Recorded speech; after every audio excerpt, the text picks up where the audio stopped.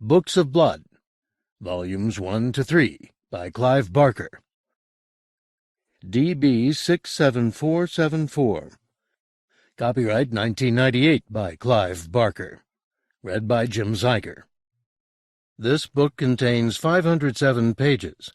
Approximate reading time 22 hours 25 minutes. This book contains markers allowing direct access to the table of contents, introduction, and parts at Level 1, tables of contents and stories at Level 2, and sections at Level 3. Library of Congress annotation. 3 volumes of chilling tales originally published in 1984. In Scape-Goats, 4 boaters discover an uncharted island that is really a burial mound. In Human Remains, a male prostitute confronts his doppelganger. Includes a 1998 introduction by the author.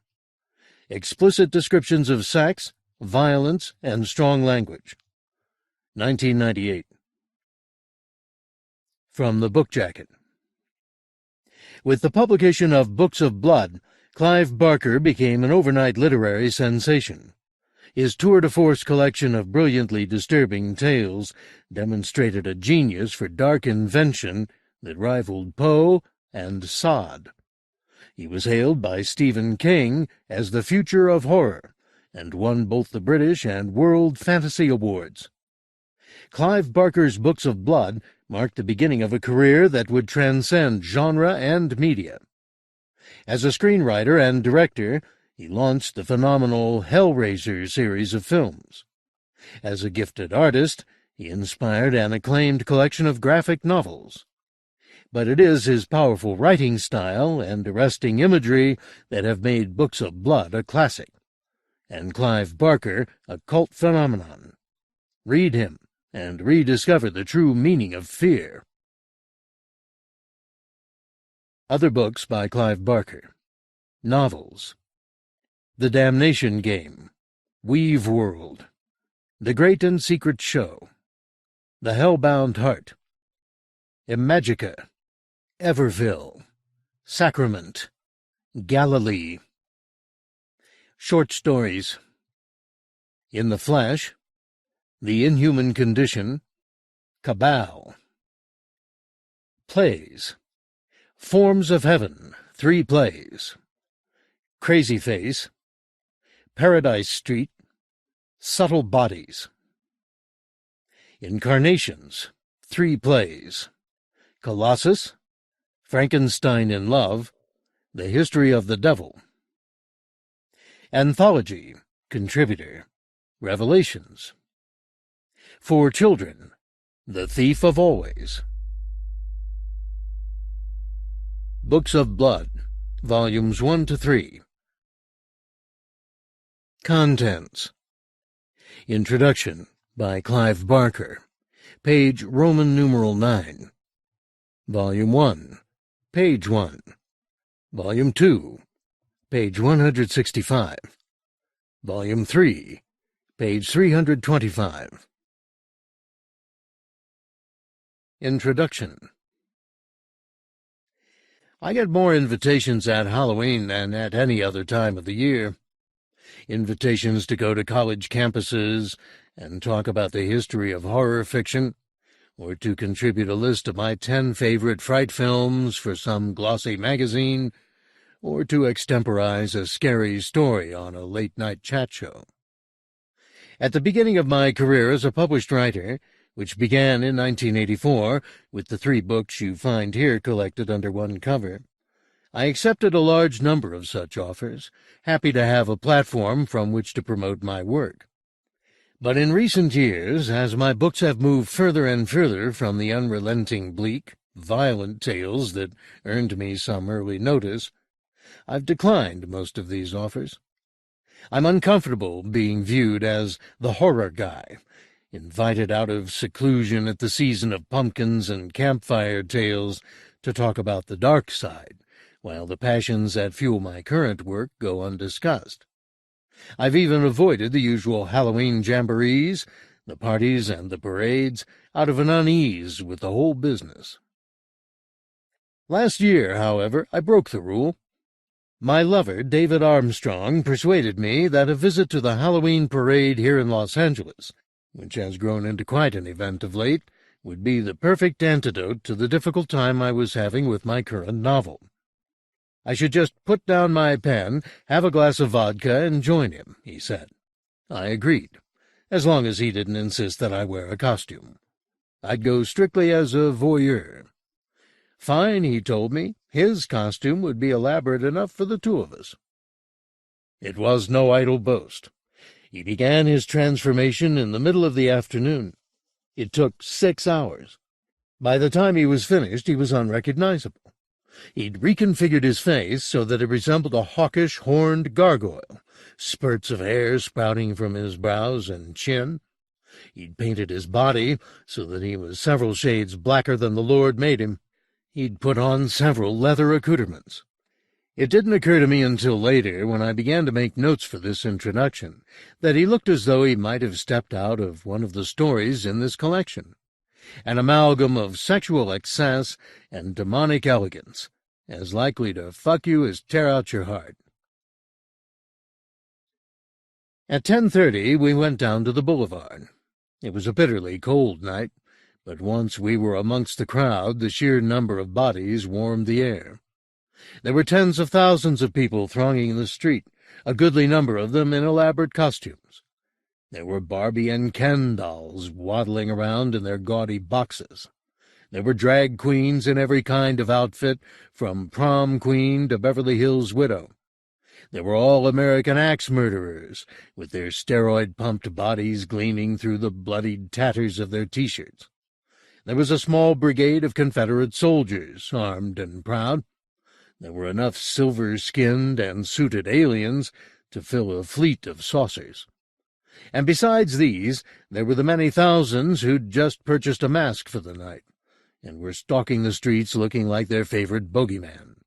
Frankenstein monsters, and their brides, Freddy Kruegers, hook-handed Candymen, even a couple of pinheads.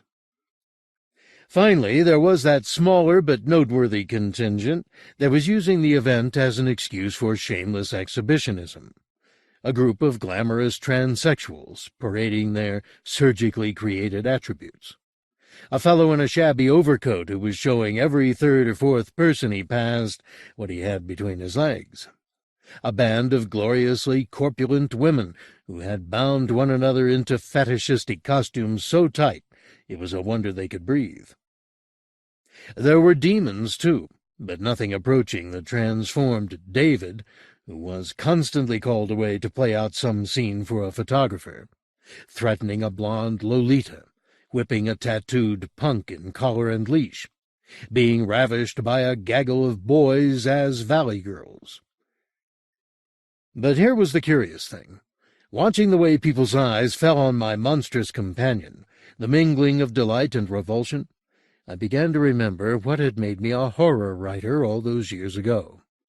I had mightily enjoyed eliciting that complicated package of responses, knowing the words I was putting on the page would stop people in their tracks, as my lover's curious beauty was now doing.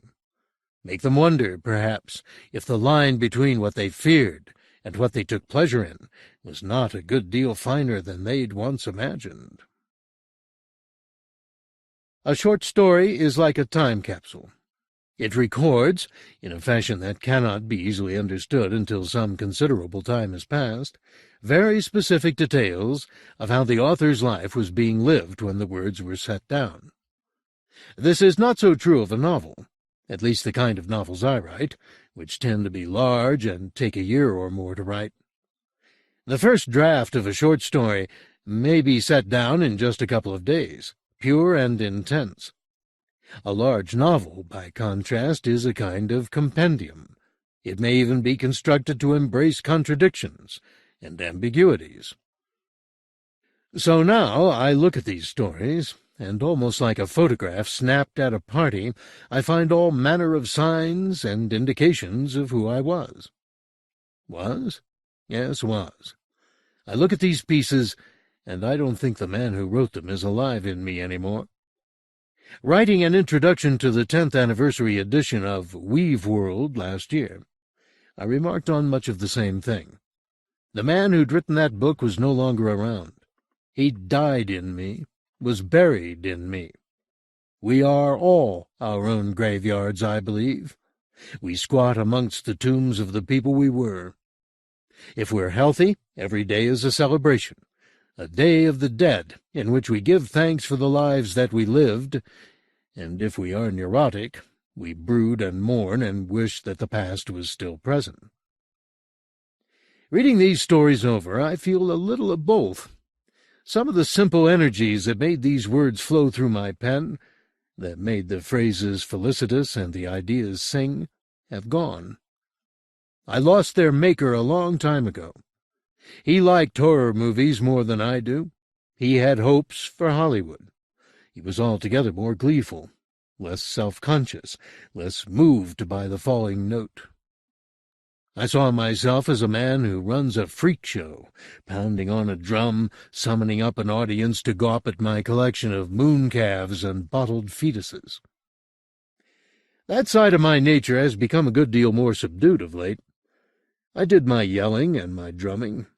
I made my catalogue of excesses, and finally, I suppose, grew a little weary of the show. Now, 14 years on, it's odd to revisit the carnival. I realize with hindsight that I was very lucky. I came along with these tales at a time when the publishing industry was still taking risks with fledgling authors and short stories. It would be virtually impossible for an unknown to get a collection like this published today, mainly because short stories have a much smaller readership than novels. I had in Barbara Boat, my first editor, someone who was brave enough to take a risk with material that made other editors queasy. And I had the great fortune to make a movie, the first Hellraiser, soon after publication, the success of which drew people to my stories in far larger numbers than I might otherwise have enjoyed. Looking back, it was a heady time. So many things I'd hoped for, dreamed of, came true in a short period. The books were published and gained some critical favor. A monster I'd created was glowering from cinema screens around the world. People wanted my autograph and my opinions. It seems so remote now.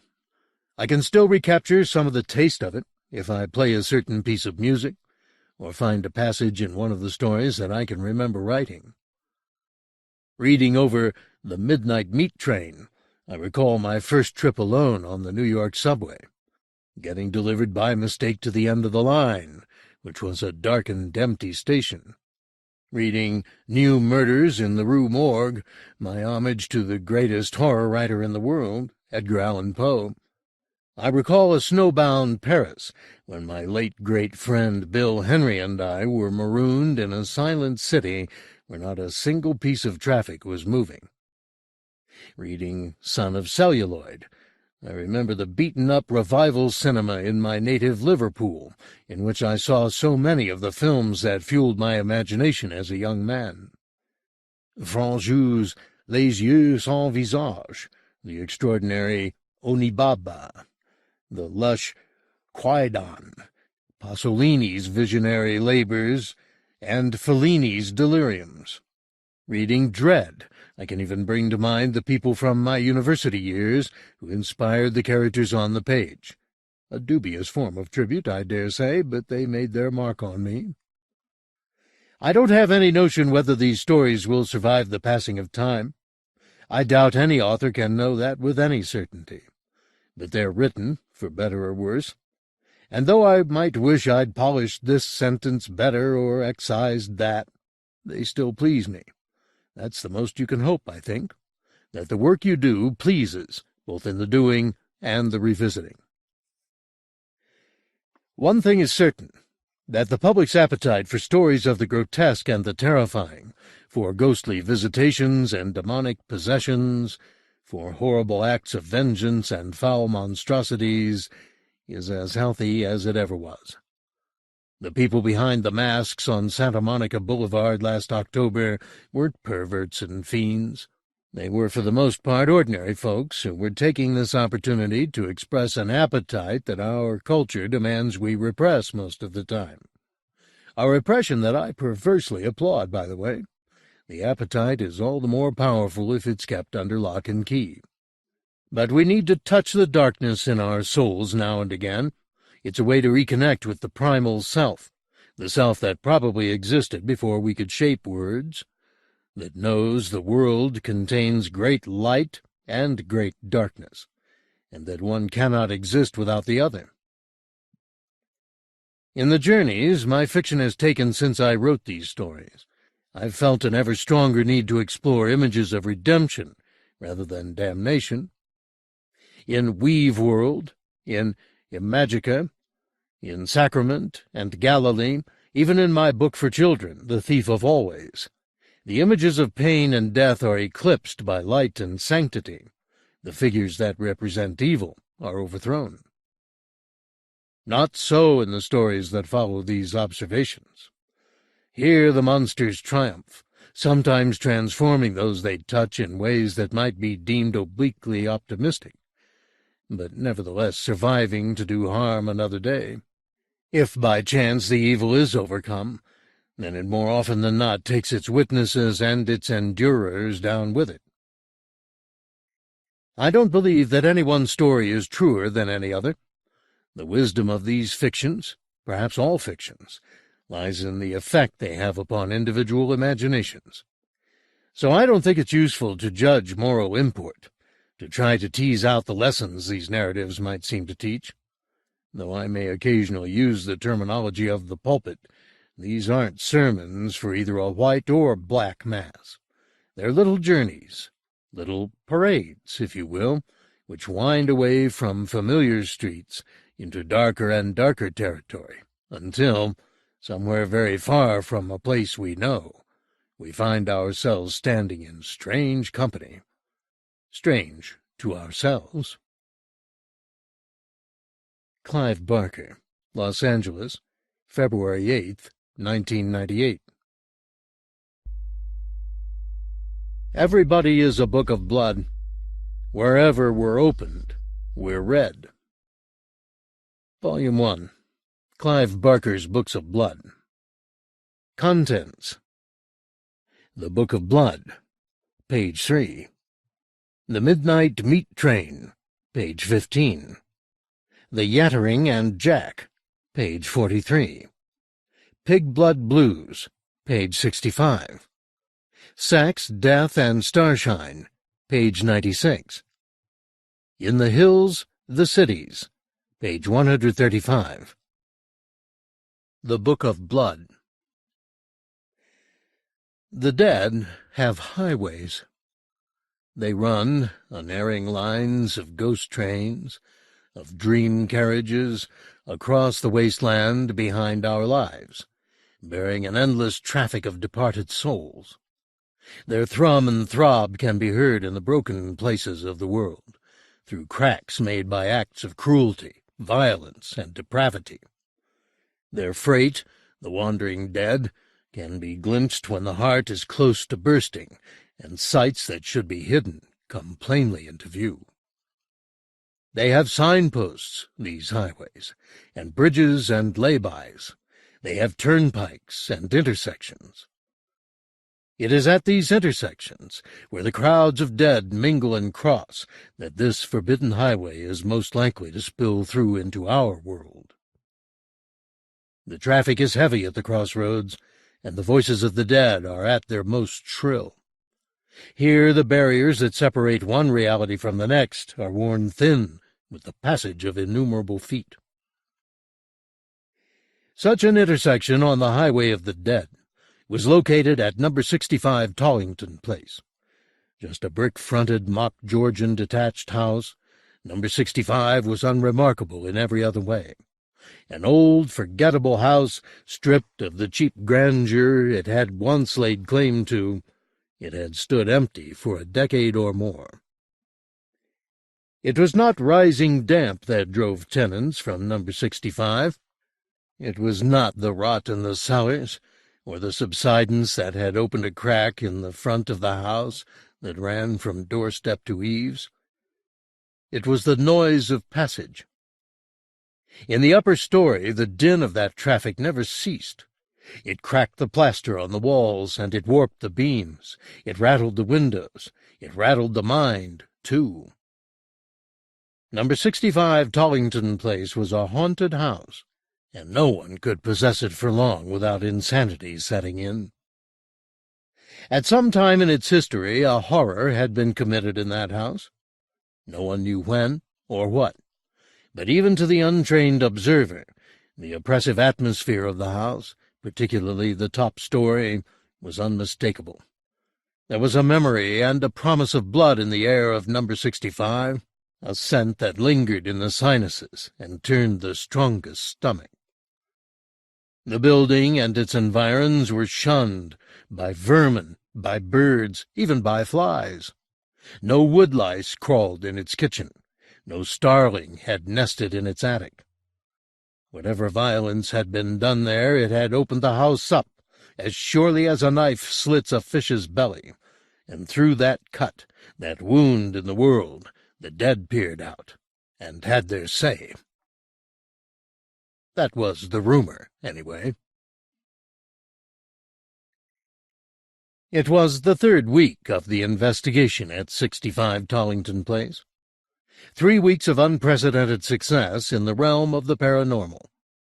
Using a newcomer to the business, a 20-year-old called Simon McNeil, as a medium, the Essex University Parapsychology Unit had recorded all but incontrovertible evidence of life after death. In the top room of the house, a claustrophobic corridor of a room, the McNeil boy had apparently summoned the dead, and at his request they had left copious evidence of their visits, writing in 100 different hands on the pale ochre walls. They wrote, it seemed, whatever came into their heads. Their names, of course, and their birth and death dates, fragments of memories, and well-wishes to their living descendants, strange elliptical phrases that hinted at their present torments and mourned their lost joys. Some of the hands were square and ugly, some delicate and feminine.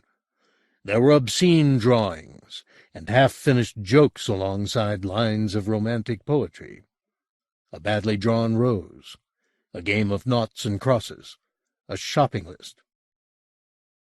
The famous had come to this wailing wall. Mussolini was there, Lenin and Janis Joplin, and nobody's too. Forgotten people had signed themselves beside the greats.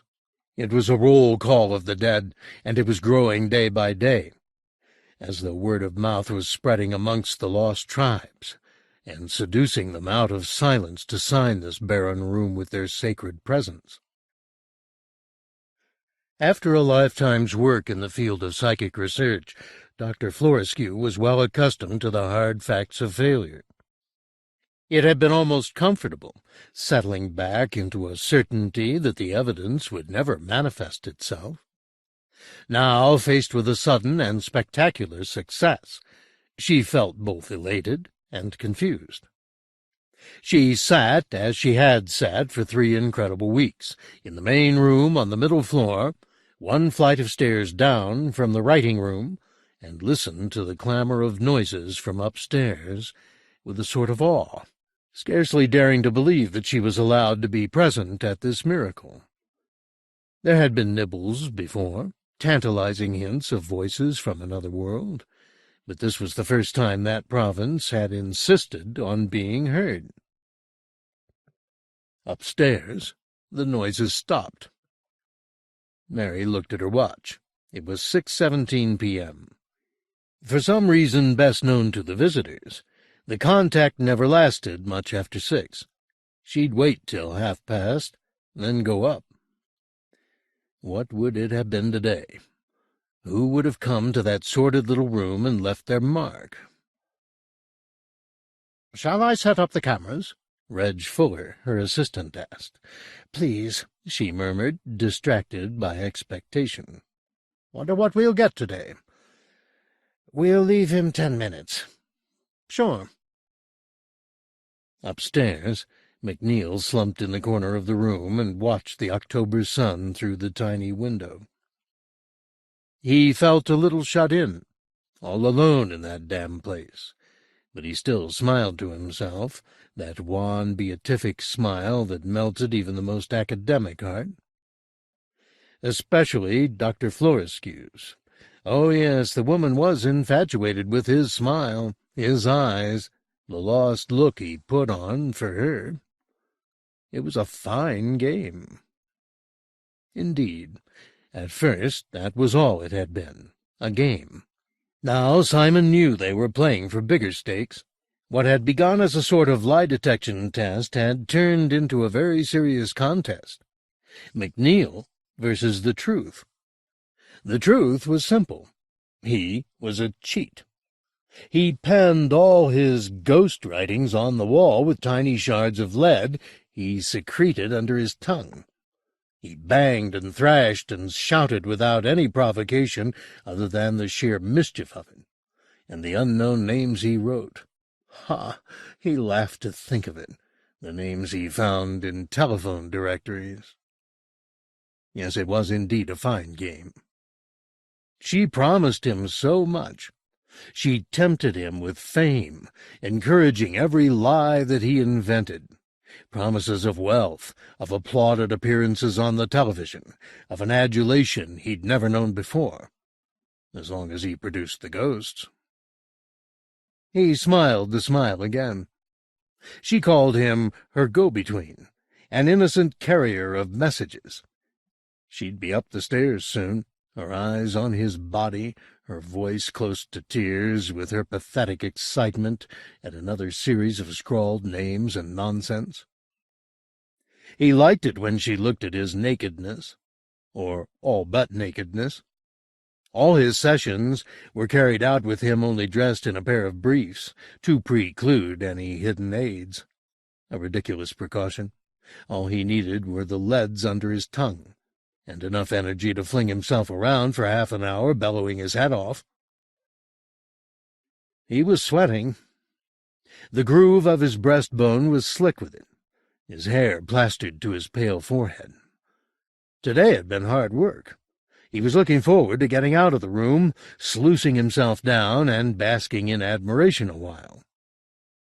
The go-between put his hand down his briefs and played with himself idly. Somewhere in the room a fly, or flies, maybe, were trapped. It was late in the season for flies, but he could hear them somewhere close. They buzzed and fretted against the window or around the light bulb. He heard their tiny fly voices, but didn't question them, too engrossed in his thoughts of the game, and in the simple delight of stroking himself. How they buzzed, these harmless insect voices, buzzed and sang and complained. How they complained. Mary Florescue drummed the table with her fingers. Her wedding ring was loose today. She felt it moving with the rhythm of her tapping. Sometimes it was tight, and sometimes loose, one of those small mysteries that she'd never analyzed properly, but simply accepted. In fact, today it was very loose, almost ready to fall off. She thought of Alan's face, Alan's dear face. She thought of it through a hole made of her wedding ring, as if down a tunnel. Was that what his death had been like? Being carried away and yet further away down a tunnel to the dark? She thrust the ring deeper onto her hand. Through the tips of her index finger and thumb, she seemed almost to taste the sour metal as she touched it. It was a curious sensation, an illusion of some kind. To wash the bitterness away, she thought of the boy. His face came easily, so very easily, splashing into her consciousness with his smile and his unremarkable physique, still unmanly. Like a girl, really. The roundness of him, the sweet clarity of his skin, the innocence. Her fingers were still on the ring, and the sourness she had tasted grew. She looked up. Fuller was organizing the equipment. Around his balding head a nimbus of pale green light shimmered and wove. She suddenly felt giddy. Fuller saw nothing and heard nothing. His head was bowed to his business, engrossed. Mary stared at him still, seeing the halo on him, feeling new sensations waking in her, coursing through her. The air seemed suddenly alive. The very molecules of oxygen, hydrogen, nitrogen jostled against her in an intimate embrace. The nimbus around Fuller's head was spreading, finding fellow radiance in every object in the room. The unnatural sense in her fingertips was spreading, too. She could see the color of her breath as she exhaled it, a pinky-orange glamour in the bubbling air. She could hear, quite clearly, the voice of the desk she sat at, the low whine of its solid presence. The world was opening up, throwing her senses into an ecstasy, coaxing them into a wild confusion of functions. She was capable, suddenly, of knowing the world as a system, not of politics or religions, but as a system of senses, a system that spread out from the living flesh to the inert wood of her desk, to the stale gold of her wedding ring. And further, beyond wood, beyond gold, the crack opened that led to the highway. In her head she heard voices that came from no living mouth. She looked up, or rather some force thrust her head back violently, and she found herself staring up at the ceiling. It was covered with worms. No, that was absurd. It seemed to be alive, though, maggoty with life, pulsing, dancing. She could see the boy through the ceiling. He was sitting on the floor with his jutting member in his hand. His head was thrown back like hers. He was as lost in his ecstasy as she was. Her new sight saw the throbbing light in and around his body, traced the passion that was seated in his gut and his head, molten with pleasure.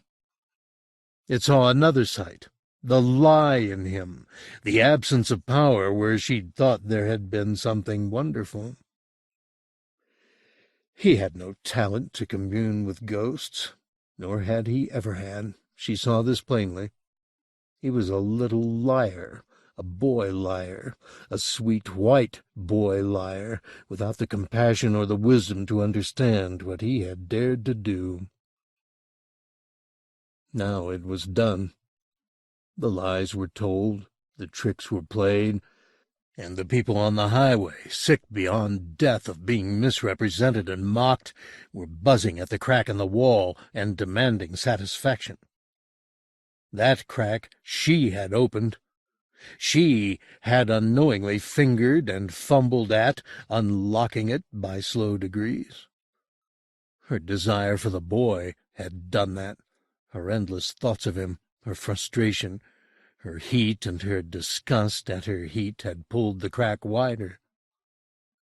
Of all the powers that made the system manifest, love and its companion, passion, and their companion, loss, were the most potent. Here she was, an embodiment of all three, loving and wanting, and sensing acutely the impossibility of the former two.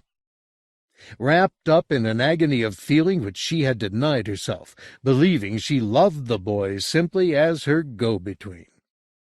It wasn't true. It wasn't true. She wanted him now, deep inside her. Except that now it was too late. The traffic could be denied no longer. It demanded. Yes, it demanded access to the little trickster. She was helpless to prevent it. All she could do was utter a tiny gasp of horror as she saw the highway open out before her, and understood that this was no common intersection they stood at. Fuller heard the sound. "Doctor?" He looked up from his tinkering, and his face, washed with the blue light she could see from the corner of her eye, bore an expression of inquiry. "Did you say something?" he asked. She thought, with a fillip of her stomach, of how this was bound to end. The ether faces of the dead were quite clear in front of her. She could see the profundity of their suffering, and she could sympathize with their ache to be heard. She saw plainly that the highways that crossed at Tollington Place were not common thoroughfares. She was not staring at the happy, idling traffic of the ordinary dead. No, that house opened onto a route walked only by the victims and the perpetrators of violence.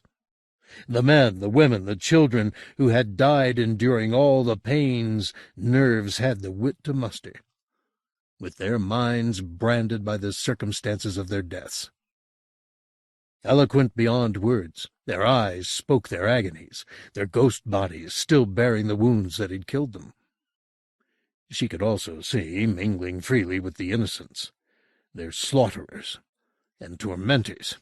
These monsters, frenzied, mush-minded bloodletters, peeked through into the world.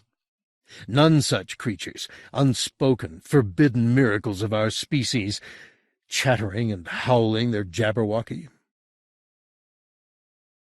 Now the boy above her sensed them. She saw him turn a little in the silent room, knowing that the voices he heard were not fly voices. The complaints were not insect complaints. He was aware suddenly that he had lived in a tiny corner of the world, and that the rest of it, the third, fourth, and fifth worlds, were pressing at his lying back, hungry and irrevocable. The sight of his panic was also a smell and a taste to her. Yes, she tasted him, as she had always longed to. But it was not a kiss that married their senses. It was his growing panic. It filled her up. Her empathy was total. The fearful glance was hers as much as his. Their dry throats rasped the same small word. Please. That the child learns, please. That wins care and gifts, please. That even the dead, surely, even the dead must know and obey. Please. Today there would be no such mercy given, she knew for certain.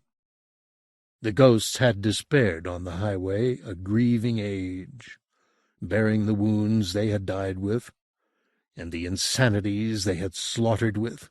They had endured his levity and insolence, his idiocies, the fabrications that had made a game of their ordeals. They wanted to speak the truth. Fuller was peering at her more closely, his face now swimming in a sea of pulsing orange light. She felt his hands on her skin. They tasted of vinegar. "Are you all right?" he said, his breath like iron. She shook her head. No, she was not all right. Nothing was right. The crack was gaping wider every second. Through it she could see another sky, the slate heavens that lowered over the highway. It overwhelmed the mere reality of the house. "Please," she said, her eyes rolling up to the fading substance of the ceiling. Wider, wider. The brittle world she inhabited was stretched to breaking point. Suddenly it broke like a dam, and the black waters poured through, inundating the room. Fuller knew something was amiss. It was in the color of his aura, the sudden fear. But he didn't understand what was happening. She felt his spine ripple. She could see his brain whirl. "What's going on?" he said. The pathos of the inquiry made her want to laugh. Upstairs, the water jug in the writing-room shattered. Fuller let her go and ran towards the door. It began to rattle and shake even as he approached it, as though all the inhabitants of hell were beating on the other side. The handle turned and turned and turned. The paint blistered. The key glowed red-hot.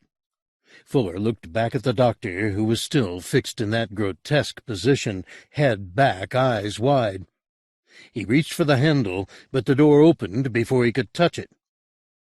The hallway beyond had disappeared altogether. Where the familiar interior had stood, the vista of the hallway stretched to the horizon. The sight killed Fuller in a moment. His mind had no strength to take the panorama in. It could not control the overload that ran through his every nerve. His heart stopped. A revolution overturned the order of his system.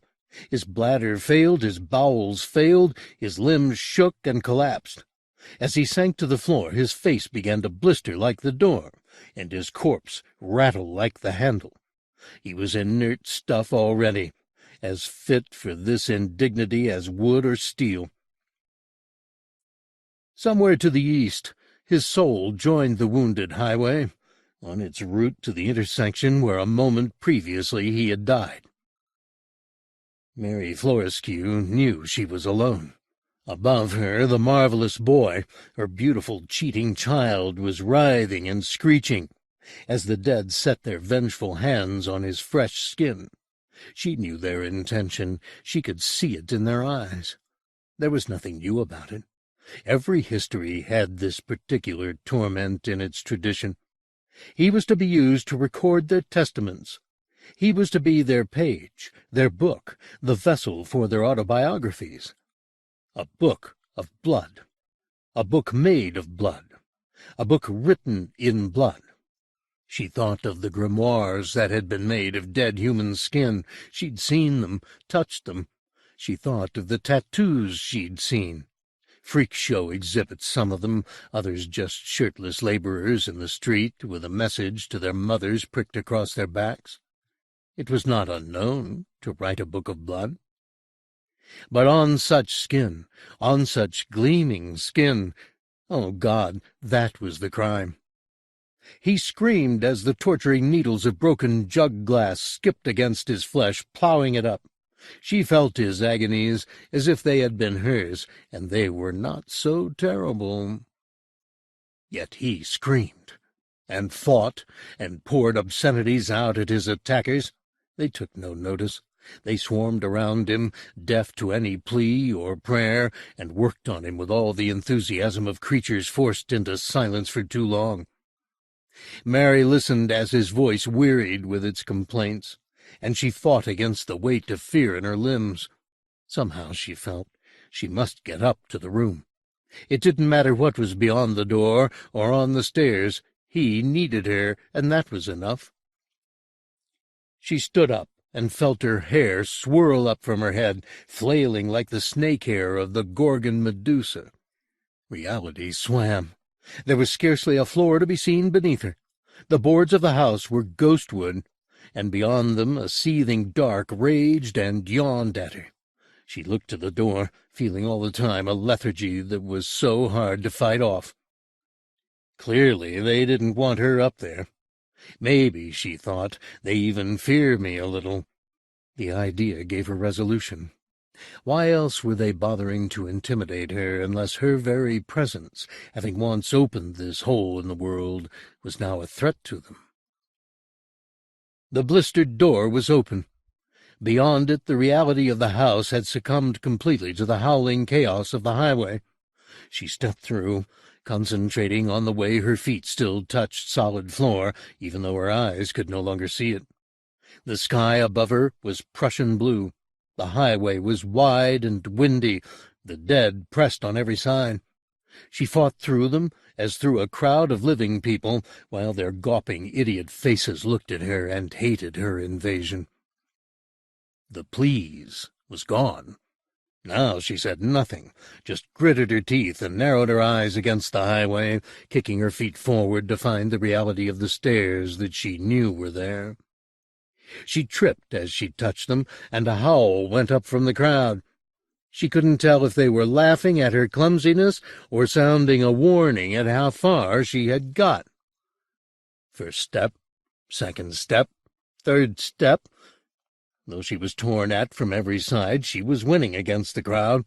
Ahead she could see through the door of the room to where her little liar was sprawled, surrounded by his attackers. His briefs were around his ankles. The scene looked like a kind of rape. He screamed no longer, but his eyes were wild with terror and pain. At least he was still alive. The natural resilience of his young mind had half accepted the spectacle that had opened in front of him. Suddenly his head jerked around, and he looked straight through the door at her. In this extremity he had dredged up a true talent, a skill that was a fraction of Mary's, but enough to make contact with her. Their eyes met. In a sea of blue darkness, surrounded on every side with a civilization they neither knew nor understood, their living hearts met and married. "I'm sorry," he said silently. It was infinitely pitiful. "I'm sorry. I'm sorry." He looked away, his gaze wrenched from hers. She was certain she must be almost at the top of the stairs, her feet still treading air as far as her eyes could tell, the faces of the travelers above, below, and on every side of her. But she could see very faintly the outline of the door and the boards and beams of the room where Simon lay. He was one mass of blood now, from head to foot. She could see the marks, the hieroglyphics of agony on every inch of his torso, his face, his limbs. One moment he seemed to flash into a kind of focus, and she could see him in the empty room, with the sun through the window and the shattered jug at his side. Then her concentration would falter, and instead she'd see the invisible world made visible, and he'd be hanging in the air while they wrote on him from every side, plucking out the hair on his head and body to clear the page, writing in his armpits, writing on his eyelids, writing on his genitals, in the crease of his buttocks, on the soles of his feet. Only the wounds were in common between the two sights. Whether she saw him beset with authors or alone in the room, he was bleeding and bleeding. She had reached the door now. Her trembling hand stretched to touch the solid reality of the handle, but even with all the concentration she could muster, it would not come clear. There was barely a ghost image for her to focus on, though it was sufficient. She grasped the handle, turned it, and flung the door of the writing-room open. He was there, in front of her. No more than 2 or 3 yards of possessed air separated them. Their eyes met again, and an eloquent look, common to the living and the dead worlds, passed between them. There was compassion in that look, and love. The fictions fell away. The lies were dust. In place of the boy's manipulative smiles was a true sweetness, answered in her face. And the dead, fearful of this look, turned their heads away. Their faces tightened, as though the skin was being stretched over the bone, their flesh darkening to a bruise, their voices becoming wistful with the anticipation of defeat. She reached to touch him, no longer having to fight against the hordes of the dead. They were falling away from their quarry on every side, like dying flies dropping from a window. She touched him lightly on the face. The touch was a benediction. Tears filled his eyes, and ran down his scarified cheek, mingling with the blood. The dead had no voices now, nor even mouths. They were lost along the highway, their malice damned. Plane by plane, the room began to re-establish itself. The floorboards became visible under his sobbing body, every nail, every stained plank. The windows came clearly into view, and outside the twilight street was echoing with the clamor of children. The highway had disappeared from living human sight entirely. Its travelers had turned their faces to the dark and gone away into oblivion, leaving only their signs and their talismans in the concrete world. On the middle landing of number 65, the smoking, blistered body of Reg Fuller was casually trodden by the travelers' feet as they passed over the intersection. At length Fuller's own soul came by in the throng, and glanced down at the flesh he had once occupied before the crowd pressed him on towards his judgment. Upstairs, in the darkening room, Mary Florescue knelt beside the McNeil boy and stroked his blood-plastered head. She didn't want to leave the house for assistance until she was certain his tormentors would not come back. There was no sound now but the whine of a jet finding its way through the stratosphere to morning. Even the boy's breathing was hushed and regular. No nimbus of light surrounded him, Every sense was in place. Sight, sound, touch. Touch. She touched him now, as she had never previously dared, brushing her fingertips oh so lightly over his body, running her fingers across the raised skin like a blind woman reading Braille. There were minute words on every millimeter of his body, written in a multitude of hands. Even through the blood, she could discern the meticulous way that the words had harrowed into him. She could even read, by the dimming light, an occasional phrase. It was proof beyond any doubt, and she wished, oh God, how she wished, that she had not come by it. And yet, after a lifetime of waiting, here it was. The revelation of life beyond flesh, written in flesh itself. The boy would survive, that was clear. Already the blood was drying, and the myriad wounds healing. He was healthy and strong, after all. There would be no fundamental physical damage. His beauty was gone forever, of course. From now on he would be an object of curiosity at best, and at worst of repugnance and horror. But she would protect him, and he would learn in time how to know and trust her. Their hearts were inextricably tied together. And after a time, when the words on his body were scabs and scars, she would read him. She would trace, with infinite love and patience, the stories the dead had told on him. The tale on his abdomen, written in a fine cursive style. The testimony in exquisite, elegant print that covered his face and scalp. The story on his back and on his shin, on his hands. She would read them all, report them all, every last syllable that glistened and seeped beneath her adoring fingers, so that the world would know the stories that the dead tell. He was a book of blood, and she his sole translator. As darkness fell, she left off her vigil and led him naked into the balmy night. Here, then, are the stories written on the book of blood. Read, if it pleases you, and learn. They are a map of that dark highway that leads out of life towards unknown destinations. Few will have to take it. Most will go peacefully along lamplit streets, ushered out of living with prayers and caresses. But for a few, a chosen few, the horrors will come, skipping to fetch them off to the highway of the damned. So read and learn. It's best to be prepared for the worst, after all, and wise to learn to walk before breath runs out.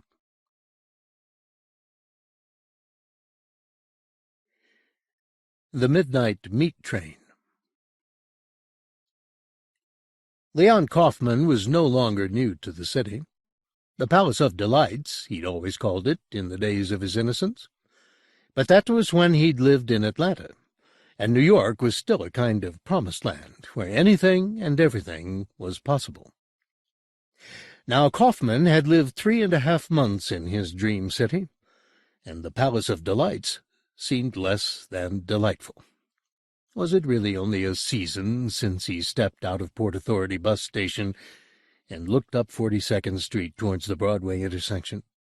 So short a time to lose so many treasured illusions. He was embarrassed now even to think of his naivete. It made him wince to remember how he had stood and announced aloud, "New York, I love you." Love? Never. It had been at best an infatuation. And now, after only 3 months living with his object of adoration, spending his days and nights in her presence, she had lost her aura of perfection. New York was just a city. He had seen her wake in the morning like a slut and pick murdered men from between her teeth, and suicides from the tangles of her hair. He had seen her late at night, her dirty back streets shamelessly courting depravity. He had watched her in the hot afternoon, sluggish and ugly, indifferent to the atrocities that were being committed every hour in her throttled passages. It was no palace of delights. It bred death, not pleasure. Everyone he met had brushed with violence. It was a fact of life. It was almost chic to have known someone who had died a violent death. It was proof of living in that city. But Kaufman had loved New York from afar for almost 20 years. He'd planned his love affair for most of his adult life. It was not easy, therefore, to shake the passion off as though he had never felt it. There were still times, very early, before the cop sirens began, or at twilight when Manhattan was still a miracle. For those moments, and for the sake of his dreams, he still gave her the benefit of the doubt, even when her behavior was less than ladylike. She didn't make such forgiveness easy. In the few months that Kaufman had lived in New York, her streets had been awash with spilt blood. In fact, it was not so much the streets themselves, but the tunnels beneath those streets. "Subway slaughter" was the catchphrase of the month. Only the previous week another 3 killings had been reported. The bodies had been discovered in one of the subway cars on the Avenue of the Americas, hacked open and partially disemboweled, as though an efficient abattoir operative had been interrupted in his work. The killings were so thoroughly professional that the police were interviewing every man on their records who had some past connection with the butchery trade. The meat packaging plants on the waterfront were being watched, the slaughterhouses scoured for clues. A swift arrest was promised, though none was made. This recent trio of corpses was not the first to be discovered in such a state. The very day that Kaufman had arrived, a story had broken in the Times that was still the talk of every morbid secretary in the office. The story went that a German visitor, lost in the subway system late at night, had come across a body in a train. The victim was a well-built, attractive 30-year-old woman from Brooklyn. She had been completely stripped. Every shred of clothing, every article of jewelry, even the studs in her ears. More bizarre than the stripping was the neat and systematic way in which the clothes had been folded and placed in individual plastic bags on the seat beside the corpse. This was no irrational slasher at work. This was a highly organized mind, a lunatic with a strong sense of tidiness. Further, and yet more bizarre than the careful stripping of the corpse, was the outrage that had then been perpetrated upon it. The reports claimed, though the police department failed to confirm this, that the body had been meticulously shaved.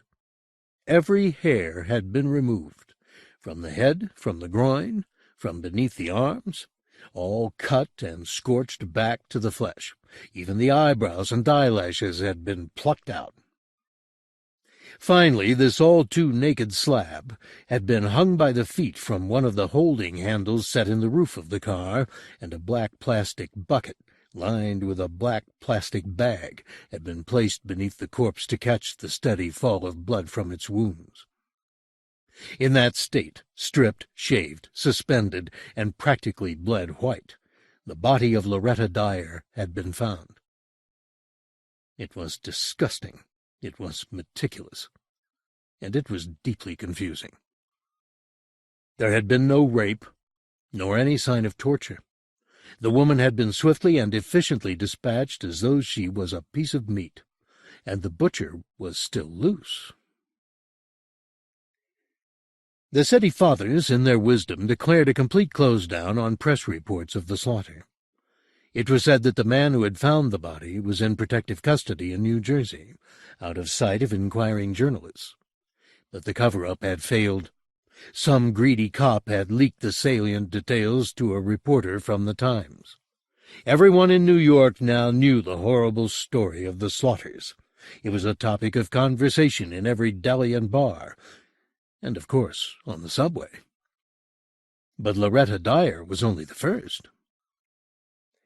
Now, 3 more bodies had been found in identical circumstances, though the work had clearly been interrupted on this occasion.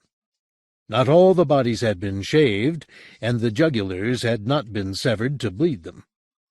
There was another, more significant difference in the discovery.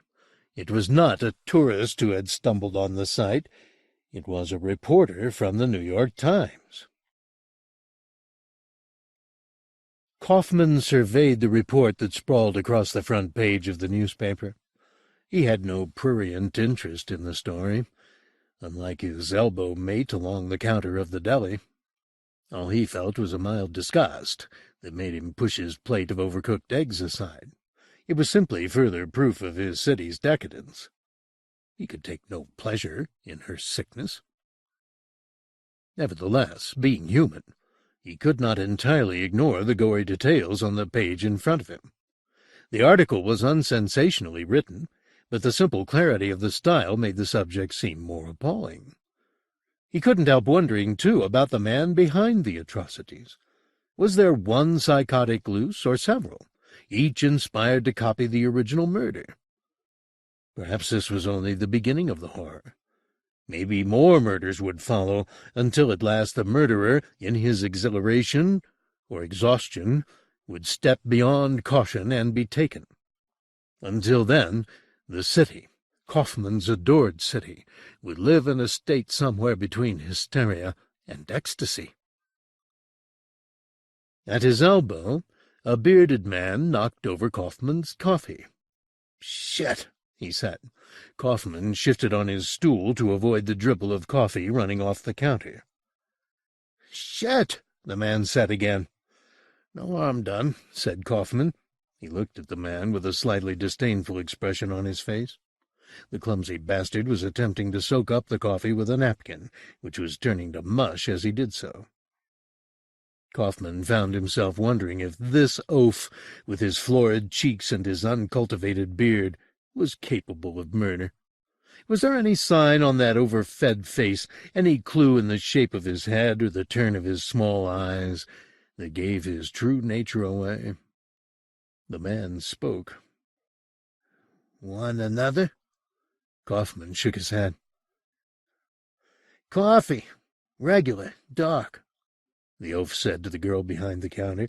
She looked up from cleaning the grill of cold fat. "Huh? Coffee. You deaf?" The man grinned at Kaufman. "Deaf," he said.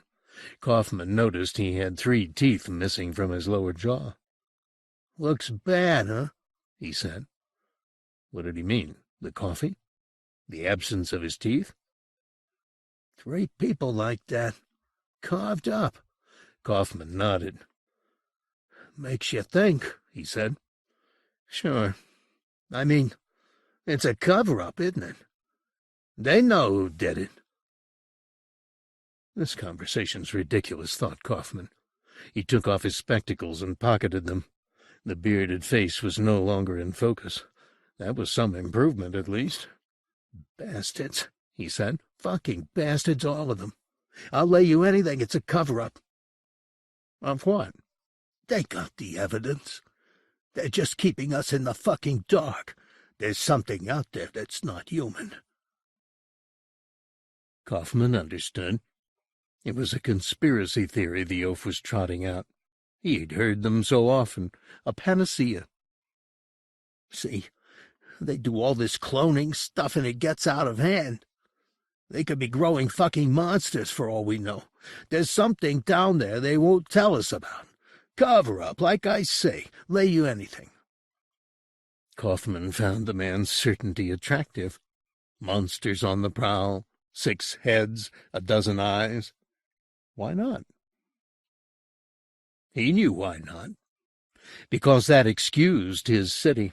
That let her off the hook. And Kaufman believed in his heart that the monsters to be found in the tunnels were perfectly human. The bearded man threw his money on the counter and got up, sliding his fat bottom off the stained plastic stool. "Probably a fucking cop," he said as his parting shot. "Tried to make a fucking hero, made a fucking monster instead." He grinned grotesquely. Lay you anything," he continued, and lumbered out without another word.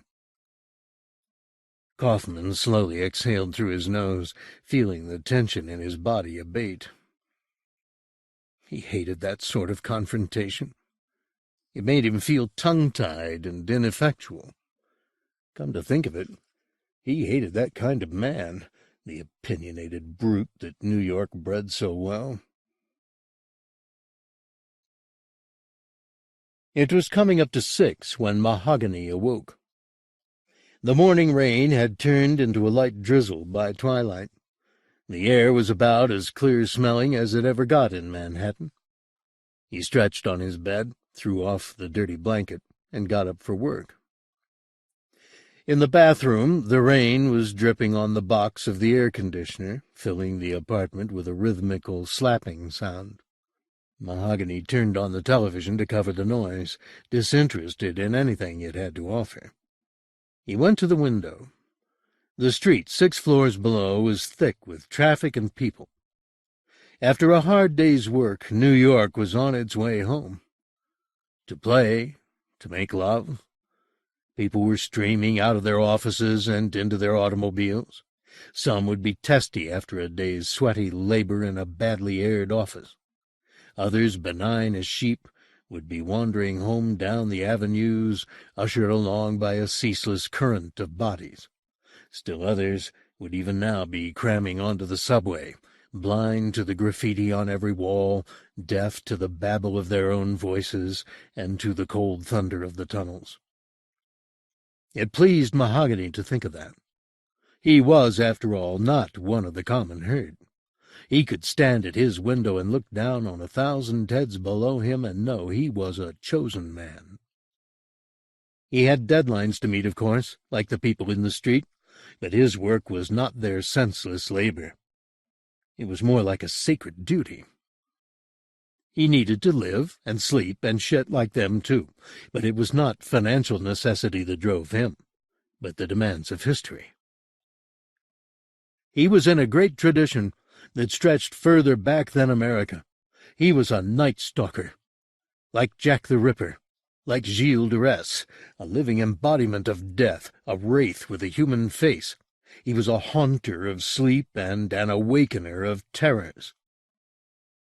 The people below him could not know his face, nor would care to look twice at him, but his stare caught them and weighed them up, selecting only the ripest from the passing parade, choosing only the healthy and the young to fall under his sanctified knife. Sometimes Mahogany longed to announce his identity to the world, but he had responsibilities, and they bore on him heavily. He couldn't expect fame. His was a secret life, and it was merely pride that longed for recognition. After all, he thought, does the beef salute the butcher as it throbs to its knees? All in all, he was content.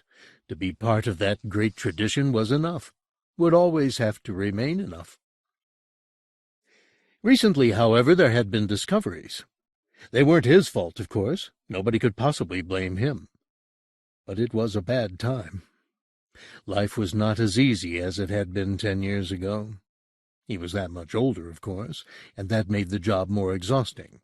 And more the obligations weighed on his shoulders. He was a chosen man, and that was a difficult privilege to live with. He wondered now and then if it wasn't time to think about training a younger man for his duties.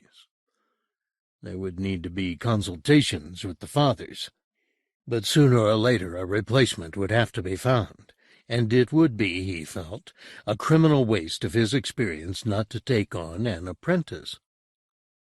There were so many felicities he could pass on, the tricks of his extraordinary trade. The best way to stalk, to cut, to strip, to bleed, the best meat for the purpose, the simplest way to dispose of the remains. So much detail, so much accumulated expertise.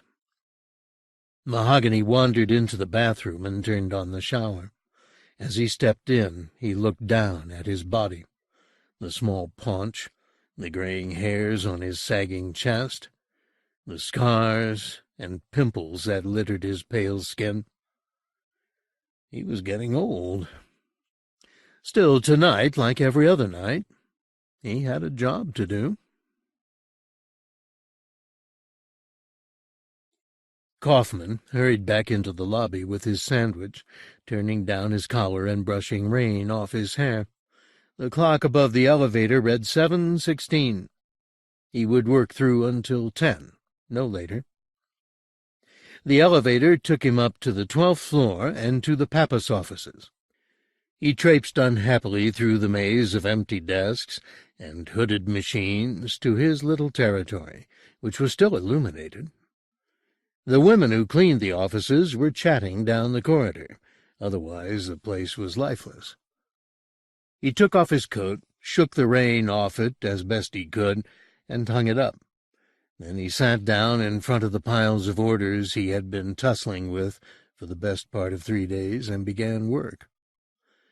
It would only take one more night's labor, he felt sure, to break the back of the job, and he found it easier to concentrate without the incessant clatter of typists and typewriters on every side.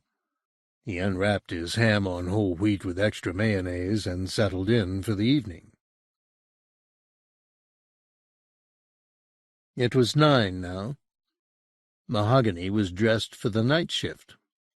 He had his usual sober suit on, with his brown tie neatly knotted, his silver cufflinks, a gift from his first wife, placed in the sleeves of his immaculately pressed shirt, his thinning hair gleaming with oil, his nails snipped and polished, his face flushed with cologne.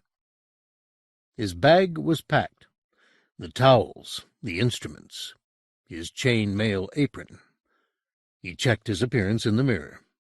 He could, he thought, still be taken for a man of 45, 50 at the outside. As he surveyed his face, he reminded himself of his duty. Above all, he must be careful. There would be eyes on him every step of the way, watching his performance tonight and judging it. He must walk out like an innocent, arousing no suspicion. If they only knew, he thought.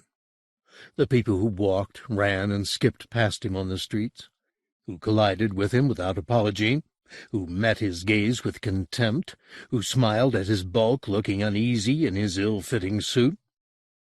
If only they knew what he did, what he was, and what he carried.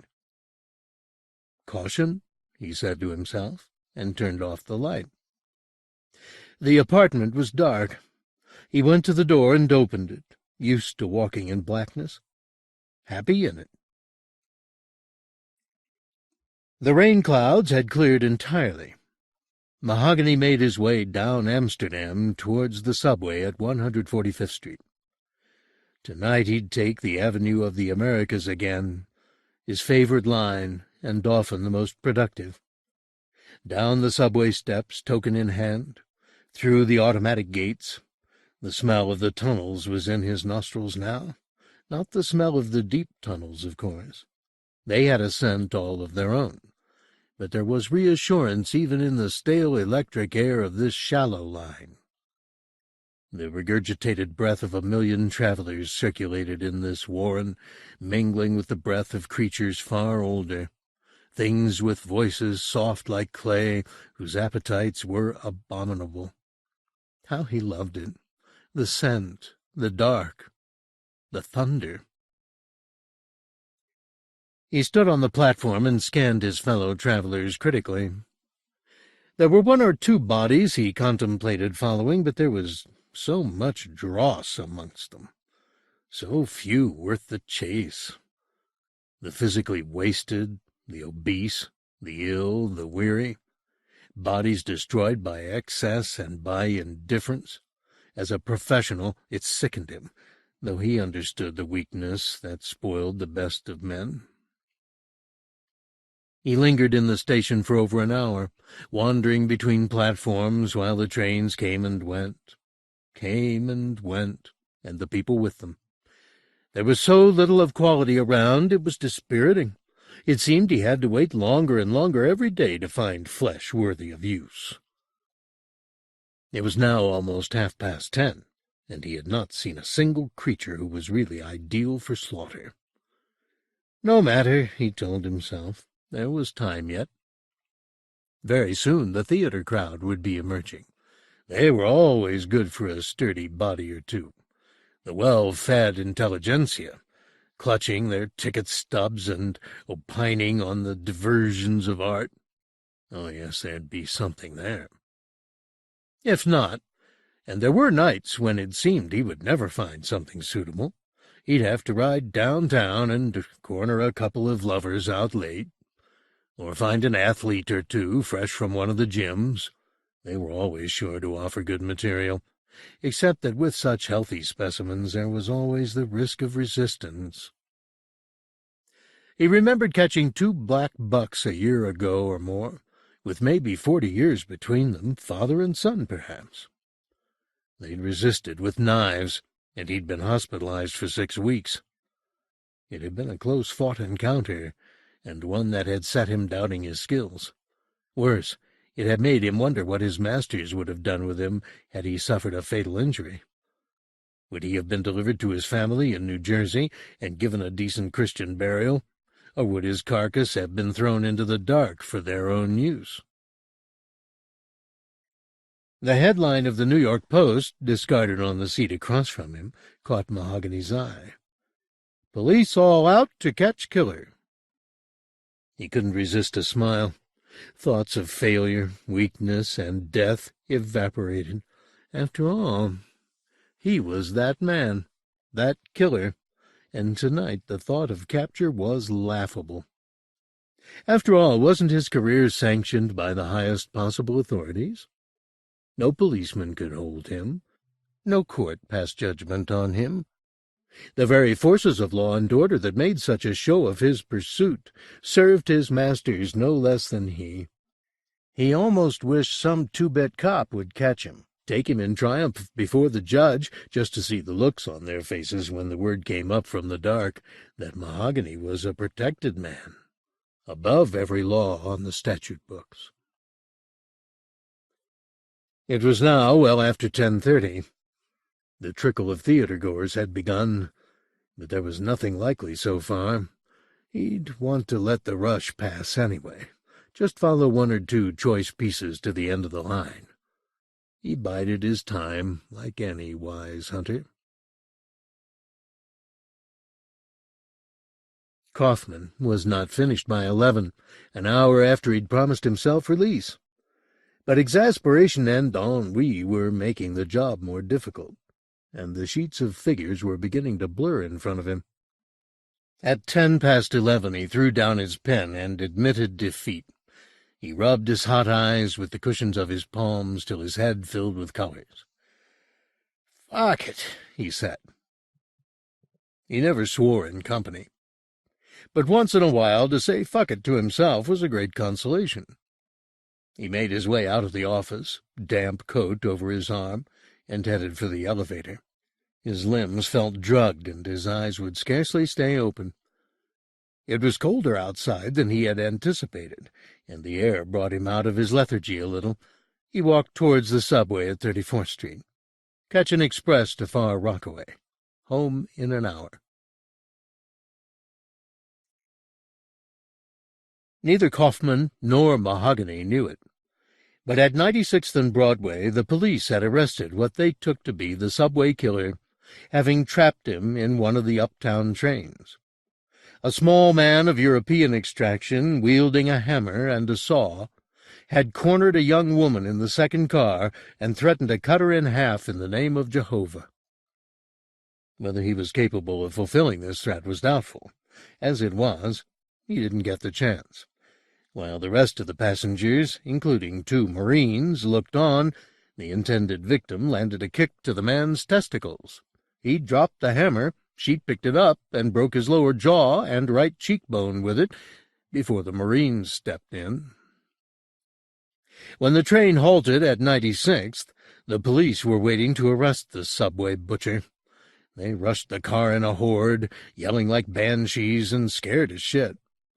The butcher was lying in one corner of the car with his face in pieces. They carted him away, triumphant. The woman, after questioning, went home with the Marines. It was to be a useful diversion, though Mahogany couldn't know it at the time. It took the police the best part of the night to determine the identity of their prisoner, chiefly because he couldn't do more than drool through his shattered jaw. It wasn't until 3:30 in the morning that one Captain Davis, coming on duty, recognized the man as a retired flower salesman from the Bronx, called Hank Vassarelli. Hank, it seemed, was regularly arrested for threatening behavior and indecent exposure, all in the name of Jehovah. Appearances deceived. He was about as dangerous as the Easter Bunny. This was not the subway slaughterer. But by the time the cops had worked that out, Mahogany had been about his business a long while. It was 11:15 when Kaufman got on the express through to Mott Avenue. He shared the car with two other travelers. One was a middle-aged black woman in a purple coat. The other, a pale, acne-ridden adolescent who was staring at the "Kiss My White Ass" graffiti on the ceiling with spaced-out eyes. Kaufman was in the first car. He had a journey of 35 minutes duration ahead of him. He let his eyes slide closed, reassured by the rhythmical rocking of the train. It was a tedious journey, and he was tired. He didn't see the lights flicker off in the second car. He didn't see Mahogany's face, either, staring through the door between the cars, looking through for some more meat. At 14th Street, the black woman got out. Nobody got in. Kaufman opened his eyes briefly, taking in the empty platform at 14th, then shut them again. The doors hissed closed.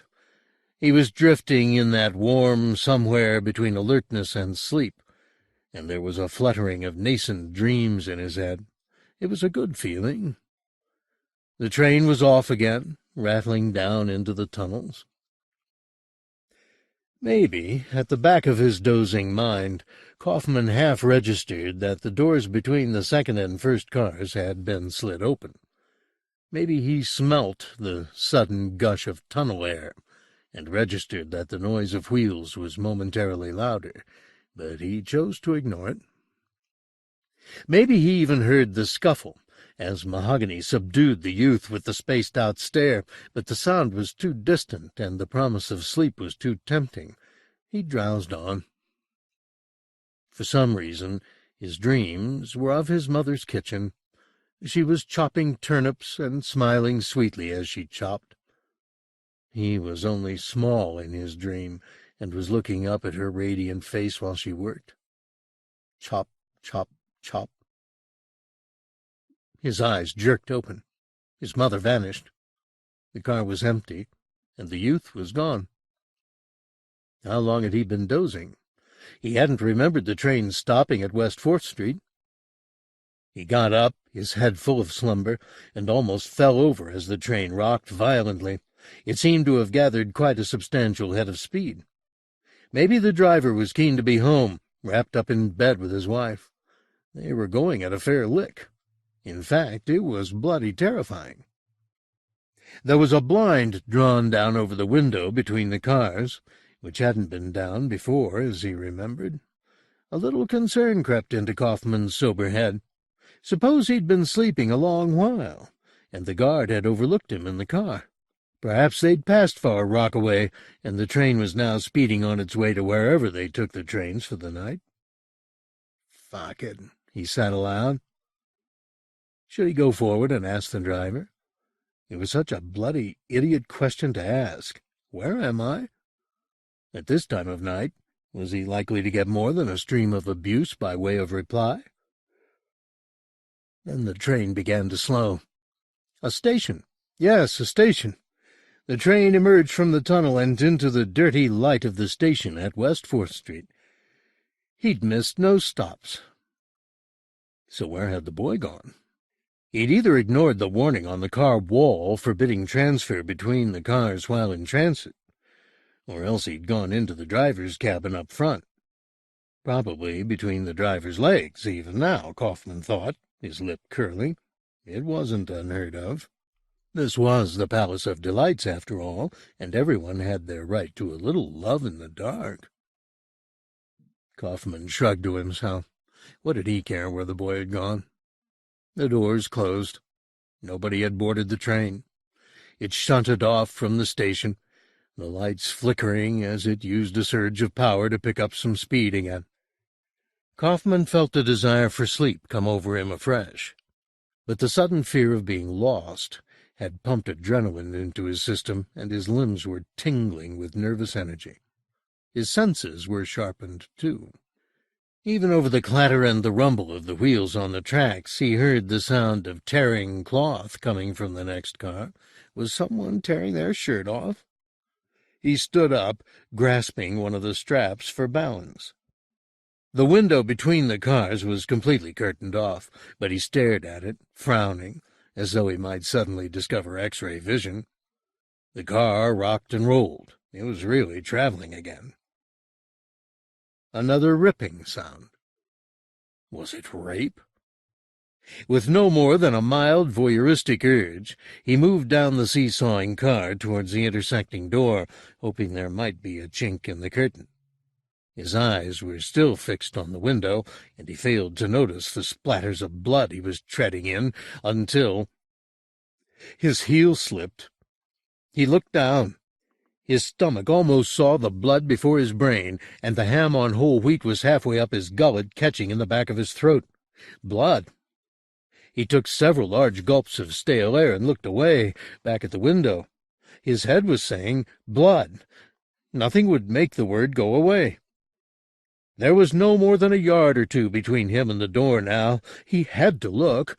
There was blood on his shoe, and a thin trail to the next car, but he still had to look. He had to. He took 2 more steps to the door and scanned the curtain, looking for a flaw in the blind. A pulled thread in the weave would be sufficient. There was a tiny hole. He glued his eye to it. His mind refused to accept what his eyes were seeing beyond the door. It rejected the spectacle as preposterous, as a dreamed sight. His reason said it couldn't be real, but his flesh knew it was. His body became rigid with terror. His eyes, unblinking, could not close off the appalling scene through the curtain. He stayed at the door while the train rattled on, while his blood drained from his extremities and his brain reeled from lack of oxygen. Bright spots of light flashed in front of his vision, blotting out the atrocity. Then he fainted. He was unconscious when the train reached J Street. He was deaf to the driver's announcement that all travelers beyond that station would have to change trains. Had he heard this, he would have questioned the sense of it. No trains disgorged all their passengers at J Street. The line ran to Mott Avenue via the Aqueduct racetrack, past JFK Airport. He would have asked what kind of train this could be, except that he already knew. The truth was hanging in the next car. It was smiling contentedly to itself from behind a bloody chain mail apron. This was the midnight meat train.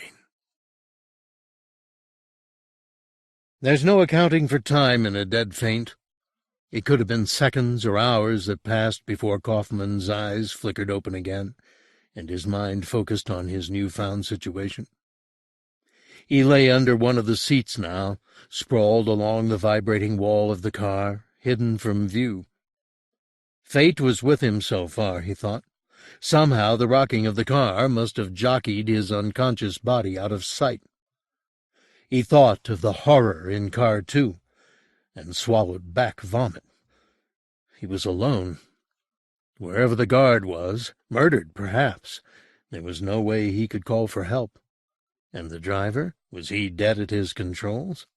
Was the train even now hurtling through an unknown tunnel, a tunnel without a single station to identify it, towards its destruction?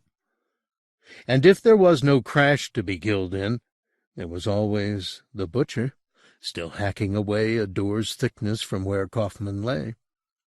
Whichever way he turned, the name on the door was Death. The noise was deafening, especially lying on the floor.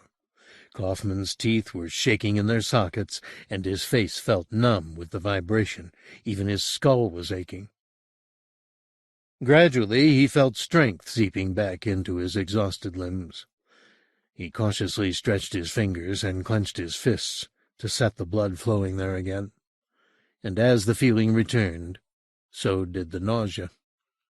He kept seeing the grisly brutality of the next car. He'd seen photographs of murder victims before, of course, but these were no common murders. He was in the same train as the subway butcher, the monster who strung his victims up by the feet from the straps, hairless and naked. How long would it be before the killer stepped through that door and claimed him? He was sure that if the slaughterer didn't finish him, expectation would. He heard movement beyond the door. Instinct took over. Kaufmann thrust himself further under the seat and tucked himself up into a tiny ball with his sick white face to the wall. Then he covered his head with his hands and closed his eyes as tightly as any child in terror of the bogeyman. The door was slid open. Click, whoosh, a rush of air up from the rails. It smelt stranger than any Kaufmann had smelt before, and colder. This was somehow primal air in his nostrils, hostile and unfathomable air.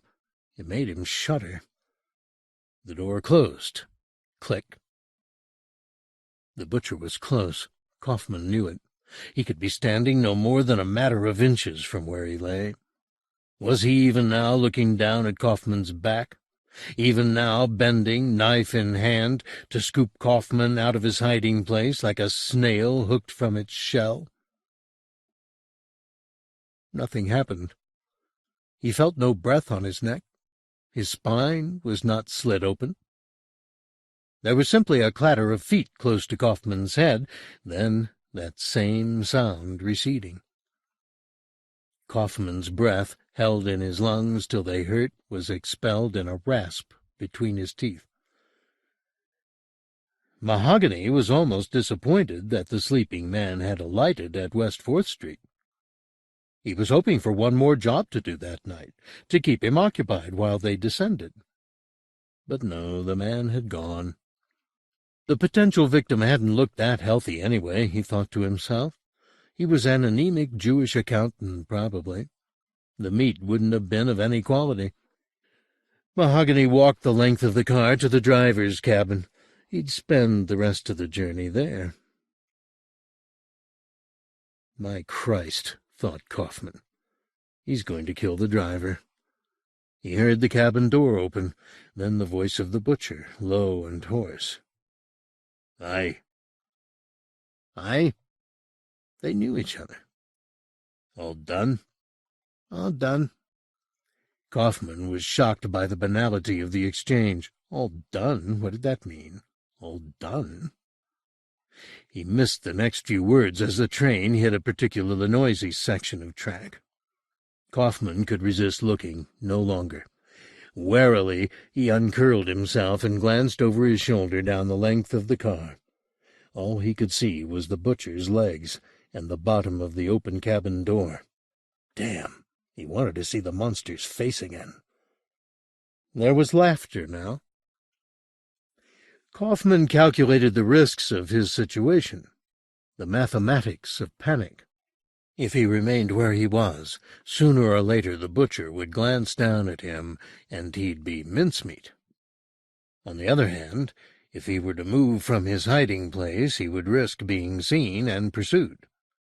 Which was worse, stasis and meeting his death trapped in a hole, or making a break for it and confronting his maker in the middle of the car?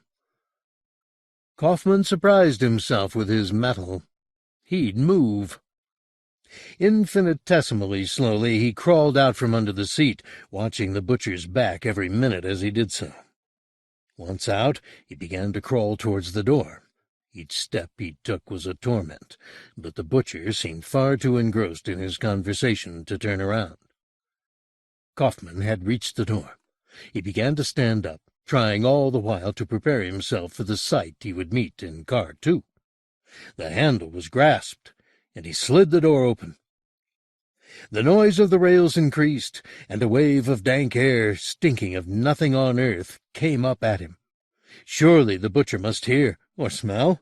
Surely he must turn.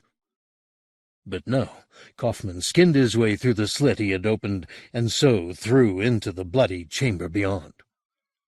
Relief made him careless. He failed to latch the door properly behind him, and it began to slide open with the buffeting of the train.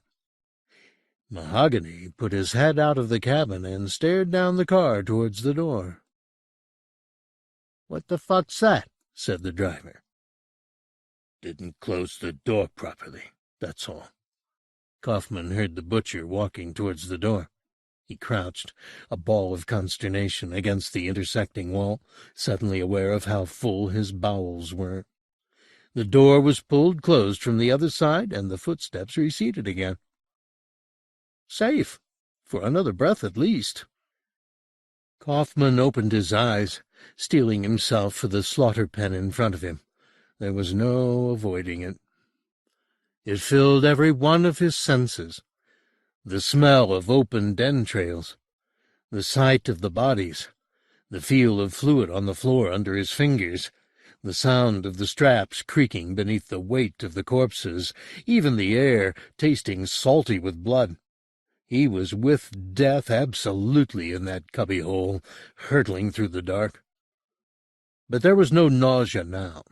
There was no feeling left but a casual revulsion. He even found himself peering at the bodies with some curiosity. The carcass closest to him was the remains of the pimply youth he'd seen in Car 1. The body hung upside down, swinging back and forth to the rhythm of the train, in unison with its three fellows. An obscene dance macabre. Its arms dangled loosely from the shoulder joints, into which gashes an inch or two deep had been made, so the bodies would hang more neatly. Every part of the dead kid's anatomy was swaying hypnotically, the tongue hanging from the open mouth, the head lolling on its slit neck. Even the youth's penis flapped from side to side on his plucked groin. The head wound and the open jugular still pulsed blood into a black bucket. There was an elegance about the whole sight, the sign of a job well done. Beyond that body were the strung-up corpses of two young white women and a darker-skinned male. Kaufmann turned his head on one side to look at their faces. They were quite blank. One of the girls was a beauty. He decided the male had been Puerto Rican. All were shorn of their head and body hair.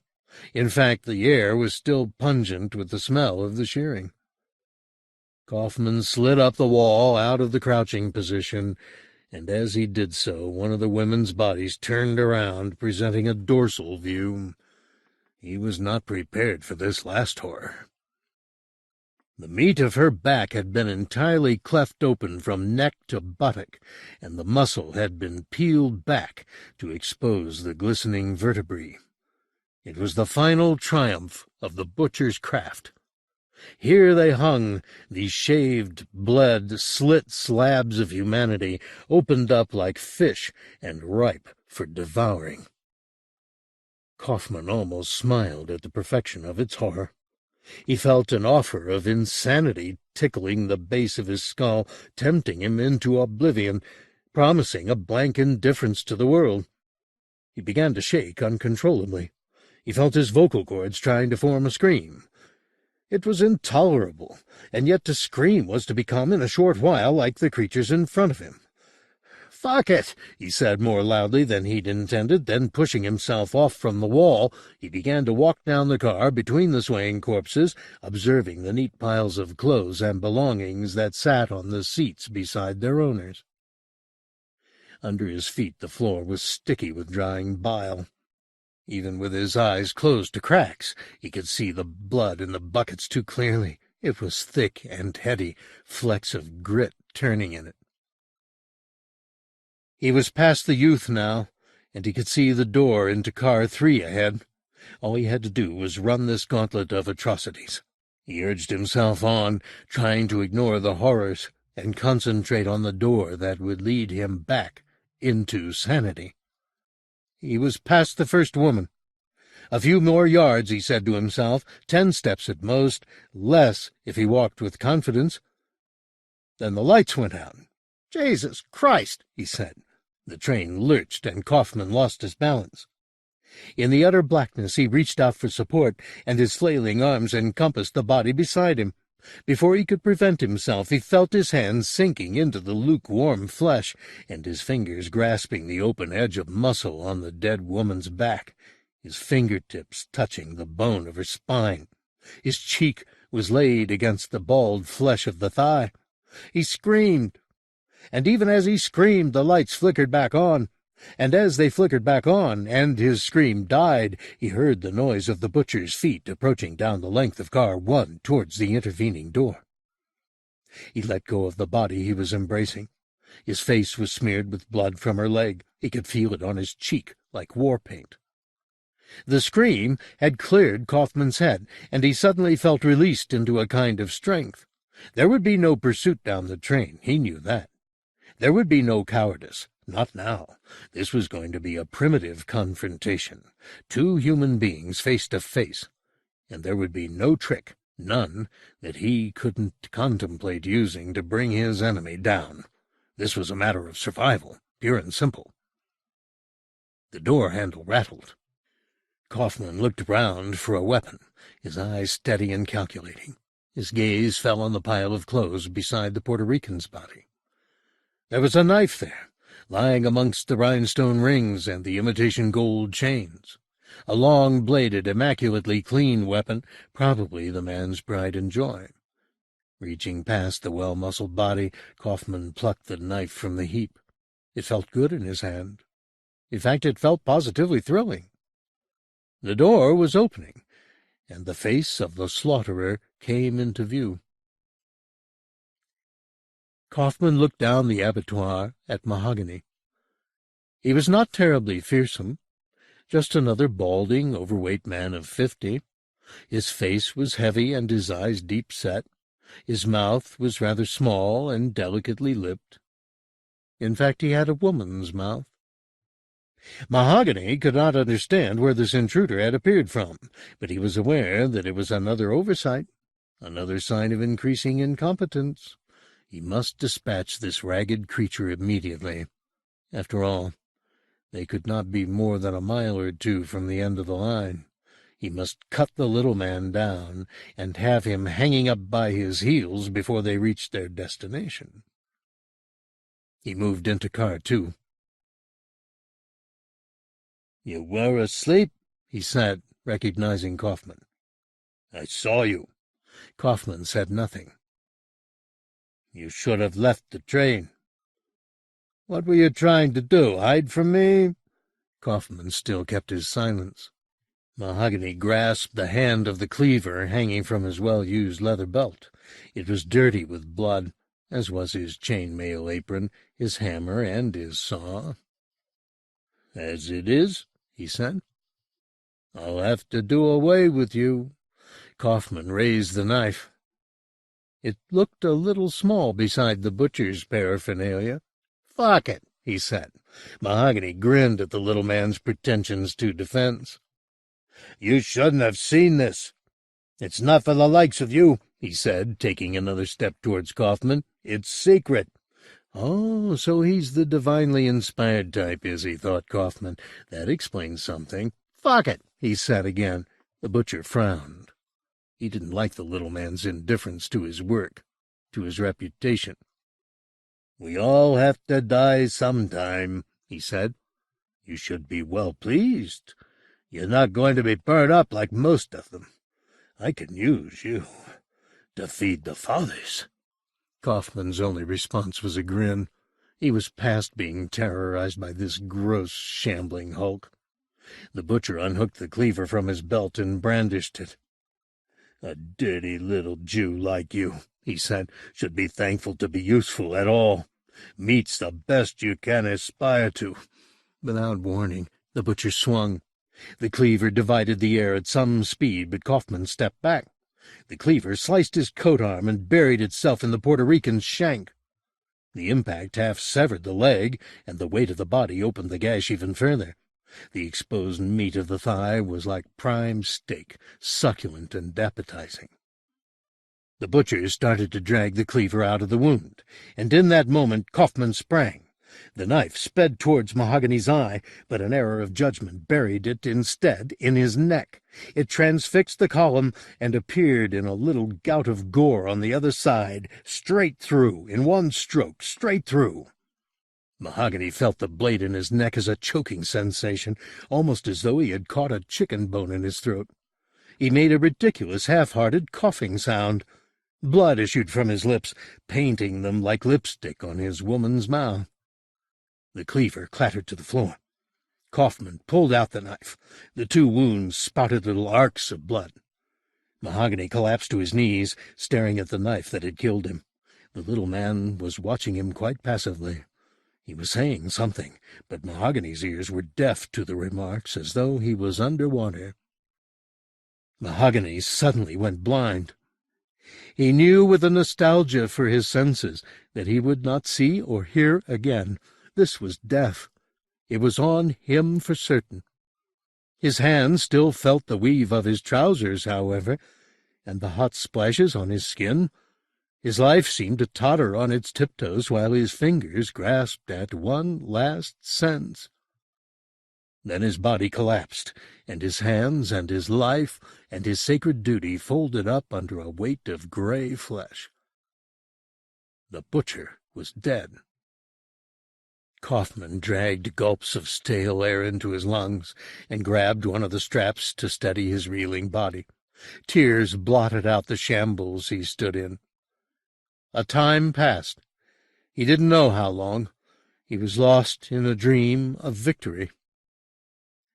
Then the train began to slow. He felt and heard the brakes being applied. The hanging bodies lurched forward as the careering train slowed, its wheels squealing on rails that were sweating slime. Curiosity overtook Kaufman. Would the train shunt into the butcher's underground slaughterhouse, decorated with the meats he had gathered through his career? And the laughing driver, so indifferent to the massacre, what would he do once the train had stopped? Whatever happened now was academic. He could face anything at all. Watch and see. The tannoy crackled. The voice of the driver. "We're here, man. Better take your place, eh?" Take your place? What did that mean? The train had slowed to a snail's pace. Outside the windows everything was as dark as ever. The lights flickered, then went out. This time they didn't come back on. Kaufman was left in total darkness. "We'll be out in half an hour," the tannoy announced, so like any station report. The train had come to a stop. The sound of its wheels on the tracks, the rush of its passage, which Kaufman had grown so used to, were suddenly absent. All he could hear was the hum of the tannoy. He could still see nothing at all. Then a hiss. The doors were opening. A smell entered the car, a smell so caustic that Kaufman clapped his hand over his face to shut it out. He stood in silence, hand to mouth, for what seemed a lifetime. See no evil, hear no evil, speak no evil. Then there was a flicker of light outside the window. It threw the door frame into silhouette, and it grew stronger by degrees. Soon there was sufficient light in the car for Kaufman to see the crumpled body of the butcher at his feet, and the sallow sides of meat hanging on every side of it. There was a whisper, too, from the dark outside the train, a gathering of tiny noises like the voices of beetles. In the tunnel, shuffling towards the train, were human beings. Kaufman could see their outlines now. Some of them carried torches, which burned with a dead brown light. The noise was perhaps their feet on the damp earth, or perhaps their tongues clicking, or both. Kaufman wasn't as naive as he'd been an hour before. Could there be any doubt as to the intention these things had, coming out of the blackness towards the train? The butcher had slaughtered the men and women as meat for these cannibals. They were coming, like diners at the dinner gong, to eat in this restaurant car. Kaufman bent down and picked up the cleaver the butcher had dropped. The noise of the creature's approach was louder every moment. He backed down the car away from the open doors, only to find that the doors behind him were also open, and there was the whisper of approach there, too. He shrank back against one of the seats and was about to take refuge under them when a hand, thin and frail to the point of transparency, appeared around the door. He could not look away. Not that terror froze him as it had at the window. He simply wanted to watch. The creature stepped into the car. The torches behind it threw its face into shadow, but its outline could be clearly seen. There was nothing very remarkable about it. It had 2 arms and 2 legs, as he did. Its head was not abnormally shaped. The body was small, and the effort of climbing into the train made its breath coarse. It seemed more geriatric than psychotic. Generations of fictional man-eaters had not prepared him for its distressing vulnerability. Behind it, similar creatures were appearing out of the darkness, shuffling into the train. In fact, they were coming in at every door. Kaufman was trapped. He weighed the cleaver in his hands, getting the balance of it, ready for the battle with these antique monsters. A torch had been brought into the car, and it illuminated the faces of the leaders. They were completely bald. The tired flesh of their faces was pulled tight over their skulls, so that it shone with tension. There were stains of decay and disease on their skin, and in places the muscle had withered to a black pus, through which the bone of cheek or temple was showing. Some of them were naked as babies, their pulpy, syphilitic bodies scarcely sexed. What had been breasts were leathery bags hanging off the torso, the genitalia shrunken away. Worse sights than the naked amongst them were those who wore a veil of clothes.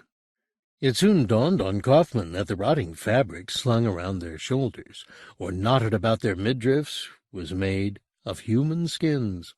Not one, but a dozen or more, heaped haphazardly on top of each other like pathetic trophies.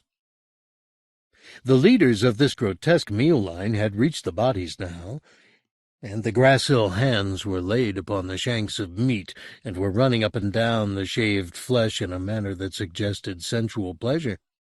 Tongues were dancing out of mouths, flecks of spittle landing on the meat. The eyes of the monsters were flickering back and forth with hunger and excitement. Eventually one of them saw Kaufman. Its eyes stopped flickering for a moment and fixed on him.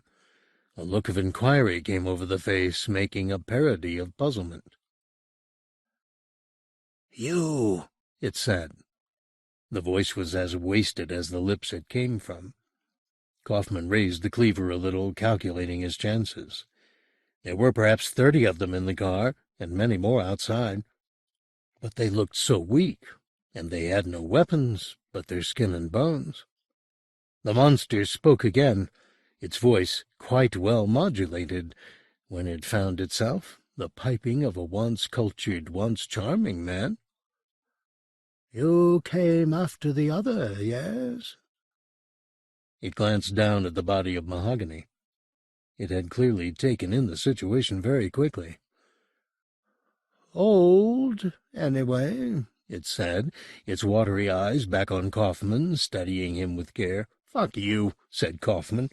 The creature attempted a wry smile, but it had almost forgotten the technique, and the result was a grimace which exposed a mouthful of teeth that had been systematically filed into points.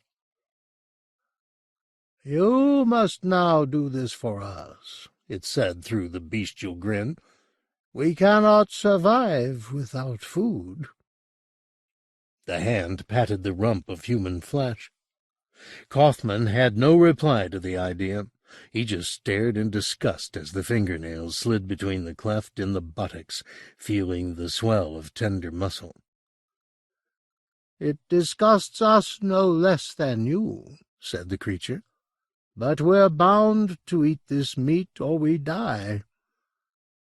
God knows I have no appetite for it." The thing was drooling, nevertheless. Kaufmann found his voice. It was small, more with a confusion of feelings than with fear. "What are you?" He remembered the bearded man in the deli. "Are you accidents of some kind?" "We are the city fathers," the thing said, "and mothers and daughters and sons, the builders, the lawmakers. We made this city." "New York?" said Kaufmann. "The Palace of Delights?" "Before you were born, before anyone living was born." As it spoke, the creature's fingernails were running up under the skin of the split body, and were peeling the thin, elastic layer off the luscious brawn. Behind Kaufmann, the other creatures had begun to unhook the bodies from the straps, their hands laid in that same delighting manner on the smooth breasts and flanks of flesh. These, too, had begun skinning the meat. "You will bring us more," the father said. "More meat for us." "The other one was weak." Kaufmann stared in disbelief. "Me?" he said. "Feed you? What do you think I am?" "You must do it for us, and for those older than us, for those born before the city was thought of, when America was a timberland and desert." The fragile hand gestured out of the train. Kaufmann's gaze followed the pointing finger into the gloom. There was something else outside the train which he'd failed to see before, much bigger than anything human. The pack of creatures parted to let Kaufmann through so that he could inspect more closely whatever it was that stood outside, but his feet would not move. "Go on," said the father. Kaufmann thought of the city he'd loved. Were these really its ancients, its philosophers, its creators? He had to believe it. Perhaps there were people on the surface, bureaucrats, politicians, authorities of every kind, who knew this horrible secret, and whose lives were dedicated to preserving these abominations, feeding them, as savages feed lambs to their gods. There was a horrible familiarity about this ritual. It rang a bell, not in Kaufmann's conscious mind, but in his deeper, older self. His feet, no longer obeying his mind, but his instinct to worship, moved. He walked through the corridor of bodies and stepped out of the train. The light of the torches scarcely began to illuminate the limitless darkness outside. The air seemed solid, it was so thick with the smell of ancient earth. But Kaufmann smelt nothing. His head bowed. It was all he could do to prevent himself from fainting again. It was there. The precursor of man. The original American, whose homeland this was before Passamaquoddy or Cheyenne. Its eyes, if it had eyes, were on him. His body shook, his teeth chattered. He could hear the noise of its anatomy, ticking, crackling, sobbing. It shifted a little in the dark. The sound of its movement was awesome, like a mountain sitting up. Kaufmann's face was raised to it, and without thinking about what he was doing or why, he fell to his knees in the shit in front of the Father of Fathers. Every day of his life had been leading to this day, every moment quickening to this incalculable moment of holy terror. Had there been sufficient light in that pit to see the whole, perhaps his tepid heart would have burst. As it was, he felt it flutter in his chest as he saw what he saw. It was a giant, without head or limb, without a feature that was analogous to human. without an organ that made sense or senses. If it was like anything, it was like a shoal of fish. 1,000 snouts all moving in unison, budding, blossoming, and withering rhythmically. It was iridescent like mother of pearl, but it was sometimes deeper than any color Kaufmann knew or could put a name to. That was all Kaufmann could see, and it was more than he wanted to see. There was much more in the darkness, flickering and flapping. But he could look no longer. He turned away, and as he did so, a football was pitched out of the train and rolled to a halt in front of the father. At least he thought it was a football, until he peered more attentively at it and recognized it as a human head. The head of the butcher. The skin of the face had been peeled off in strips. It glistened with blood as it lay in front of its lord. Kaufmann looked away and walked back to the train. Every part of his body seemed to be weeping but his eyes. They were too hot with the sight behind him. They boiled his tears away. Inside, the creatures had already set about their supper. One, he saw, was plucking the blue, sweet morsel of a woman's eye out of the socket. Another had a hand in its mouth. At Kaufmann's feet lay the butcher's headless corpse, still bleeding profusely from where its neck had been bitten through. The little father who had spoken earlier stood in front of Kaufmann. "Serve us?" it asked gently, as you might ask a cow to follow you. Kaufmann was staring at the cleaver, the butcher's symbol of office. The creatures were leaving the car now, dragging the half-eaten bodies after them. As the torches were taken out of the car, darkness was returning. But before the lights had completely disappeared, the father reached out and took hold of Kaufmann's face, thrusting him round to look at himself in the filthy glass of the car window. It was a thin reflection, but Kaufmann could see quite well enough how changed he was. Whiter than any living man should be, covered in grime and blood. The father's hand still gripped Kaufmann's face, and its forefinger hooked into his mouth and down his gullet, the nails scoring the back of his throat. Kaufmann gagged on the intruder, but had no will left to repel the attack. "Serve," said the creature. "In silence." Too late, Kaufmann realized the intention of the fingers. Suddenly his tongue was seized tight and twisted on the root. Kaufmann, in shock, dropped the cleaver. He tried to scream, but no sound came. Blood was in his throat. He heard his flesh tearing, and agonies convulsed him.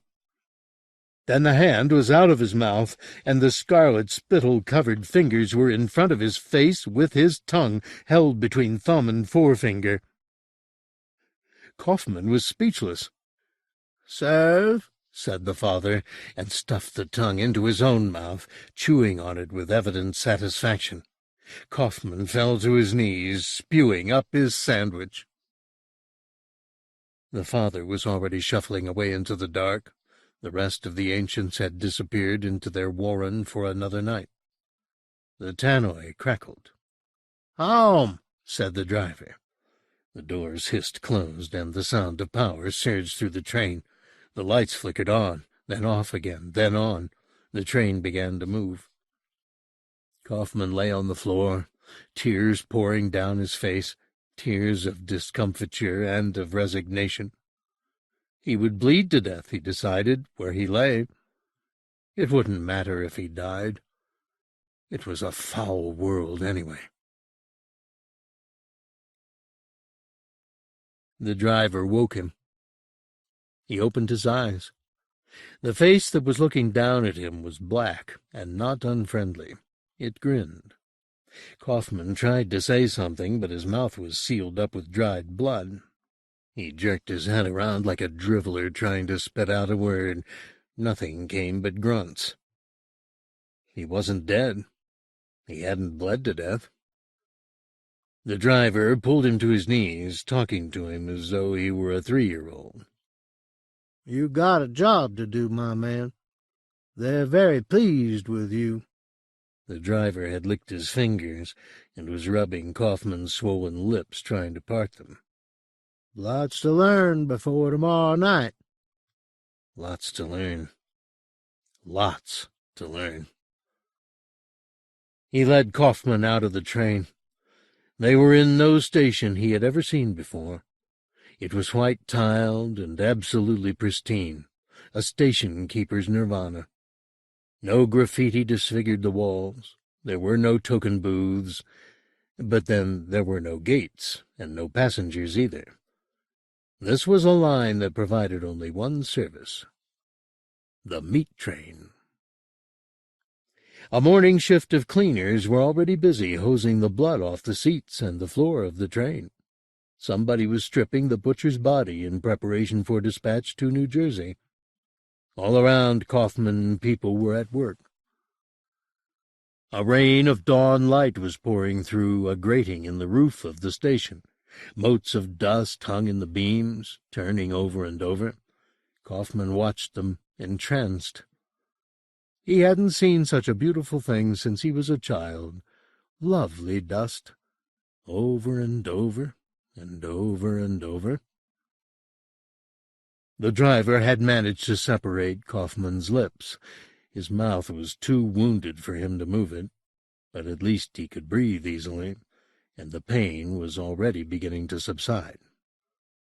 The driver smiled at him and turned to the rest of the workers in the station. "I'd like to introduce Mahogany's replacement, our new butcher," he announced. The workers looked at Kaufman.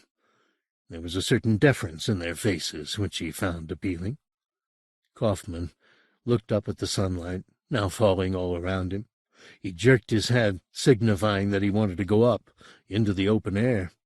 The driver nodded, and led him up a steep flight of steps and through an alleyway, and so out onto the sidewalk. It was a beautiful day. The bright sky over New York was streaked with filaments of pale pink cloud, and the air smelt of morning. The streets and avenues were practically empty. At a distance, an occasional cab crossed an intersection, its engine a whisper. A runner sweated past on the other side of the street. Very soon, these same deserted sidewalks would be thronged with people. The city would go about its business in ignorance, never knowing what it was built upon or what it owed its life to. Without hesitation, Kaufman fell to his knees and kissed the dirty concrete with his bloody lips, silently swearing his eternal loyalty to its continuance. The Palace of Delights received the adoration without comment. The Yattering and Jack. Why the powers, long may they hold court, long may they shit light on the heads of the damned, had sent it out from hell to stalk Jack Polo, the Yattering couldn't discover. Whenever he passed a tentative inquiry along the system to his master, just asking the simple question, "What am I doing here?" it was answered with a swift rebuke for its curiosity. "None of its business," came the reply. Its business was to do, or die trying. And after 6 months of pursuing Polo, the Yattering was beginning to see extinction as an easy option. This endless game of hide-and-seek was to nobody's benefit, and the Yattering's immense frustration. It feared ulcers. It feared psychosomatic leprosy, condition lower demons like itself were susceptible to. Worst of all, it feared losing its temper completely and killing the man outright in an uncontrollable fit of pique. What was Jack Polo, anyway? A gherkin importer. By the balls of Leviticus, he was simply a gherkin importer. His life was worn out, his family was dull, his politics were simple-minded, and his theology non-existent. The man was a no-account, one of nature's blankest little numbers. Why bother with the likes of him? This wasn't a Faust, a pact-maker, a soul-seller. This one wouldn't look twice at the chance of divine inspiration. He'd sniff, shrug, and get on with his gherkin importing. Yet the Yattering was bound to that house. Long night and longer day, until he had the man a lunatic, or as good as. It was going to be a lengthy job, if not interminable. Yes, there were times when even psychosomatic leprosy would be bearable if it meant being invalided off this impossible mission. For his part, Jack J. Polo continued to be the most unknowing of men. He had always been that way.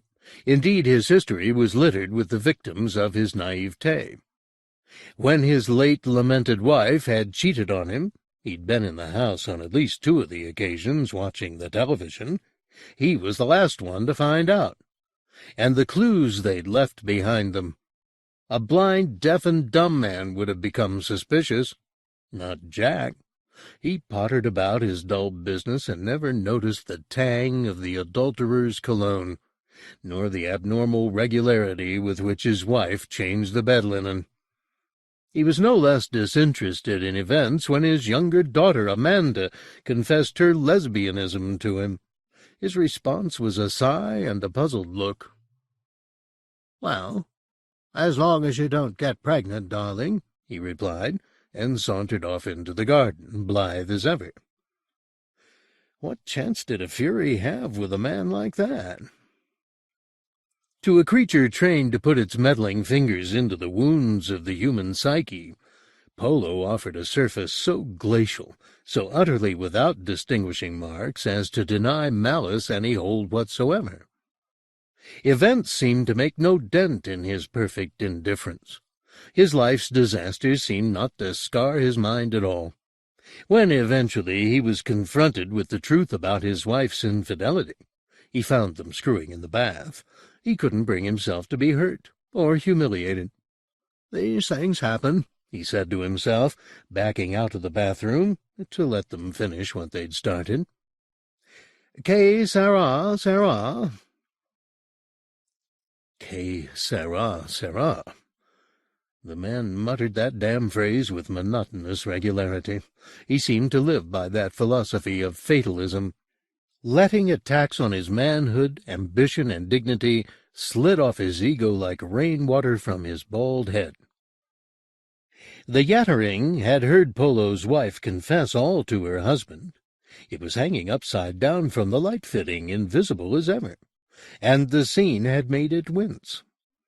There was the distraught sinner, begging to be accused, bawled at, struck even, and instead of giving her the satisfaction of his hatred, Polo had just shrugged and let her say her piece without a word of interruption until she had no more to unbosom. She'd left, at length, more out of frustration and sorrow than guilt. The Yattering had heard her tell the bathroom mirror how insulted she was at her husband's lack of righteous anger. A little while after she'd flung herself off the balcony of the Roxy Cinema. Her suicide was in some ways convenient for the Fury. With the wife gone, and the daughters away from home, it could plan for more elaborate tricks to unnerve its victim, without ever having to concern itself with revealing its presence to creatures the powers had not marked for attack. But the absence of the wife left the house empty during the days, and that soon became a burden of boredom the Yattering found scarcely supportable. The hours from 9 to 5, alone in the house, often seemed endless. It would mope and wander, planning bizarre and impractical revenges upon the Polo man, pacing the rooms, heart-sick, companioned only by the clicks and whirs of the house as the radiators cooled, or the refrigerator switched itself on and off. The situation rapidly became so desperate that the arrival of the midday post became the high point of the day, and an unshakable melancholy would settle on the Yattering if the postman had nothing to deliver and passed by to the next house. When Jack returned, the games would begin in earnest. The usual warm-up routine. It would meet Jack at the door and prevent his key from turning in the lock. The contest would go on for a minute or two until Jack accidentally found the measure of the Yattering's resistance and won the day. Once inside, it would start all the lampshades swinging. The man would usually ignore this performance, however violent the motion. Perhaps he might shrug and murmur subsidence under his breath, then inevitably, "Que sera, sera." In the bathroom, the Yattering would have squeezed toothpaste around the toilet seat and have plugged up the shower head with soggy toilet paper. It would even share the shower with Jack, hanging unseen from the rail that held up the shower curtain and murmuring obscene suggestions in his ear. That was always successful, the demons were taught at the academy.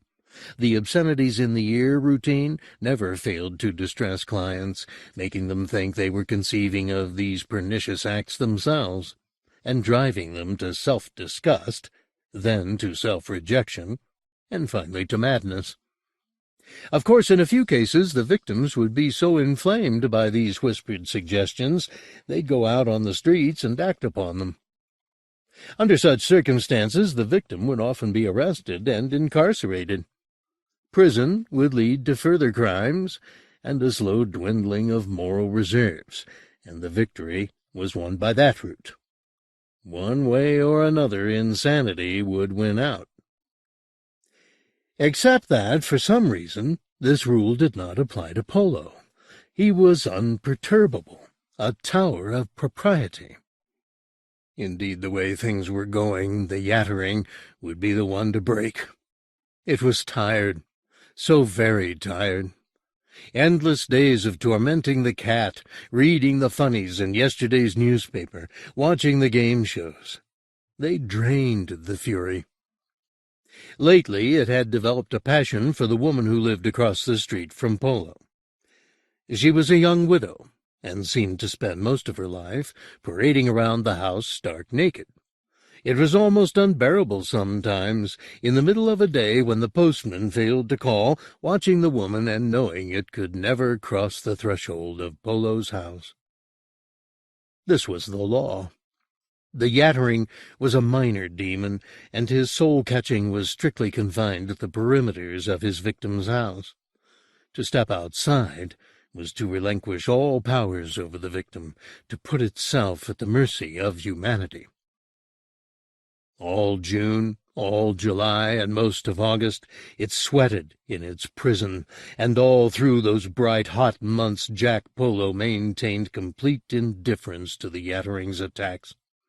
It was deeply embarrassing, and it was gradually destroying the demon's self-confidence, seeing this bland victim survive every trial and trick attempted upon him. The Yattering wept. The Yattering screamed. In a fit of uncontrollable anguish, it boiled the water in the aquarium, poaching the guppies. Polo heard nothing, saw nothing. At last, in late September, the Yattering broke one of the first rules of its condition and appealed directly to its masters. Autumn is hell's season, and the demons of the higher denominations were feeling benign. They condescended to speak to their creature. "What do you want?" asked Beelzebub, his voice blackening the air in the lounge. "This man," the Yattering began nervously. "Yes." "This Polo." "Yes." "I am without issue upon him. I can't get panic upon him. I can't breed fear, or even mild concern upon him. I am sterile, Lord of the Flies, and I wish to be put out of my misery." For a moment Beelzebub's face formed in the mirror over the mantelpiece. "You want what?" Beelzebub was part elephant, part wasp. The Yattering was terrified. "I want to die." "You cannot die." "From this world. Just die from this world, fade away, be replaced." "You will not die." "But I can't break him," the Yattering shrieked, tearful. "You must." "Why?" "Because we tell you to." Beelzebub always used the royal we, though unqualified to do so. "Let me at least know why I'm in this house," the Yattering appealed. "What is he?" "Nothing. He's nothing." Beelzebub found this rich. He laughed, buzzed, trumpeted. "Jack Johnson Polo is the child of a worshipper at the Church of Lost Salvation. He belongs to us." "But why should you want him? He's so dull." "We want him because his soul was promised to us, and his mother did not deliver it. Or herself, come to that. She cheated us. She died in the arms of a priest, and was safely escorted to—" The word that followed was anathema. The Lord of the Flies could barely bring himself to pronounce it. "Heaven," said Beelzebub with infinite loss in his voice. "Heaven," said the Yattering, not knowing quite what was meant by the word. "Polo is to be hounded in the name of the Old One, and punished for his mother's crimes. No torment is too profound for a family that has cheated us." "I'm tired," the Yattering pleaded, daring to approach the mirror. "Please, I beg you." "Claim this man," said Beelzebub, "or you will suffer in his place." The figure in the mirror waved its black and yellowed trunk and faded.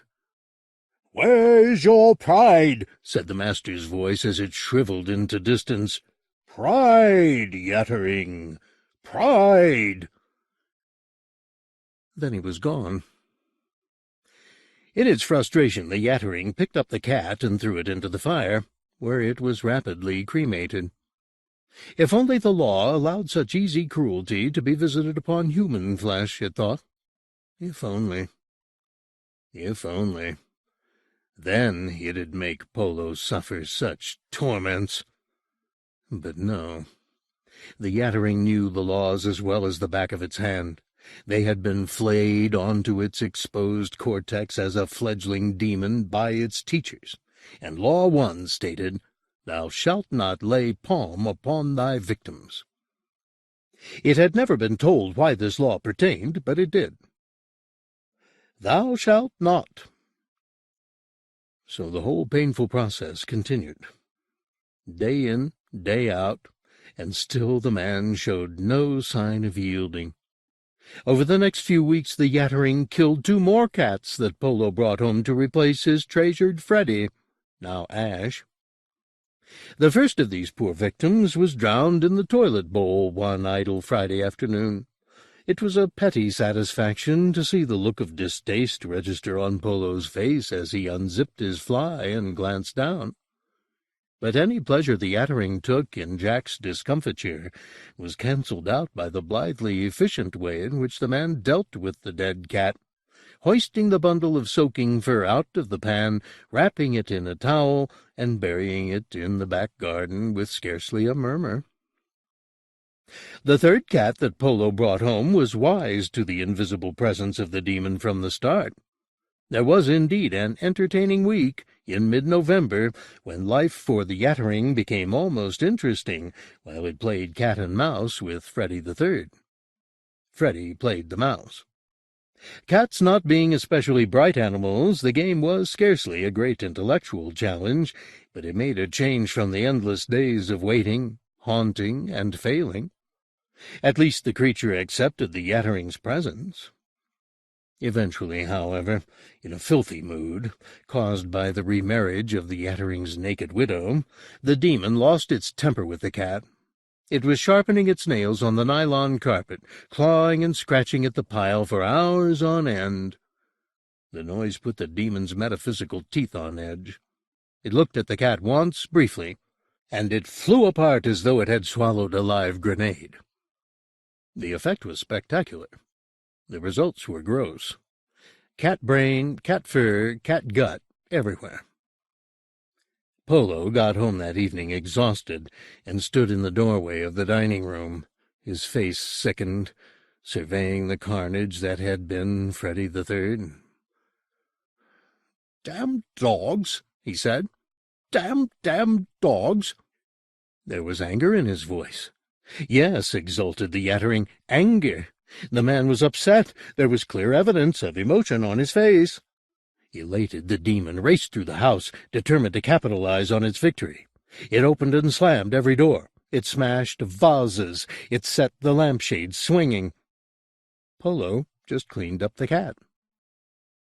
The Yattering threw itself downstairs, tore up a pillow, impersonated a thing with a limp and an appetite for human flesh in the attic, and, giggling, Polo just buried Freddy the Third beside the grave of Freddy the Second and the ashes of Freddy the First.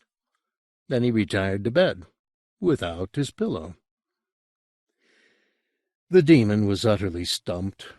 If the man could not raise more than a flicker of concern when his cat was exploded in the dining room, what chance had it got of ever breaking the bastard? There was one last opportunity left. It was approaching Christ's Mass, and Jack's children would be coming home to the bosom of the family. Perhaps they could convince him that all was not well with the world. Perhaps they could get their fingernails under his flawless indifference and begin to break him down. Hoping against hope, the Yattering sat out the weeks to late December, planning its attacks with all the imaginative malice it could muster. Meanwhile, Jack's life sauntered on. He seemed to live apart from his experience, living his life as an author might write a preposterous story, never involving himself in the narrative too deeply. In several significant ways, however, he showed his enthusiasm for the coming holiday. He cleared his daughters' rooms immaculately. He made their beds up with sweet-smelling linen. He cleaned every speck of cat's blood out of the carpet. He even set up a Christmas tree in the lounge, hung with iridescent balls, tinsel, and presents. Once in a while, as he went about the preparations, Jack thought of the game he was playing, and quietly calculated the odds against him. In the days to come, he would have to measure not only his own suffering, but that of his daughters against the possible victory.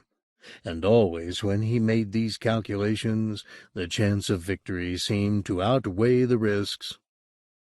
So he continued to write his life, and waited. Snow came, soft pats of it against the windows, against the door. Children arrived to sing carols, and he was generous to them. It was possible for a brief time to believe in peace on earth. Late in the evening of the 23rd of December, the daughters arrived, in a flurry of cases and kisses. The youngest, Amanda, arrived home first. From its vantage point on the landing, the Yattering viewed the young woman balefully. She didn't look like ideal material in which to induce a breakdown. In fact, she looked dangerous.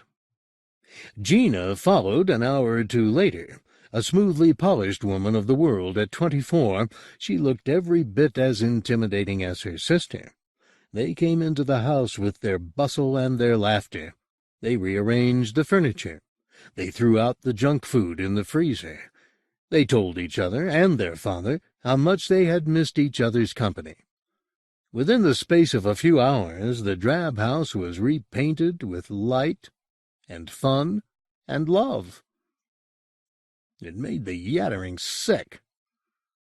Whimpering, it hid its head in the bedroom to block out the din of affection, but the shock waves enveloped it.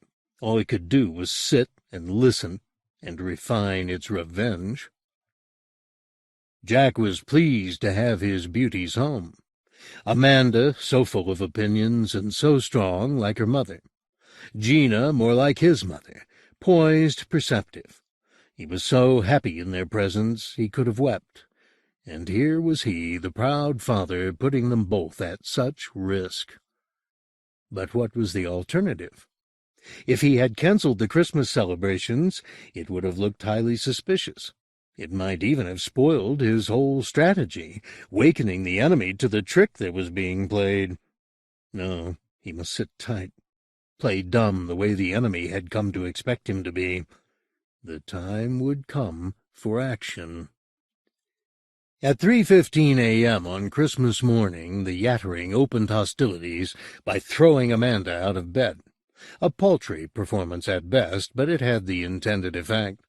Sleepily rubbing her bruised head, she climbed back into bed, only to have the bed buck and shake and fling her off again like an unbroken colt. The noise woke the rest of the house. Gina was first in her sister's room. "What's going on?"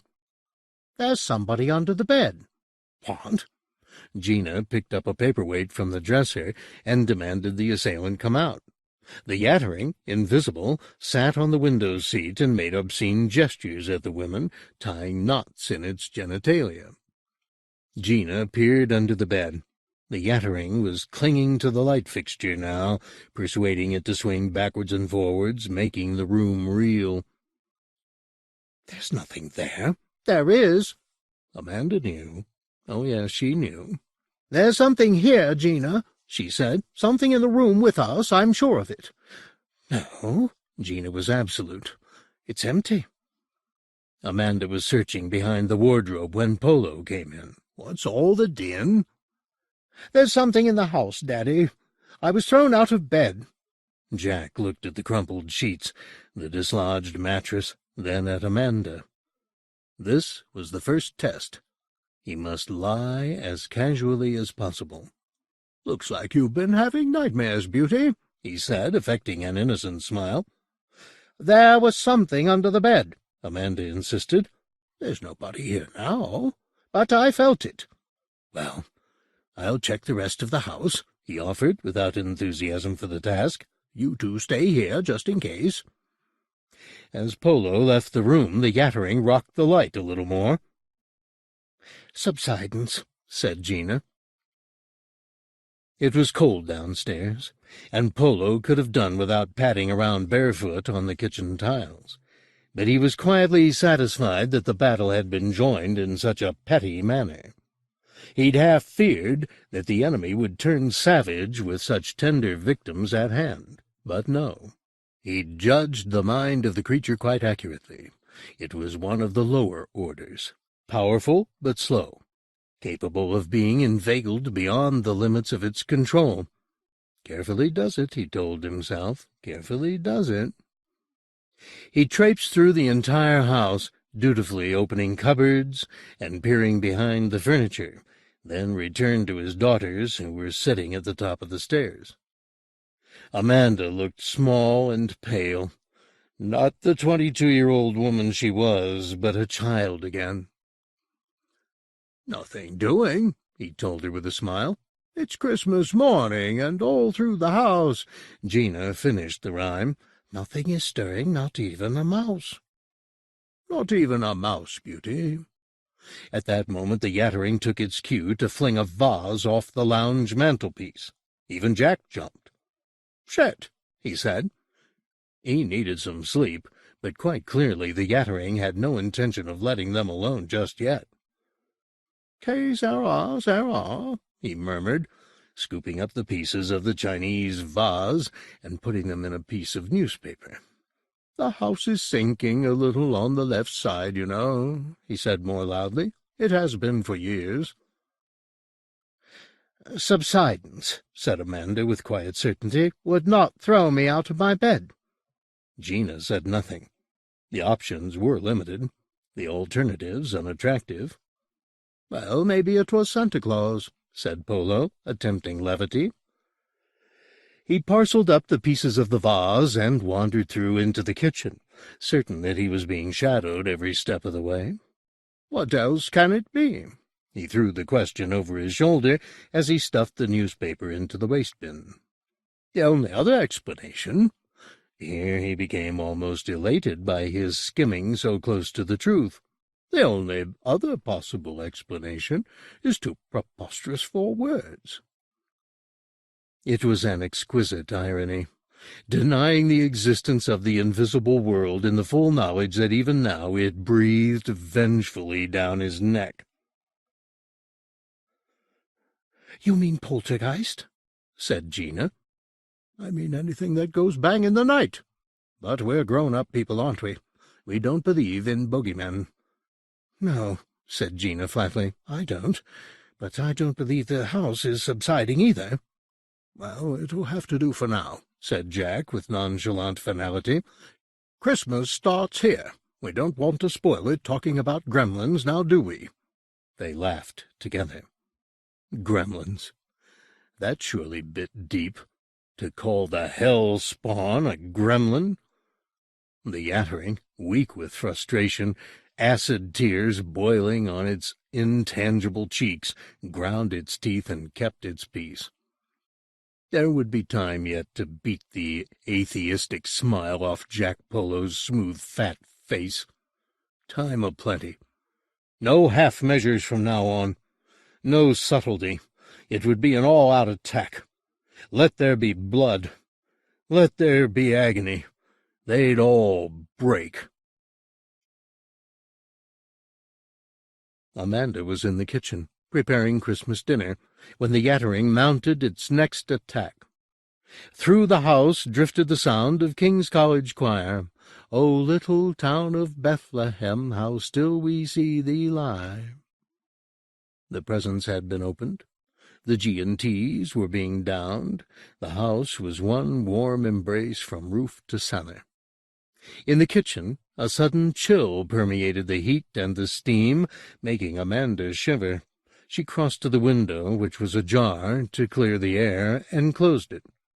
Maybe she was catching something. The Yattering watched her back as she busied herself about the kitchen, enjoying the domesticity for a day.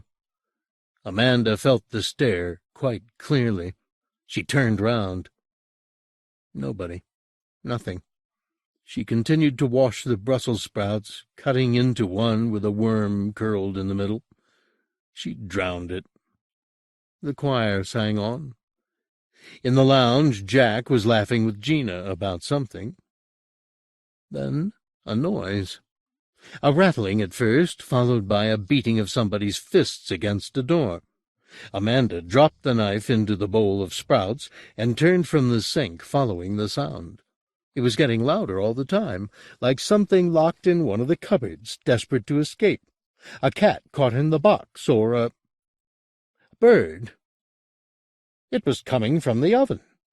Amanda's stomach turned as she began to imagine the worst. Had she locked something in the oven when she'd put in the turkey? She called for her father as she snatched up the oven cloth and stepped towards the cooker, which was rocking with the panic of its prisoner. She had visions of a basted cat leaping out at her, its fur burned off, its flesh half cooked. Jack was at the kitchen door. "There's something in the oven," she said to him, as though he needed telling. The cooker was in a frenzy. Its thrashing contents had all but beaten off the door. He took the oven cloth from her. "This is a new one," he thought. "You're better than I judged you to be.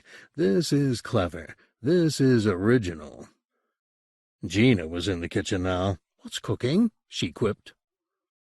But the joke was lost as the cooker began to dance, and the pans of boiling water were twitched off the burners onto the floor. Scalding water seared Jack's leg. He yelled, stumbling back into Gina, before diving at the cooker with a yell that wouldn't have shamed a samurai. The oven handle was slippery with heat and grease, but he seized it and flung the door down. A wave of steam and blistering heat rolled out of the oven, smelling of succulent turkey fat. But the bird inside had apparently no intentions of being eaten. It was flinging itself from side to side on the roasting tray, tossing gouts of gravy in all directions. Its crisp brown wings pitifully flailed and flapped. Its legs beat a tattoo on the roof of the oven. Then it seemed to sense the open door. Its wings stretched themselves out to either side of its stuffed bulk, and it half hopped, half fell onto the oven door, in a mockery of its living self. Headless, oozing stuffing and onions, it flopped around as though nobody had told the damn thing it was dead, while the fat still bubbled on its bacon-strewn back. Amanda screamed. Jack dived for the door as the bird lurched into the air, blind but vengeful. What it intended to do once it reached its 3 cowering victims was never discovered. Gina dragged Amanda into the hallway with her father in hot pursuit, and the door was slammed closed as the blind bird flung itself against the paneling, beating on it with all its strength. Gravy seeped through the gap at the bottom of the door, dark and fatty. The door had no lock, but Jack reasoned that the bird was not capable of turning the handle. As he backed away, breathless, he cursed his confidence.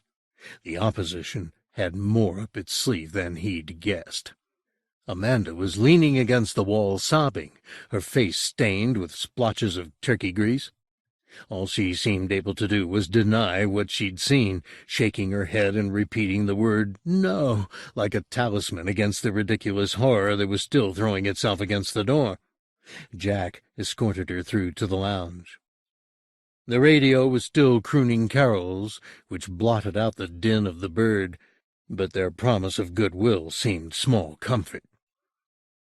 Gina poured a hefty brandy for her sister, and sat beside her on the sofa, plying her with spirits and reassurance in about equal measure. They made little impression on Amanda. "What was that?" Gina asked her father, in a tone that demanded an answer. "I don't know what it was," Jack replied. "Mass hysteria?" Gina's displeasure was plain. Her father had a secret. He knew what was going on in the house, but he was refusing to cough up for some reason. "What do I call? The police or an exorcist?" "Neither. For God's sake, there's nothing going on, Gina, really." Her father turned from the window and looked at her. His eyes spoke what his mouth refused to say, that this was war. Jack was afraid. The house was suddenly a prison. The game was suddenly lethal. The enemy, instead of playing foolish games, meant harm, real harm to them all. In the kitchen, the turkey had at last conceded defeat. The carols on the radio had withered into a sermon on God's benedictions. What had been sweet was sour and dangerous. He looked across the room at Amanda and Gina. Both, for their own reasons, were trembling. Polo wanted to tell them, wanted to explain what was going on, but the thing must be there, he knew, gloating. He was wrong. The Yattering had retired to the attic, well satisfied with its endeavors. The bird, it felt, had been a stroke of genius. Now it could rest a while, recuperate, let the enemy's nerves tatter themselves in anticipation. Then, in its own good time, it would deliver the coup de grace. Idly, it wondered if any of the inspectors had seen his work with the turkey. Maybe they would be impressed enough by the Yattering's originality to improve its job prospects. Surely it hadn't gone through all those years of training simply to chase half-witted imbeciles like Polo. There must be something more challenging available than that. It felt victory in its invisible bones, and it was a good feeling. The pursuit of Polo would surely gain momentum now. His daughters would convince him, if he wasn't now quite convinced, that there was something terrible afoot. He would crack. He would crumble. Maybe he'd go classically mad, tear out his hair, rip off his clothes, smear himself with his own excrement. Oh, yes, victory was close. And wouldn't its masters be loving then? Wouldn't it be showered with praise and power? One more manifestation was all that was required. One final, inspired intervention, and Polo would be so much blubbering flesh. Tired but confident, the Yattering descended into the lounge. Amanda was lying full length on the sofa, asleep. She was obviously dreaming about the turkey. Her eyes rolled beneath her gossamer lids, her lower lip trembled. Gina sat beside the radio, which was silenced now. She had a book open on her lap, but she wasn't reading it. The gherkin importer wasn't in the room. Wasn't that his footstep on the stair? Yes, he was going upstairs to relieve his brandy-full bladder. Ideal timing. The Yattering crossed the room. In her sleep, Amanda dreamt something dark flitting across her vision, something malign, something that tasted bitter in her mouth. Gina looked up from her book. The silver balls on the tree were rocking gently. Not just the balls, the tinsel and the branches, too. In fact, the whole tree was rocking as though someone had just seized hold of it. Gina had a very bad feeling about this. She stood up. The book slid to the floor. The tree began to spin. "Christ!" she said. "Jesus Christ!" Amanda slept on. The tree picked up momentum. Gina walked as steadily as she could across to the sofa and tried to shake her sister awake. Amanda, locked in her dreams, resisted for a moment. "Father," said Gina. Her voice was strong and carried through into the hall. It also woke Amanda. Downstairs, Polo heard a noise like a whining dog. No, like two whining dogs. As he ran down the stairs, the duet became a trio. He burst into the lounge, half expecting all the hosts of hell to be in there, dog-headed, dancing on his beauties.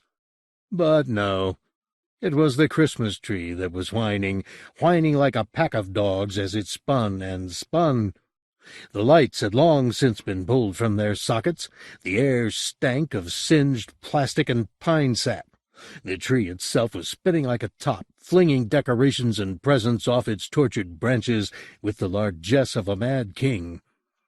Jack tore his eyes from the spectacle of the tree and found Gina and Amanda crouching, terrified behind the sofa. "Get out of here!" he yelled. Even as he spoke, the television sat up impertinently on one leg and began to spin like the tree, gathering momentum quickly. The clock on the mantelpiece joined the pirouetting. The pokers beside the fire, the cushions, the ornaments. Each object added its own singular note to the orchestration of whines, which were building up second by second to a deafening pitch. The air began to brim with the smell of burning wood as friction heated the spinning tops to flashpoint. Smoke swirled across the room. Gina had Amanda by the arm and was dragging her towards the door, shielding her face against the hail of pine needles that the still accelerating tree was throwing off. Now the lights were spinning. The books, having flung themselves off the shelves, had joined the tarantella. Jack could see the enemy, in his mind's eye, racing between the objects like a juggler spinning plates on sticks, trying to keep them all moving at once. It must be exhausting work, he thought. The demon was probably close to collapse. It couldn't be thinking straight. Overexcited, impulsive, vulnerable. This must be the moment, if ever there was a moment, to join battle at last, to face the thing, defy it, and trap it. For its part, the Yattering was enjoying this orgy of destruction. It flung every movable object into the fray, setting everything spinning.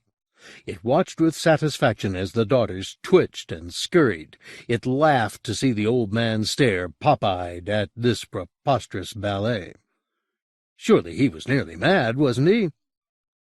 The beauties had reached the door, their hair and skin full of needles. Polo didn't see them leave. He ran across the room, dodging a rain of ornaments to do so, and picked up a brass toasting fork which the enemy had overlooked. Bric-a-brac filled the air around his head, dancing around with sickening speed. His flesh was bruised and punctured, but the exhilaration of joining battle had overtaken him, and he set about beating the books and the clocks and the china to smithereens. Like a man in a cloud of locusts, he ran around the room, bringing down his favorite books in a welter of fluttering pages, smashing, whirling Dresden, shattering the lamps. A litter of broken possessions swamped the floor, some of it still twitching as the life went out of the fragments. But for every object brought low, there were a dozen still spinning, still whining. He could hear Gina at the door, yelling to him to get out, to leave it alone. But it was so enjoyable, playing against the enemy more directly than he'd ever allowed himself before. He didn't want to give up. He wanted the demon to show itself, to be known, to be recognized. He wanted confrontation with the old one's emissary once and for all. Without warning, the tree gave way to the dictates of centrifugal force and exploded. The noise was like a howl of death. Branches, twigs, needles, balls, lights, wire, ribbons flew across the room. Jack, his back to the explosion, felt a gust of energy hit him hard, and he was flung to the ground. The back of his neck and his scalp were shot full of pine needles. A branch, naked of greenery, shot past his head and impaled the sofa. Fragments of tree pattered to the carpet around him. Now other objects around the room, spun beyond the tolerance of their structures, were exploding like the tree. The television blew up, sending a lethal wave of glass across the room, much of which buried itself in the opposite wall. Fragments of the television's innards, so hot they singed the skin, fell on Jack as he elbowed himself towards the door like a soldier under bombardment. The room was so thick with a barrage of shards it was like a fog. The cushions had lent their down to the scene, snowing on the carpet. Porcelain pieces, a beautifully glazed arm, a courtesan's head, bounced on the floor in front of his nose. Gina was crouching at the door, urging him to hurry, her eyes narrowed against the hail. As Jack reached the door and felt her arms around him, he swore he could hear laughter from the lounge. Tangible, audible laughter, rich and satisfied. Amanda was standing in the hall, her hair full of pine needles, staring down at him.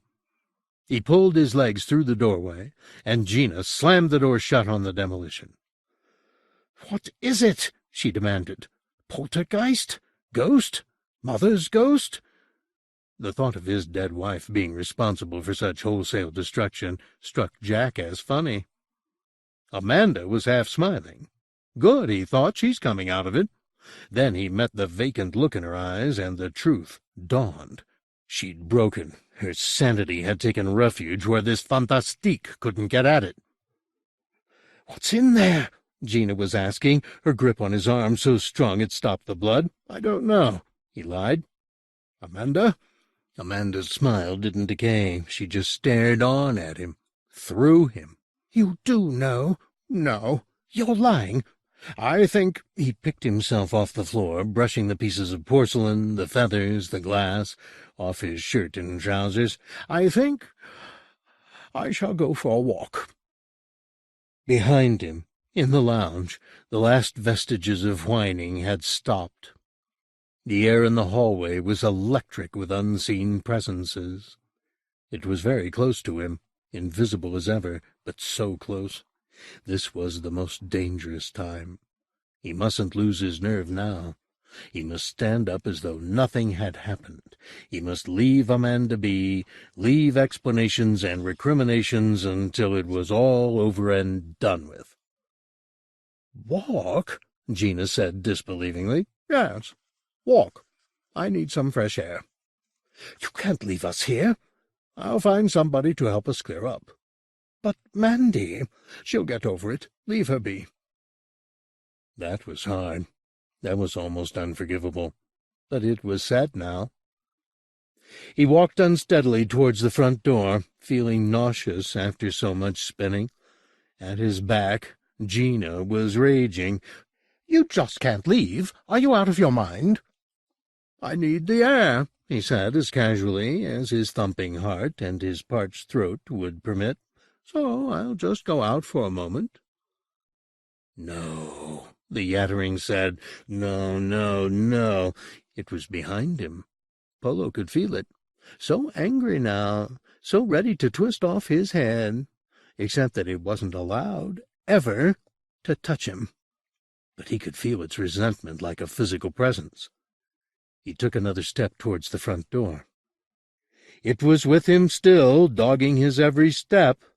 His shadow, his fetch, unshakable. Gina shrieked at him. "You son of a bitch! Look at Mandy! She's lost her mind!" No, he mustn't look at Mandy. If he looked at Mandy, he might weep. He might break down as the thing wanted him to. Then everything would be lost. "She'll be all right," he said, barely above a whisper. He reached for the front door handle. The demon bolted the door quickly, loudly. No temper left for pretense now. Jack, keeping his movements as even as possible, unbolted the door, top and bottom. It bolted again. It was thrilling, this game. It was also terrifying. If he pushed too far, surely the demon's frustration would override its lessons. Gently, smoothly, he unbolted the door again. Just as gently, just as smoothly, the Yattering bolted it. Jack wondered how long he could keep this up for. Somehow he had to get outside. He had to coax it over the threshold. One step was all that the law required, according to his researches. One simple step. Unbolted, bolted. Unbolted, bolted. Gina was standing 2 or 3 yards behind her father. She didn't understand what she was seeing, but it was obvious. Her father was doing battle with someone or something. "Daddy," she began. "Shut up," he said benignly, grinning as he unbolted the door for the 7th time. There was a shiver of lunacy in the grin. It was too wide and too easy. Inexplicably, she returned the smile. It was grim, but genuine. Whatever was at issue here, she loved him. Polo made a break for the back door. The demon was 3 paces ahead of him, scooting through the house like a sprinter and bolting the door before Jack could even reach the handle. The key was turned in the lock by invisible hands, then crushed to dust in the air. Jack feigned a move towards the window beside the back door, but the blinds were pulled down and the shutters slammed. The Yattering, too concerned with the window to watch Jack closely, missed his doubling back through the house. When it saw the trick that was being played, it let out a little screech and gave chase, almost sliding into Jack on the smoothly polished floor. It avoided the collision only by the most balletic of maneuvers. That would be fatal indeed, to touch the man in the heat of the moment. Polo was again at the front door, and Gina, wise to her father's strategy, had unbolted it while the Yattering and Jack fought at the back door. Jack had prayed she'd take the opportunity to open it. She had. It stood slightly ajar. The icy air of the crisp afternoon curled its way into the hallway. Jack covered the last yards to the door in a flash, feeling without hearing the howl of complaint the Yattering loosed as it saw its victim escaping into the outside world. It was not an ambitious creature. All it wanted at that moment, beyond any other dream, was to take this human skull between its palms and make a nonsense of it. Crush it to smithereens and pour the hot thought out onto the snow, to be done with Jack J. Polo forever and forever. Was that so much to ask? Polo had stepped into the squeaky fresh snow, his slippers and trouser bottoms buried in chill. By the time the Fury reached the step, Jack was already 3 or 4 yards away, marching up the path towards the gate. Escaping! Escaping! The Yattering howled again, forgetting its years of training. Every lesson it had learned, every rule of battle engraved on its skull was submerged by the simple desire to have Polo's life. It stepped over the threshold and gave chase. It was an unpardonable transgression. Somewhere in hell, the powers, long may they hold court, long may they shed light on the heads of the damned, felt the sin and knew the war for Jack Polo's soul was lost. Jack felt it, too. He heard the sound of boiling water as the demon's footsteps melted to steam the snow on the path. It was coming after him. The thing had broken the first rule of its existence. It was forfeit. He felt the victory in his spine and his stomach. The demon overtook him at the gate. Its breath could clearly be seen in the air, though the body it emanated from had not yet become visible. Jack tried to open the gate, but the Yattering slammed it shut. "Que sera, sera," said Jack. The Yattering could bear it no longer. He took Jack's head in his hands, intending to crush the fragile bone to dust. The touch was its second sin, and it agonized the Yattering beyond endurance. It bayed like a banshee and reeled away from the contact, sliding in the snow and falling on its back. It knew its mistake. The lessons it had beaten into it came hurtling back. It knew the punishment, too, for leaving the house, for touching the man. It was bound to a new lord, enslaved to this idiot creature standing over it. Polo had won. He was laughing, watching the way the outline of the demon formed in the snow on the path. Like a photograph developing on a sheet of paper, the image of the Fury came clear. The law was taking its toll. The Yattering could never hide from its master again. There it was, plain to Polo's eyes in all its charmless glory. Maroon flesh and bright, lidless eye, arms flailing, tail thrashing the snow to slush. "You bastard," it said. Its accent had an Australian lilt. "You will not speak unless spoken to," said Polo, with quiet but absolute authority. "Understood?" The lidless eye clouded with humility. "Yes," the Yattering said. "Yes, Mr. Polo." "Yes, Mr. Polo." Its tail slipped between its legs like that of a whipped dog. "You may stand." "Thank you, Mr. Polo." It stood, not a pleasant sight, but one Jack rejoiced in nevertheless. "They'll have you yet," said the Yattering. "Who will?" "You know," it said hesitantly. "Name them." "Beelzebub," it answered, proud to name its old master. "The powers. Hell itself." "I don't think so," Polo mused. "Not with you bound to me as proof of my skills. Aren't I the better of them?" The eye looked sullen. "Aren't I?" "Yes," it conceded bitterly. "Yes, you are the better of them." It had begun to shiver. "Are you cold?" asked Polo. It nodded, affecting the look of a lost child. "Then you need some exercise," he said. "You'd better go back into the house and start tidying up." The Fury looked bewildered, even disappointed by this instruction. "Nothing more?" it asked incredulously. "No miracles? No Helen of Troy? No flying?" The thought of flying on a snow-spattered afternoon like this left Polo cold. He was essentially a man of simple taste.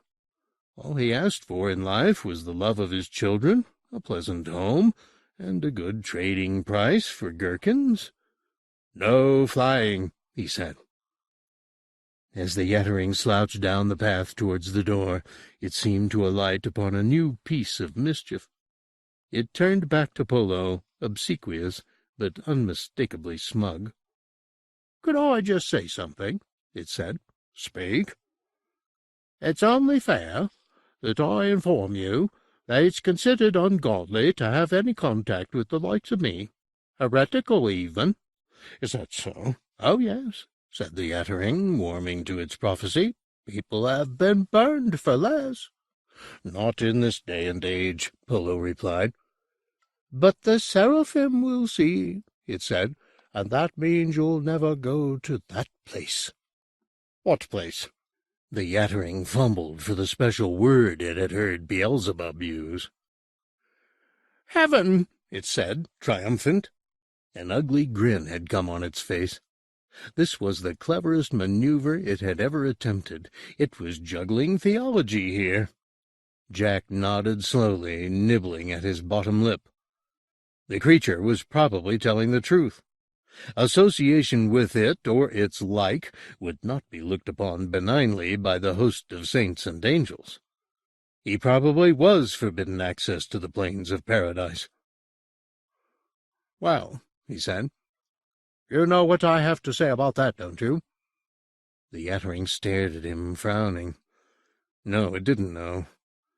Then the grin of satisfaction it had been wearing died as it saw just what Polo was driving at. "What do I say?" Polo asked it. Defeated, the Yattering murmured the phrase. "Que sera, sera." Polo smiled. "There's a chance for you yet," he said, and led the way over the threshold, closing the door with something very like serenity on his face. Pig Blood Blues. You could smell the kids before you could see them. Their young sweat turned stale in corridors with barred windows, their bolted breath sour, their heads musty, then their voices subdued by the rules of confinement. Don't run, don't shout, don't whistle, don't fight. They called it a remand center for adolescent offenders, but it was near as damn it a prison. There were locks and keys and warders. The gestures of liberalism were few and far between, and they didn't disguise the truth too well. Tetherdown was a prison by sweeter name, and the inmates knew it. Not that Redmond had any illusions about his pupils-to-be. They were hard, and they were locked away for a reason. Most of them would rob you blind as soon as look at you, cripple you if it suited them, no sweat. He had too many years in the force to believe the sociological lie. He knew the victims, and he knew the kids. They weren't misunderstood morons. They were quick and sharp and amoral, like the razors they hid under their tongues. They had no use for sentiment. They just wanted out.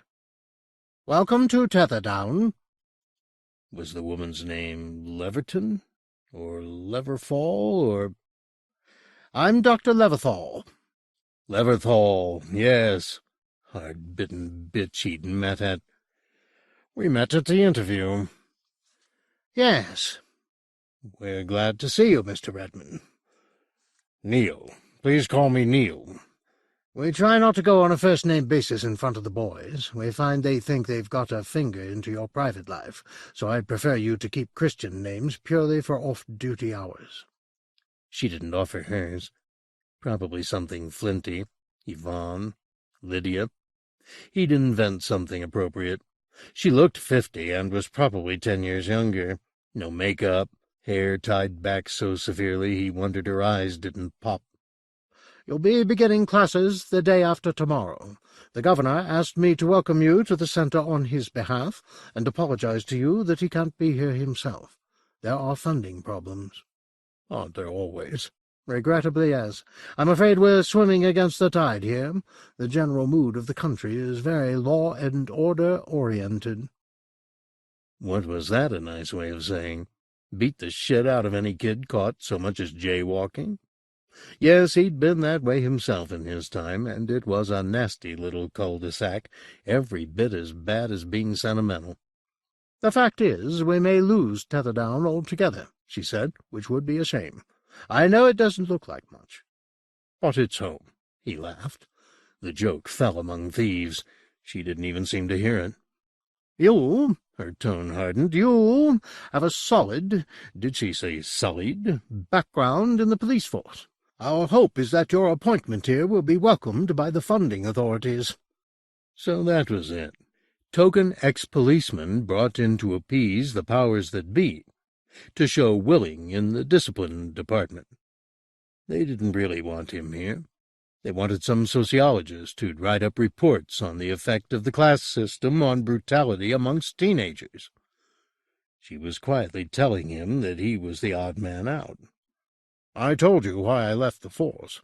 "You mentioned it. Invalided out." "I wouldn't take a desk job. It was as simple as that, and they wouldn't let me do what I did best. Danger to myself, according to some of them." She seemed a little embarrassed by his explanation. Her a psychologist, too. She should have been devouring this stuff. It was his private hurt he was making public here. He was coming clean, for Christ's sake. "So I was out on my backside after 24 years. He hesitated, then said his piece. "I'm not a token policeman. I'm not any kind of policeman. The force and I parted company. Understand what I'm saying?" "Good, good." She didn't understand a bloody word. He tried another approach. "I'd like to know what the boys have been told." "Been told? About me?" "Well, something of your background." "I see. They'd been warned. Here come the pigs." "It seemed important." He grunted. "You see, so many of these boys have real aggression problems. That's a source of difficulty for so very many of them. They can't control themselves, and consequently they suffer." He didn't argue, but she looked at him severely as though he had. "Oh, yes, they suffer. That's why we're at such pains to show some appreciation of their situation, to teach them that there are alternatives." She walked across to the window. From the second story there was an adequate view of the grounds. Tetherdown had been some kind of estate, and there was a good deal of land attached to the main house. A playing field, its grass sere in the midsummer drought. Beyond it, a cluster of outhouses, some exhausted trees, shrubbery, and then rough wasteland off to the wall. He'd seen the wall from the other side. Alcatraz would have been proud of it. We try to give them a little freedom, a little education, and a little sympathy. There's a popular notion, isn't there, that delinquents enjoy their criminal activities? This isn't my experience at all. They come to me guilty, broken. One broken victim flicked a V at Leverthal's back as he sauntered along the corridor. Hair slicked down and parted in 3 places, a couple of home-grown tattoos on his forearm, unfinished.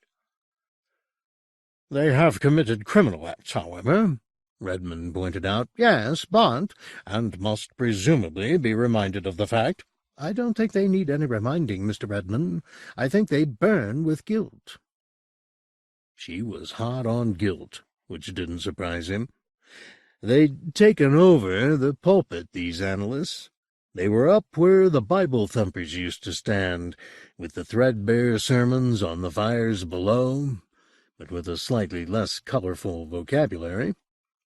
It was fundamentally the same story, though, complete with the promises of healing, if the rituals were observed, and behold, the righteous shall inherit the kingdom of heaven. There was a pursuit on the playing field, he noticed. Pursuit, and now a capture. One victim was laying into another smaller victim with his boot. It was a fairly merciless display. Leverthal caught the scene at the same time as Redmond. "Excuse me, I must—" She started down the stairs. "Your workshop is 3rd door on the left if you want to take a look," she called over her shoulder. "I'll be right back." Like hell she would. Judging by the way the scene on the field was progressing, it would be a 3-crowbar job to prise them apart. Redmond wandered along to his workshop.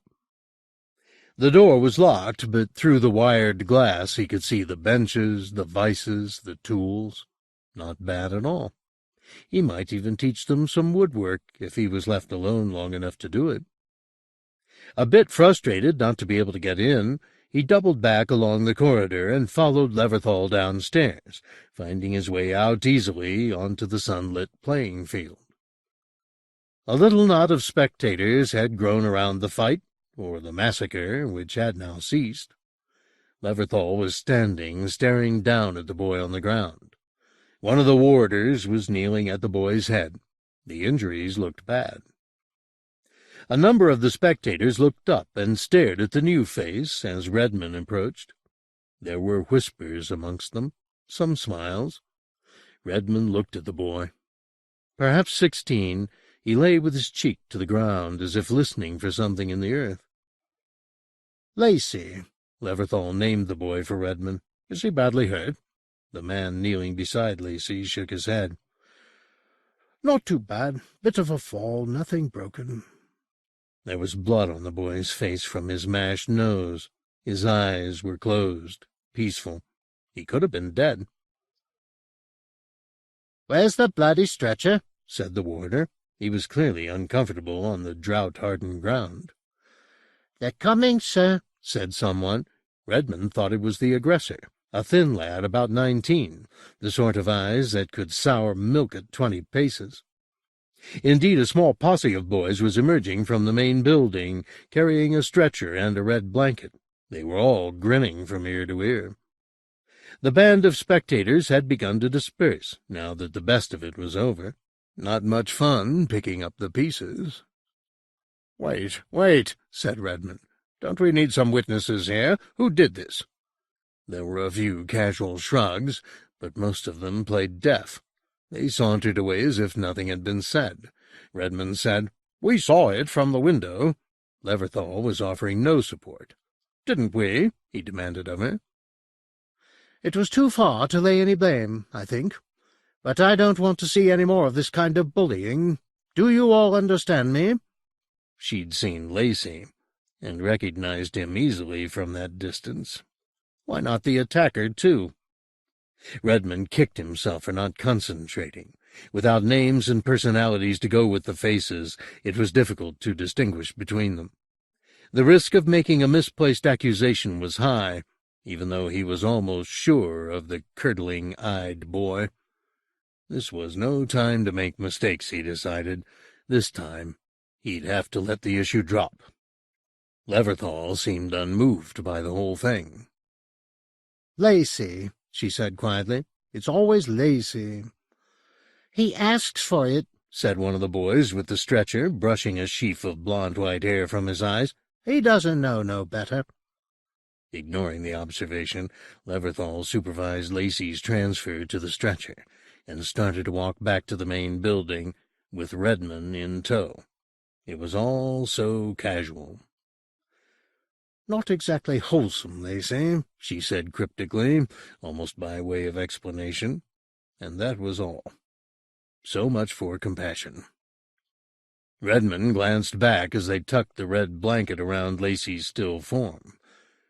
Two things happened, almost simultaneously.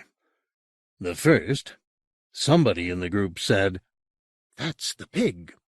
The second, Lacey's eyes opened and looked straight into Redmond, wide, clear, and true. Redmond spent a good deal of the next day putting his workshop in order. Many of the tools had been broken or rendered useless by untrained handling. Saws without teeth, chisels that were chipped and edgeless, broken vices. He'd need money to resupply the shop with the basics of the trade. But now wasn't the time to start asking. Wiser to wait and be seen to do a decent job. He was quite used to the politics of institutions. The force was full of it. About 4:30, a bell started to ring, a good way from the workshop. He ignored it, but after a time his instincts got the better of him. Bells were alarms, and alarms were sounded to alert people. He left his tidying, locked the workshop door behind him, and followed his ears. The bell was ringing in what was laughingly called the hospital unit.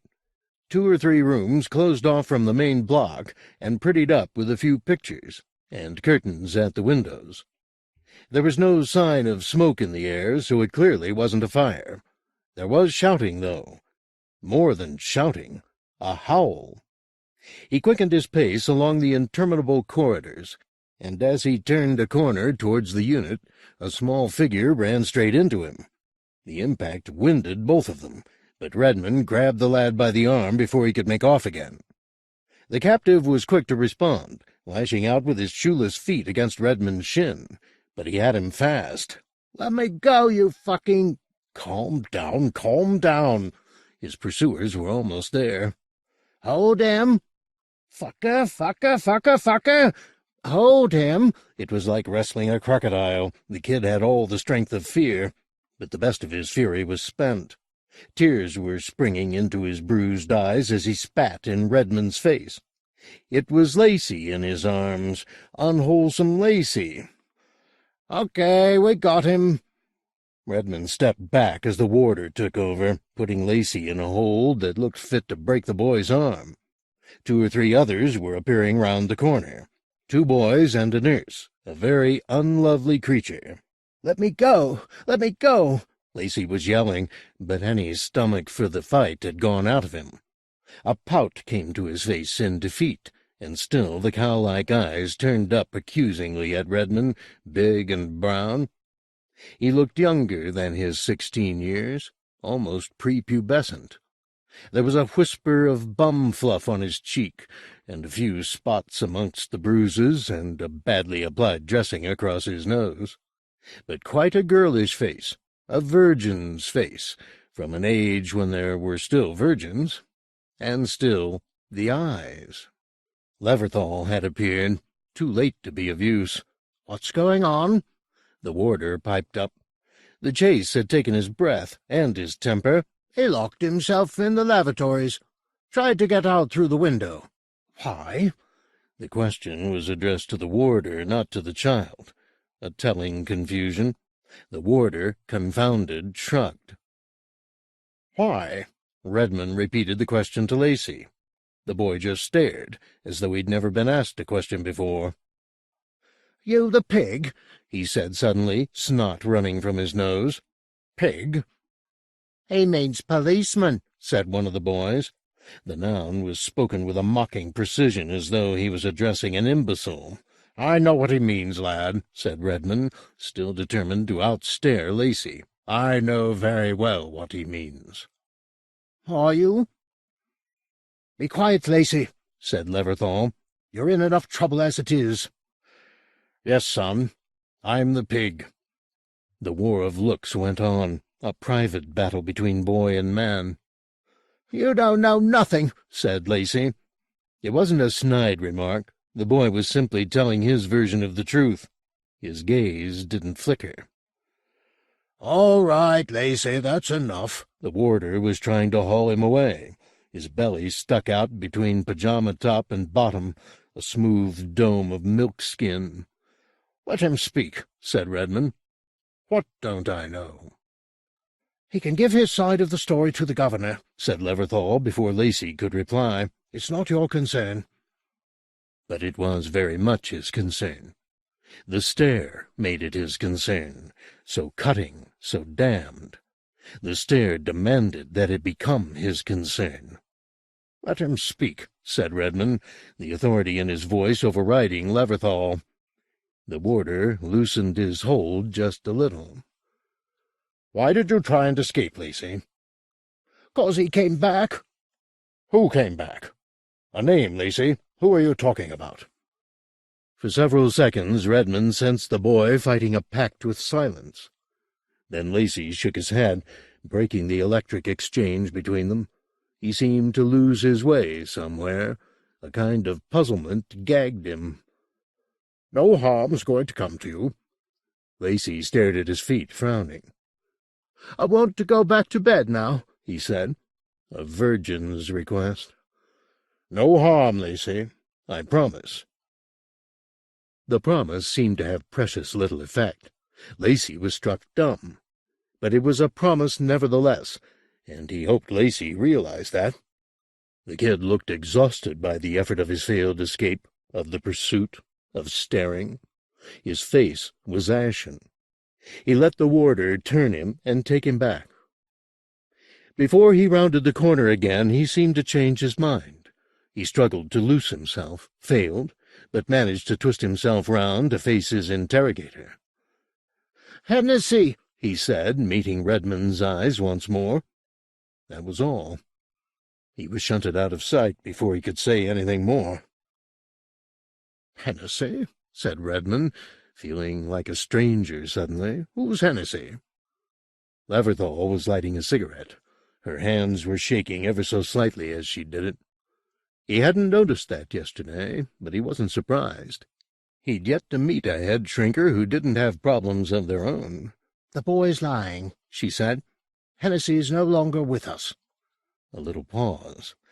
Redmond didn't prompt. It would only make her jumpy. "Lacey's clever," she went on, putting the cigarette to her colorless lips. "He knows just the spot." "Eh? You're new here, and he wants to give you the impression that he's got a mystery all of his own." "It isn't a mystery, then?" "Hennessy?" she snorted. "Good God, no. He escaped custody in early May. He and Lacey—" She hesitated, without wanting to. "He and Lacey had something between them.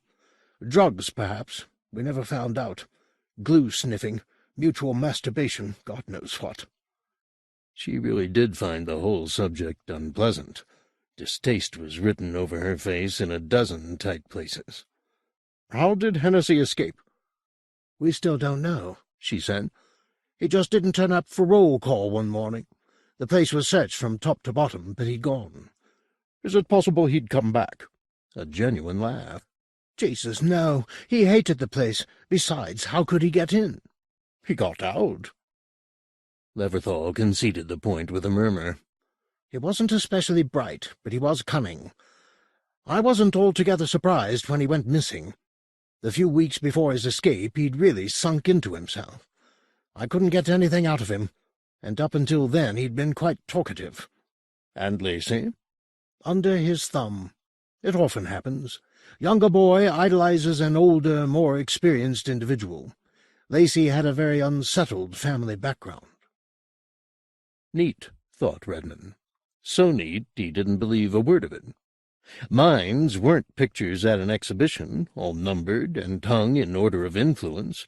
One marked cunning, the next impressionable. They were scrawls. They were sprawling splashes of graffiti, unpredictable, unconfinable. And little boy Lacey? He was written on water. Classes began the next day. In a heat so oppressive it turned the workshop into an oven by 11. But the boys responded quickly to Redmond's straight dealing. They recognized in him a man they could respect without liking. They expected no favors, and received none. It was a stable agreement. Redmond found the staff on the whole less communicative than the boys. An oddball bunch, all in all. Not a strong heart amongst them, he decided. The routine of tether-down, its rituals of classification, of humiliation, seemed to grind them into a common gravel. Increasingly he found himself avoiding conversation with his peers. The workshop became a sanctuary, a home from home, smelling of newly cut wood and bodies. It was not until the following Monday that one of the boys mentioned the farm. Nobody had told him there was a farm in the grounds of the center, and the idea struck Redmond as absurd. "Nobody much goes down there," said Creeley, one of the worst woodworkers on God's earth. "It stinks." General laughter. "All right, lads, settle down." The laughter subsided, laced with a few whispered jibes. "Where's this farm, Creeley?" "It's not even a farm, really, sir," said Creeley, chewing his tongue, an incessant routine. "It's just a few huts. Stink they do, sir, especially now." He pointed out of the window to the wilderness beyond the playing field. Since he'd last looked out at the site, that first day with Leverthal, the wasteland had ripened in the sweaty heat, ranker with weeds than ever. Creeley pointed out a distant brick wall, all but hidden behind a shield of shrubs. "See it, sir?" "Yes, I see it." "That's the sty, sir." Another round of sniggers. "What's so funny?" He wheeled on the class. A dozen heads snapped down to their work. "I wouldn't go down there, sir. It's high as a fucking kite." Creeley wasn't exaggerating. Even in the relative cool of the late afternoon, the smell wafting off the farm was stomach-turning. Redmond just followed his nose across the field and past the outhouses. The buildings he glimpsed from the workshop window were coming out of hiding. A few ramshackle huts thrown up out of corrugated iron and rotting wood, a chicken run, and the brick-built sty were all the farm could offer. As Creeley had said, it wasn't really a farm at all. It was a tiny, domesticated dachau, filthy and forlorn. Somebody obviously fed the few prisoners, the hens, the half-dozen geese, the pigs, but nobody seemed to bother to clean them out. Hence that rotten smell.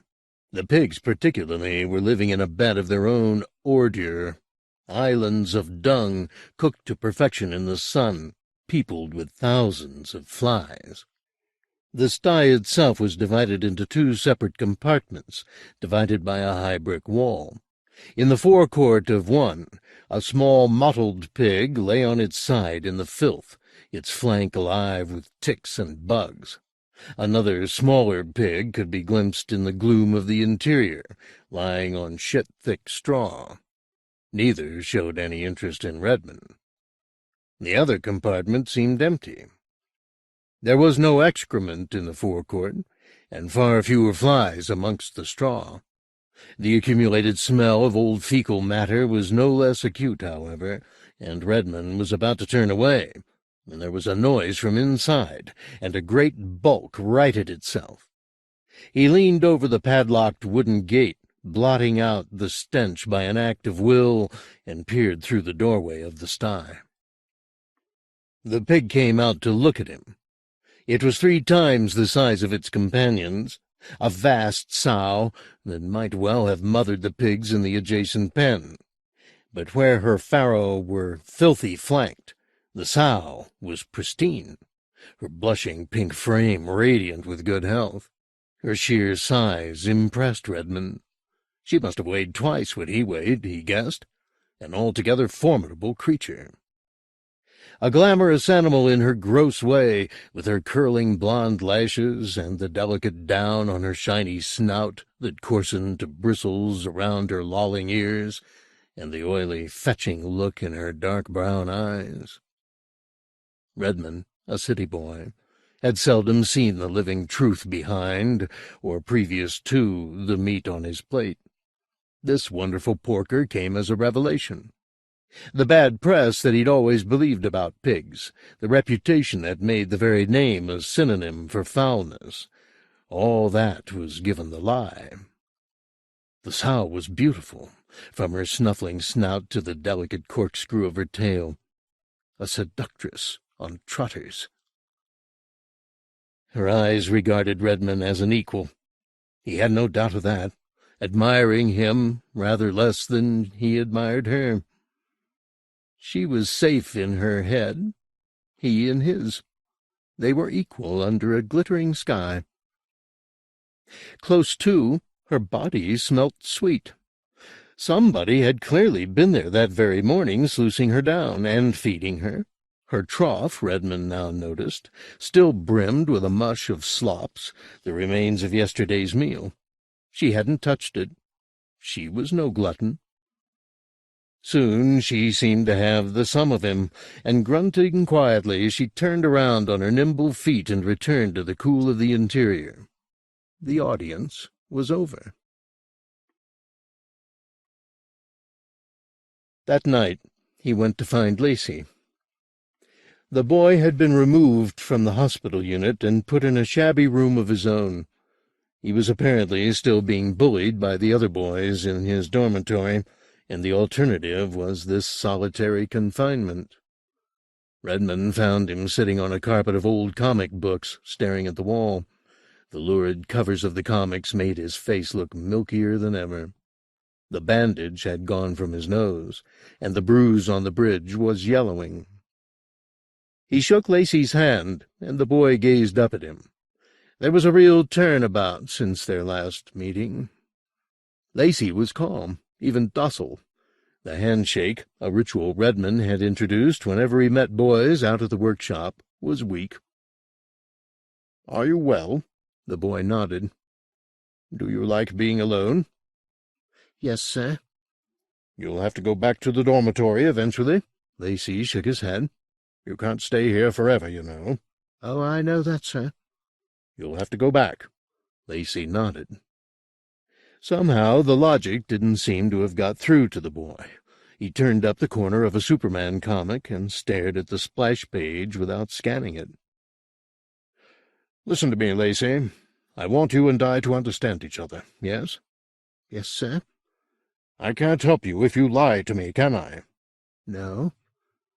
"Why did you mention Kevin Hennessy's name to me last week? I know that he isn't here any longer. He escaped, didn't he?"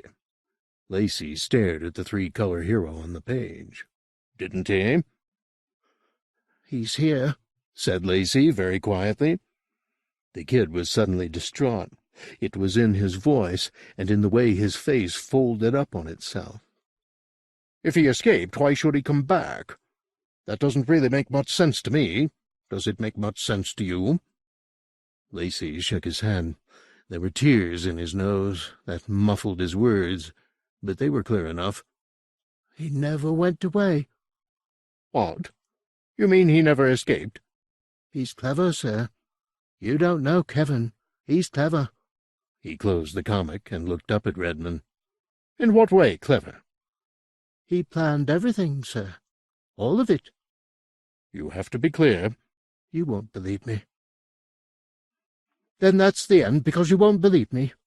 He hears, you know. He's everywhere. He doesn't care about walls. Dead people don't care about nothing like that." Dead. A smaller word than alive, but it took the breath away. "He can come and go," said Lacey, "any time he wants." "Are you saying Hennessy is dead?" said Redmond. "Be careful, Lacey." The boy hesitated. He was aware that he was walking a tightrope, very close to losing his protector. "You promised," he said suddenly, cold as ice. "Promised no harm would come to you. It won't. I said that, and I meant it, but that doesn't mean you can tell me lies, Lacey." "What lies, sir?" "Hennessy isn't dead." "He is, sir. They all know he is. He hanged himself with the pigs." Redmond had been lied to many times, by experts, and he felt he'd become a good judge of liars. He knew all the telltale signs, but the boy exhibited none of them. He was telling the truth. Redmond felt it in his bones. The truth, the whole truth, nothing but. That didn't mean that what the boy was saying was true. He was simply telling the truth as he understood it. He believed Hennessy was deceased. That proved nothing. "If Hennessy were dead—" "He is, sir." "If he were, how could he be here?" The boy looked at Redmond without a trace of guile in his face. "Don't you believe in ghosts, sir?" So transparent a solution, it flummoxed Redmond. Hennessy was dead, yet Hennessy was here. Hence, Hennessy was a ghost. "Don't you, sir?" The boy wasn't asking a rhetorical question. He wanted, no, he demanded a reasonable answer to his reasonable question. "No, boy," said Redmond. "No, I don't."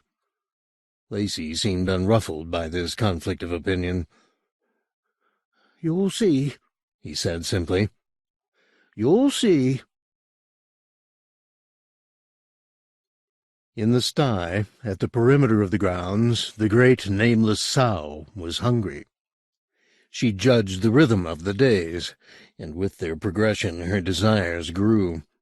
She knew that the time for stale slops in a trough was past. Other appetites had taken the place of those piggy pleasures. She had a taste, since the first time, for food with a certain texture, a certain resonance. It wasn't food she would demand all the time, only when the need came on her. Not a great demand, once in a while, to gobble at the hand that fed her. She stood at the gate of her prison, listless with anticipation, waiting and waiting. She snaffled, she snorted, her impatience becoming a dull anger. In the adjacent pen, her castrated sons, sensing her distress, became agitated in their turn. They knew her nature, and it was dangerous. She had, after all, eaten 2 of their brothers, living, fresh and wet from her own womb. Then there were noises through the blue veil of twilight, the soft brushing sound of passage through the nettles, accompanied by the murmur of voices. 2 boys were approaching the sty, respect and caution in every step. She made them nervous, and understandably so. The tales of her tricks were legion. Didn't she speak, when angered, in that possessed voice, bending her fat, porky mouth to talk with a stolen tongue? Wouldn't she stand on her back trotters sometimes, pink and imperial, and demand that the smallest boys be sent into her shadow to suckle her, naked, like her Pharaoh? And wouldn't she beat her vicious heels upon the ground, until the food they brought for her was cut into petit pieces and delivered into her maw between trembling finger and thumb? All these things she did, and worse. Tonight, the boys knew, they had not brought what she wanted. It was not the meat she was due that lay on the plate they carried, not the sweet white meat that she had asked for in that other voice of hers, the meat she could, if she desired, take by force. Tonight the meal was simply stale bacon filched from the kitchens. The nourishment she really craved, the meat that had been pursued and terrified to engorge the muscle, then bruised like a hammered steak for her delectation, that meat was under special protection. It would take a while to coax it to the slaughter. Meanwhile, they hoped she would accept their apologies and their tears, and not devour them in her anger.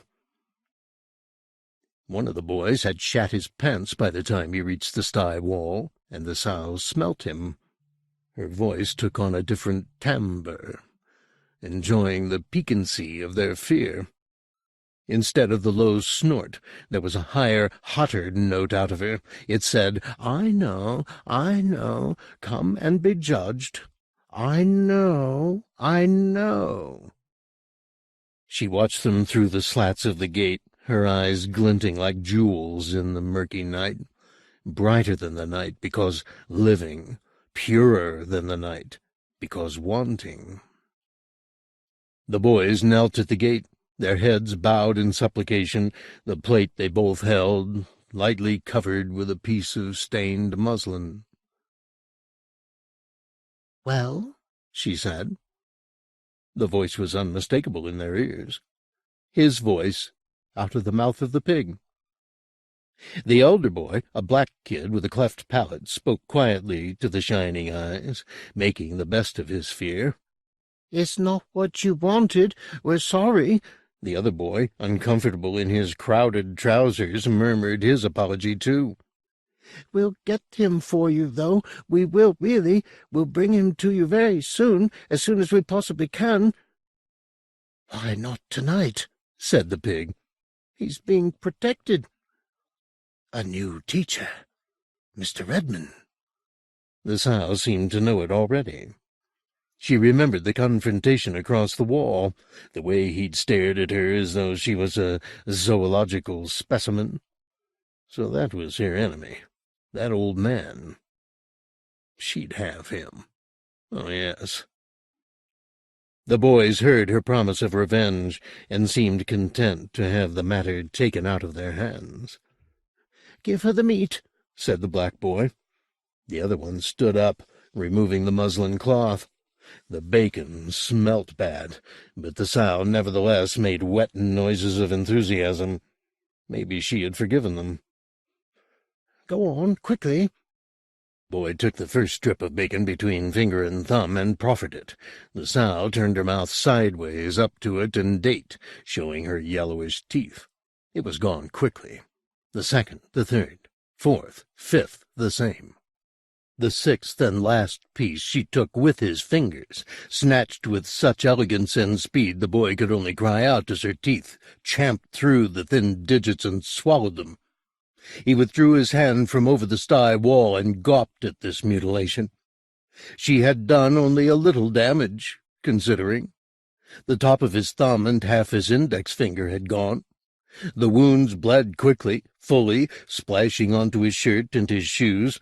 She grunted and snorted and seemed satisfied. The boy yelped and ran. "Tomorrow," said the sow to the remaining supplicant. "Not this old pig meat. It must be white and lacy." She thought that was a fine joke.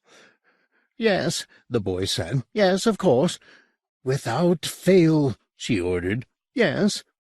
"Or I come for him myself. Do you hear me?" "Yes." "I come for him myself, wherever he's hiding. I will eat him in his bed if I wish. In his sleep I will eat off his feet, then his legs, then his balls, then his hips. Yes, I want him," said the sow, grinding her trotter in the straw. "He's mine." "Hennessy dead?"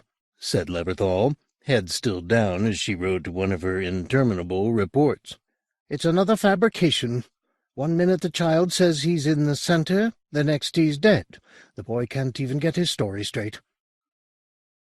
It was difficult to argue with the contradictions unless one accepted the idea of ghosts as readily as Lacey. There was no way Redmond was going to try and argue that point with the woman. That part was a nonsense. Ghosts were foolishness, just fears made visible. But the possibility of Hennessy's suicide made more sense to Redmond. He pressed on with his argument. "So where did Lacey get this story from? about Hennessy's death. It's a funny thing to invent." She deigned to look up, her face drawn up into itself like a snail in its shell. "Fertile imaginations are par for the course here. If you heard the tales I've got on tape, the exoticism of some of them would blow your head open." "Have there been suicides here?" "In my time," she thought for a moment, pen poised. "2 attempts. Neither, I think, intended to succeed. Cries for help." "Was Hennessy one?" She allowed herself a little sneer as she shook her head. "Hennessy was unstable in a completely different direction. He thought he was going to live forever. That was his little dream. Hennessy, the Nietzschean Superman. He had something close to contempt for the common herd. As far as he was concerned, he was a breed apart. As far beyond the rest of us mere mortals as he was beyond that wretched—" He knew she was going to say pig, but she stopped just short of the word. "Those wretched animals on the farm," she said, looking back down at her report. "Hennessy spent time at the farm. No more than any other boy," she lied. "None of them like farm duties, but it's part of the work rota. Mucking out isn't a very pleasant occupation. I can testify to that." The lie he knew she'd told made Redmond keep back Lacey's final detail, that Hennessy's death had taken place in the pigsty. He shrugged and took an entirely different tack. "Is Lacey under medication?" "Some sedatives." "Are the boys always sedated when they've been in a fight?" "Only if they try to make escapes. We haven't got enough staff to supervise the likes of Lacey. I don't see why you're so concerned." "I want him to trust me. I promised him. I don't want him let down." "Frankly, all this sounds suspiciously like special pleading. The boy's one of many. No unique problems, and no particular hope of redemption." Redemption? It was a strange word. "Rehabilitation, whatever you choose to call it. Look, Redmond, I'll be frank. There's a general feeling that you're not really playing ball here." "Oh?"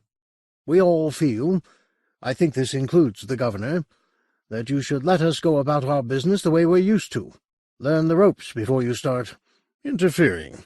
She nodded. "It's as good a word as any. You're making enemies." "Thank you for the warning."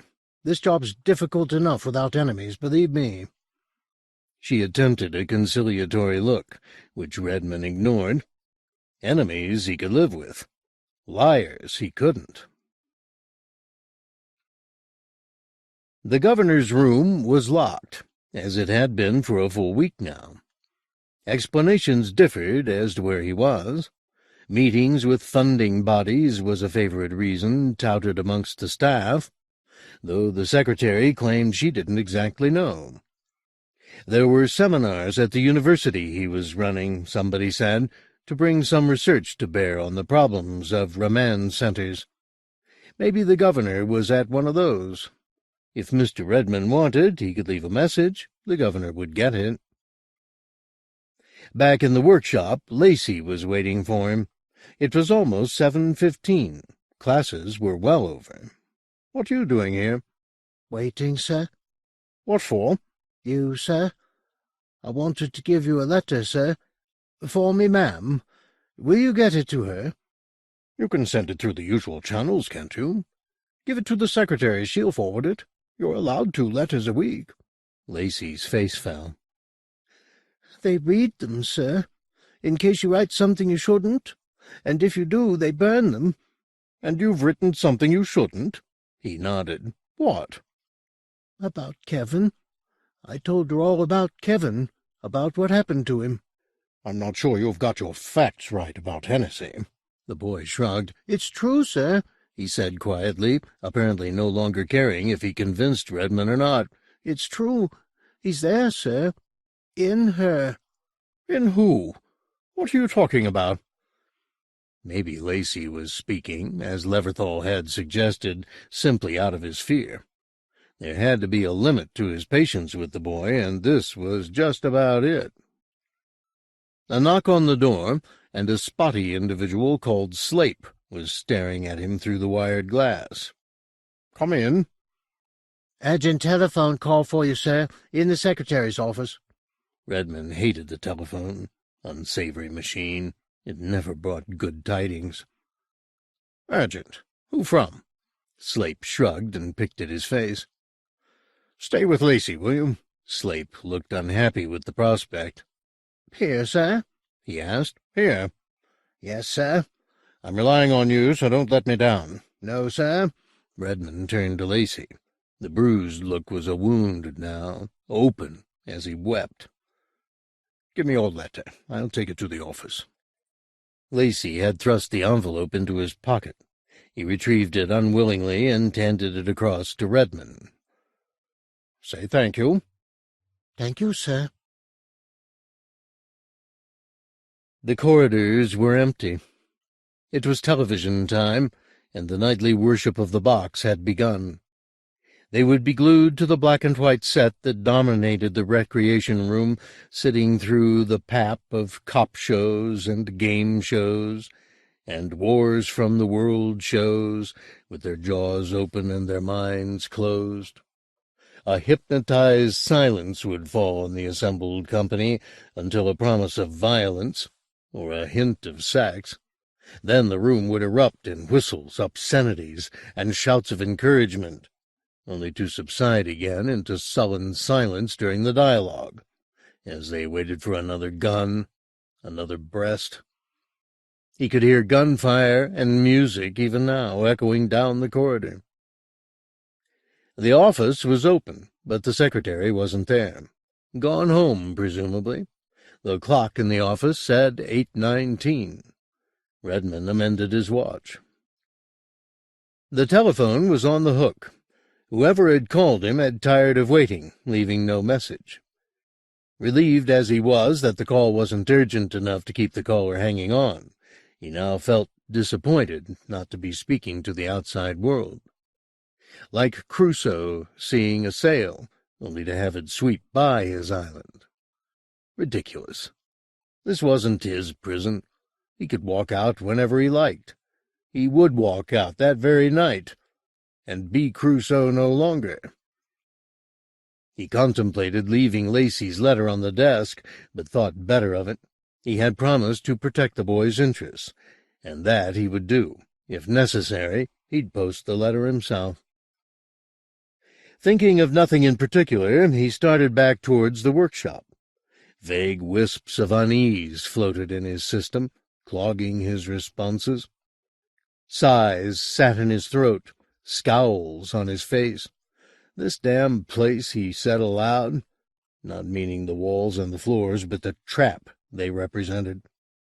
He felt he could die here with his good intentions arrayed around him like flowers round a stiff, and nobody would know, or care, or mourn. Idealism was weakness here, compassion and indulgence. Unease was all. Unease and silence. That was what was wrong. Though the television still popped and screamed down the corridor, there was silence accompanying it. No wolf whistles, no catcalls. Redmond darted back to the vestibule and down the corridor to the recreation room. Smoking was allowed in this section of the building, and the area stank of stale cigarettes. Ahead, the noise of mayhem continued unabated. A woman screamed somebody's name. A man answered and was cut off by a blast of gunfire. Stories, half told, hung in the air. He reached the room and opened the door. The television spoke to him. "Get down. He's got a gun." Another shot. The woman, blonde, big-breasted, took the bullet in her heart and died on the sidewalk beside the man she'd loved. The tragedy went unwatched. The recreation room was empty. The old armchairs and graffiti-carved stools placed around the television set for an audience who had better entertainment for the evening. Redmond wove between the seats and turned the television off. As the silver-blue fluorescence died and the insistent beat of the music was cut dead, he became aware in the gloom, in the hush, of somebody at the door. "Who is it?" "Slape, sir." I told you to stay with Lacey." "He had to go, sir." "Go?" "He ran off, sir. I couldn't stop him." "Damn you! What do you mean you couldn't stop him?" Redmond started to recross the room, catching his foot on a stool. It scraped on the linoleum. A little protest. Slape twitched. "I'm sorry, sir," he said. "I couldn't catch him. I've got a bad foot." Yes, Slape did limp. "Which way did he go?" Slape shrugged. "Not sure, sir." "Well, remember." "No need to lose your temper, sir." The sir was slurred, a parody of respect. Redmond found his hand ditching to hit this pus-filled adolescent. He was within a couple of feet of the door. Slape didn't move aside. "Out of my way, Slape." "Really, sir, there's no way you can help him now. He's gone." "I said out of my way." As he stepped forward to push Slape aside, there was a click at navel level, and the bastard had a flick knife pressed to Redmond's belly. The point bit the fat of his stomach. "There's really no need to go after him, sir." "What in God's name are you doing, Slape?" "We're just playing a game," he said through teeth gone gray. "There's no real harm in it. Best leave well alone."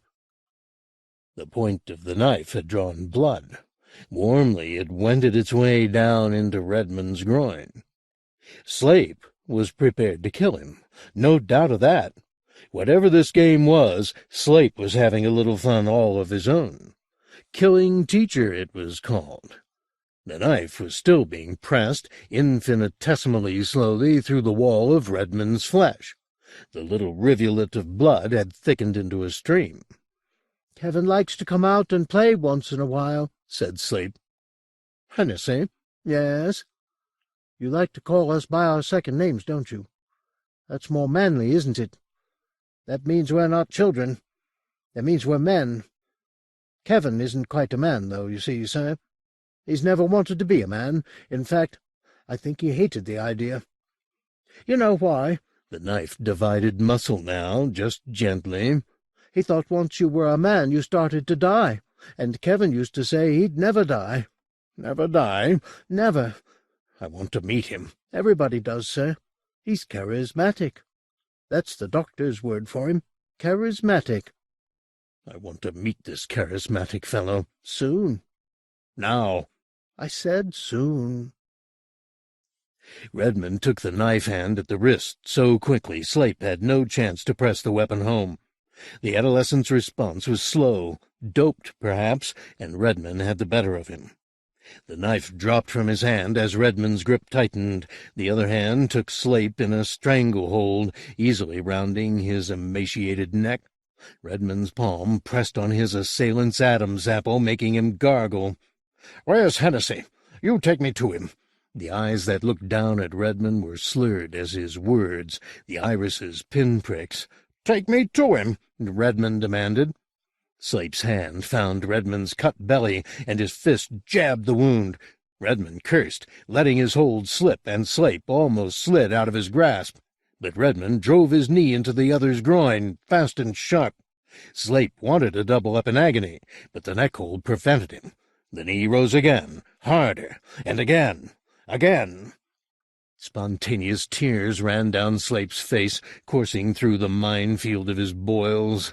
"I can hurt you twice as badly as you can hurt me," Redmond said. "So if you want to go on doing this all night, I'm happy as a sandboy." Slape shook his head, grabbing his breath through his constricted windpipe in short, painful gasps. "You don't want any more?" Slape shook his head again. Redmond let go of him and flung him across the corridor against the wall. Whimpering with pain, his face crimped, he slid down the wall into a fetal position, hands between his legs. "Where's Lacey?" Slape had begun to shake. The words tumbled out. "Where do you think? Kevin's got him." "Where's Kevin?" Slape looked up at Redmond, puzzled. "Don't you know?" "I wouldn't ask if I did, would I?" Slape seemed to pitch forward as he spoke, letting out a sigh of pain. Redmond's first thought was that the youth was collapsing, but Slape had other ideas. The knife was suddenly in his hand again, snatched from the floor, and Slape was driving it up towards Redmond's groin. He sidestepped the cut with a hair's breadth to spare, and Slape was on his feet again, the pain forgotten. The knife slit the air back and forth, Slape hissing his intention through his teeth. "Kill you, pig! Kill you, pig!" Then his mouth was wide, and he was yelling, "Kevin! Kevin, help me!" The slashes were less and less accurate as Slape lost control of himself. Tears, snot, and sweat sliming his face as he stumbled towards his intended victim. Redmond chose his moment and delivered a crippling blow to Slape's knee, the weak leg, he guessed. He guessed correctly. Slape screamed and staggered back, reeling round and hitting the wall face on. Redmond followed through, pressing Slape's back. Too late, he realized what he'd done. Slape's body relaxed as his knife hand, crushed between wall and body, slid out, bloody and weaponless. Slape exhaled death air and collapsed heavily against the wall, driving the knife still deeper into his own gut. He was dead before he touched the ground. Redmond turned him over. He'd never become used to the suddenness of death. To be gone so quickly, like the image on the television screen, switched off and blank, no message. The utter silence of the corridors became overwhelming as he walked back towards the vestibule. The cut on his stomach was not significant, and the blood had made its own scabby bandage of his shirt, knitting cotton to flesh and sealing the wound. It scarcely hurt at all. But the cut was the least of his problems. He had mysteries to unravel now, and he felt unable to face them. The used, exhausted atmosphere of the place made him feel, in his turn, used and exhausted. There was no health to be had here, no goodness, no reason. He believed, suddenly, in ghosts. In the vestibule there was a light burning, a bare bulb suspended over the dead space. By it he read Lacey's crumpled letter. The smudged words on the paper were like matches set to the tinder of his panic. "Mama, they fed me to the pig. Don't believe them if they said I never loved you, or if they said I ran away. I never did. They fed me to the pig. I love you, Tommy." He pocketed the letter and began to run out of the building and across the field. It was well dark now, a deep starless dark, and the air was muggy. Even in daylight he wasn't sure of the route to the farm. It was worse by night. He was very soon lost, somewhere between the playing field and the trees. It was too far to see the outline of the main building behind him, and the trees ahead all looked alike. The night air was foul, no wind to freshen tired limbs. It was as still outside as inside, as though the whole world had become an interior, a suffocating room bounded by a painted ceiling of cloud. He stood in the dark, the blood thumping in his head, and tried to orient himself. To his left, where he had guessed the outhouses to be, a light glimmered. Clearly, he was completely mistaken about his position. The light was at the sty. It threw the ramshackle chicken run into silhouette as he stared at it. There were figures there, several, standing as if watching a spectacle he couldn't yet see. He started towards the sty, not knowing what he would do once he reached it.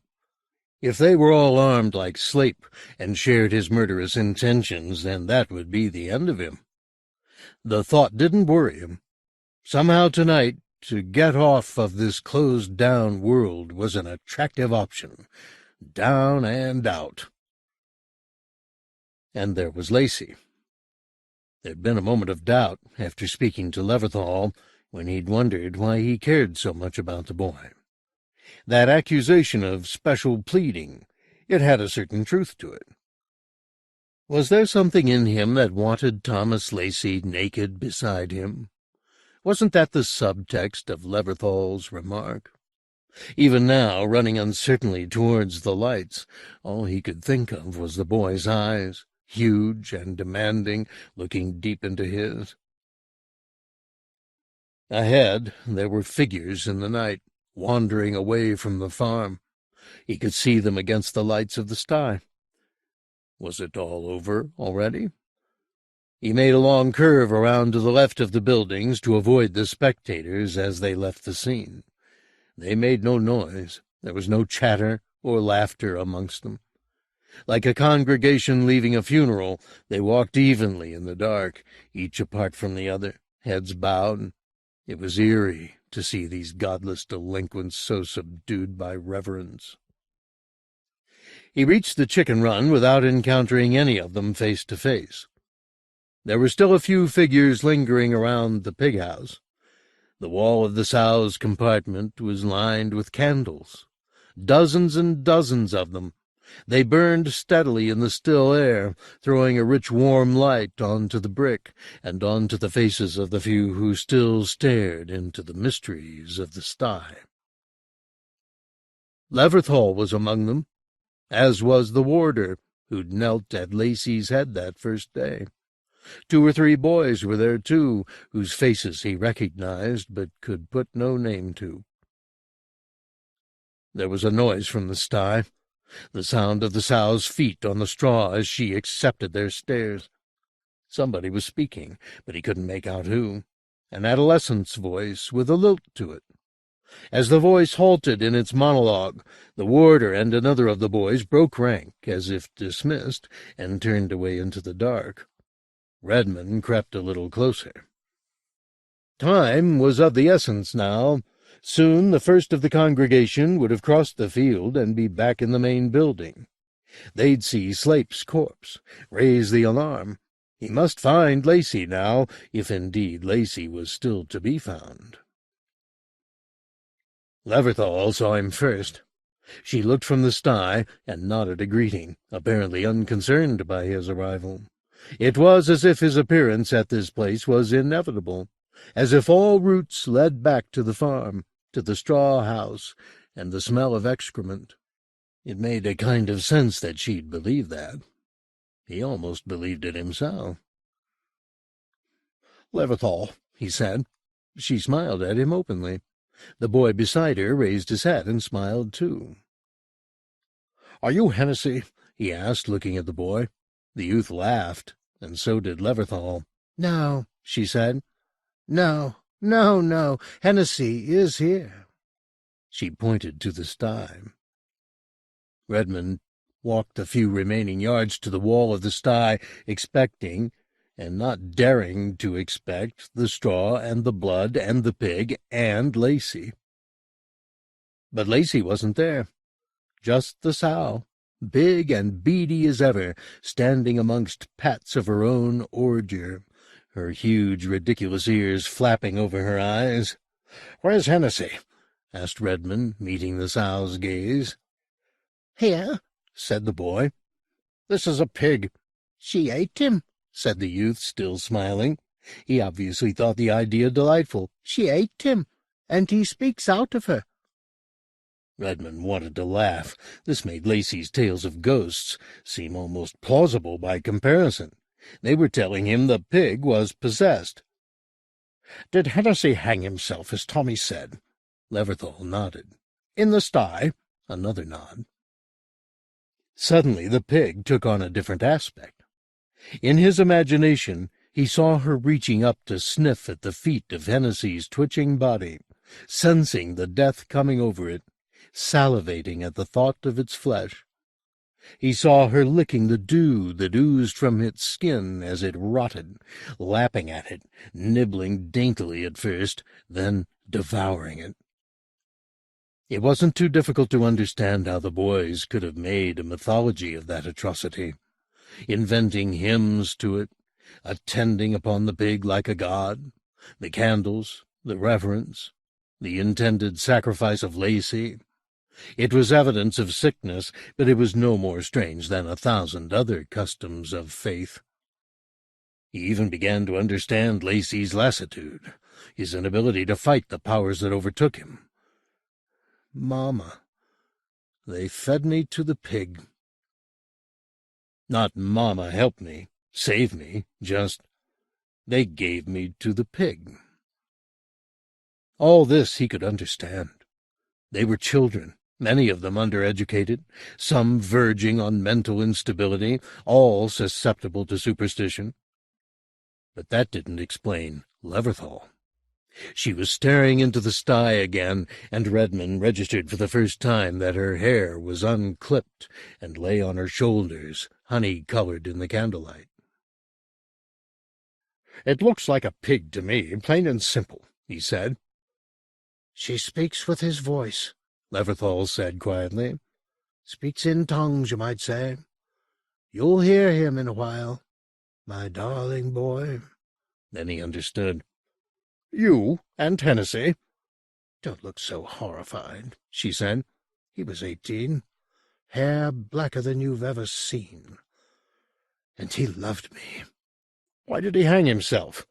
"To live forever," she said, "so he'd never be a man and die."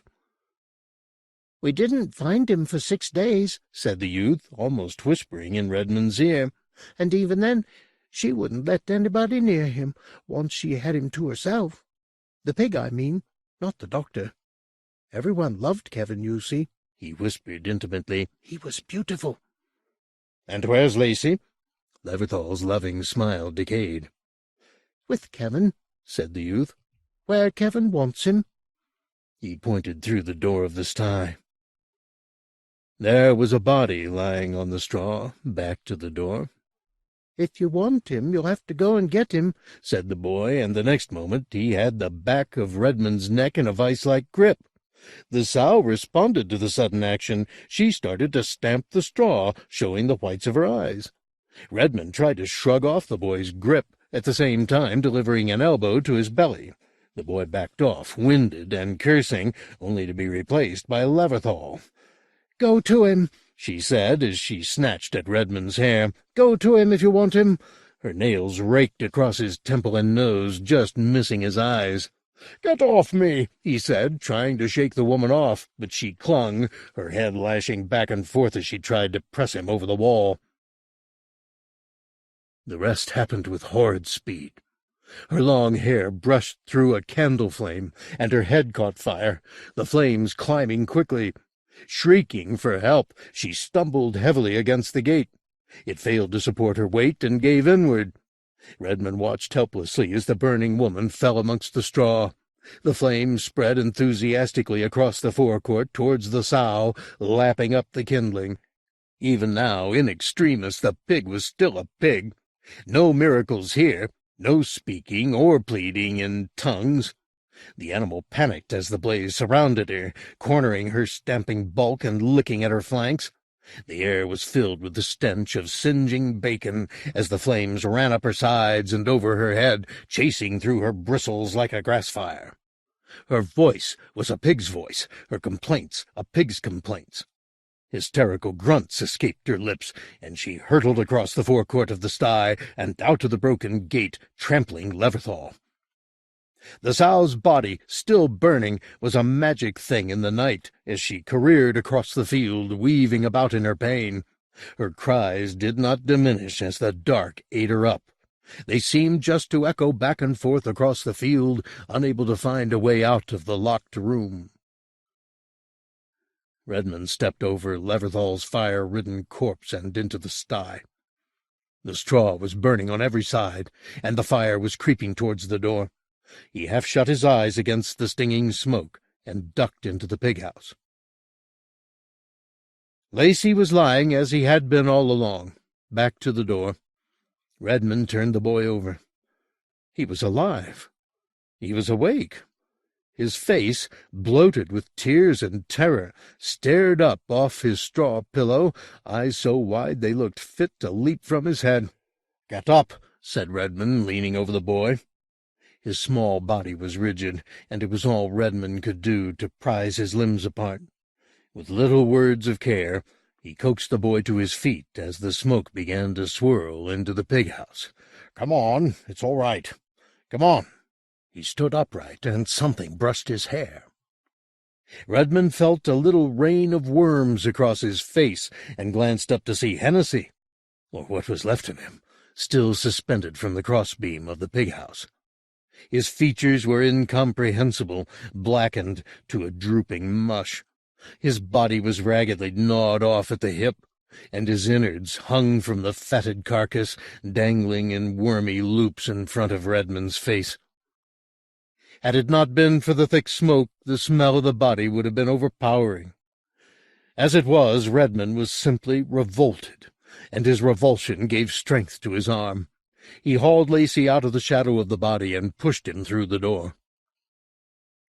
Outside, the straw was no longer blazing as brightly, but the light of fire and candles and burning body still made him squint after the dark interior.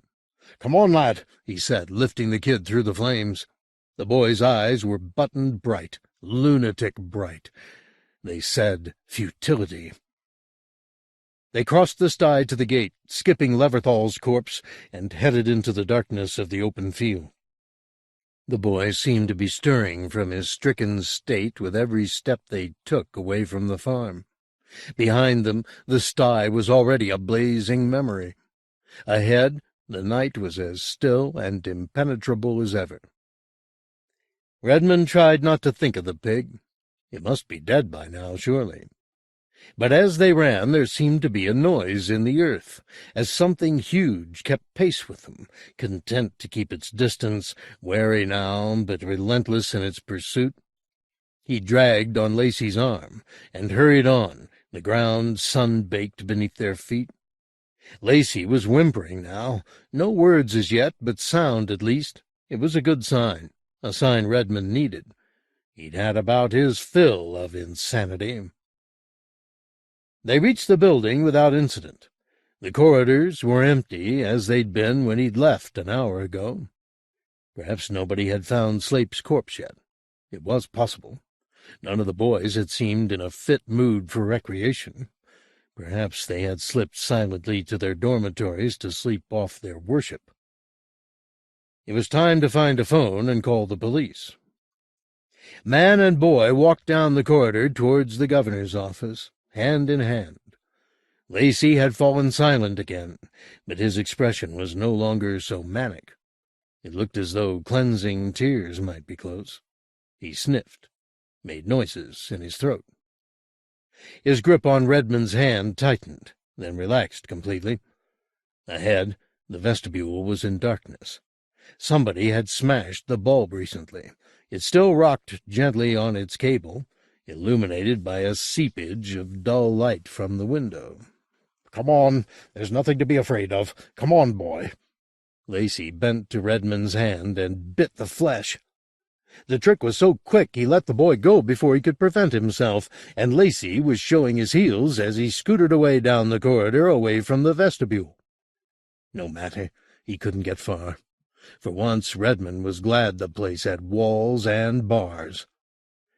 Redmond crossed the darkened vestibule to the secretary's office. Nothing moved. Whoever had broken the bulb was keeping very quiet, very still. The telephone had been smashed, too. Not just broken, smashed to smithereens. Redmond doubled back to the governor's room. There was a telephone there. He'd not be stopped by vandals. The door was locked, of course, but Redmond was prepared for that. He smashed the frosted glass in the window of the door with his elbow and reached through to the other side. No key there. To hell with it, he thought, and put his shoulder to the door. It was sturdy, strong wood, and the lock was good quality. His shoulder ached, and the wound in his stomach had reopened by the time the lock gave and he gained access to the room. The floor was littered with straw. The smell inside made the sty seem sweet. The governor was lying behind his desk, his heart eaten out. "The pig," said Redmond. "The pig! The pig!" And saying "the pig," he reached for the phone. A sound. He turned and met the blow full face. It broke his cheekbone and his nose. The room mottled and went white. The vestibule was no longer dark. Candles were burning. It seemed hundreds of them in every corner, on every edge. But then his head was swimming, his eyesight blurred with concussion. It could have been a single candle multiplied by senses that could no longer be trusted to tell the truth.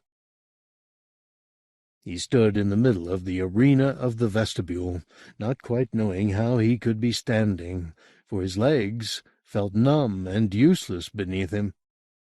At the periphery of his vision, beyond the light of the candles, he could hear people talking. No, not really talking.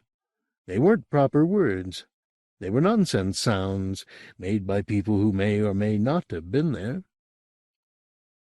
Then he heard the grunt, the low asthmatic grunt of the sow, and straight ahead she emerged from the swimming light of the candles. She was bright and beautiful no longer.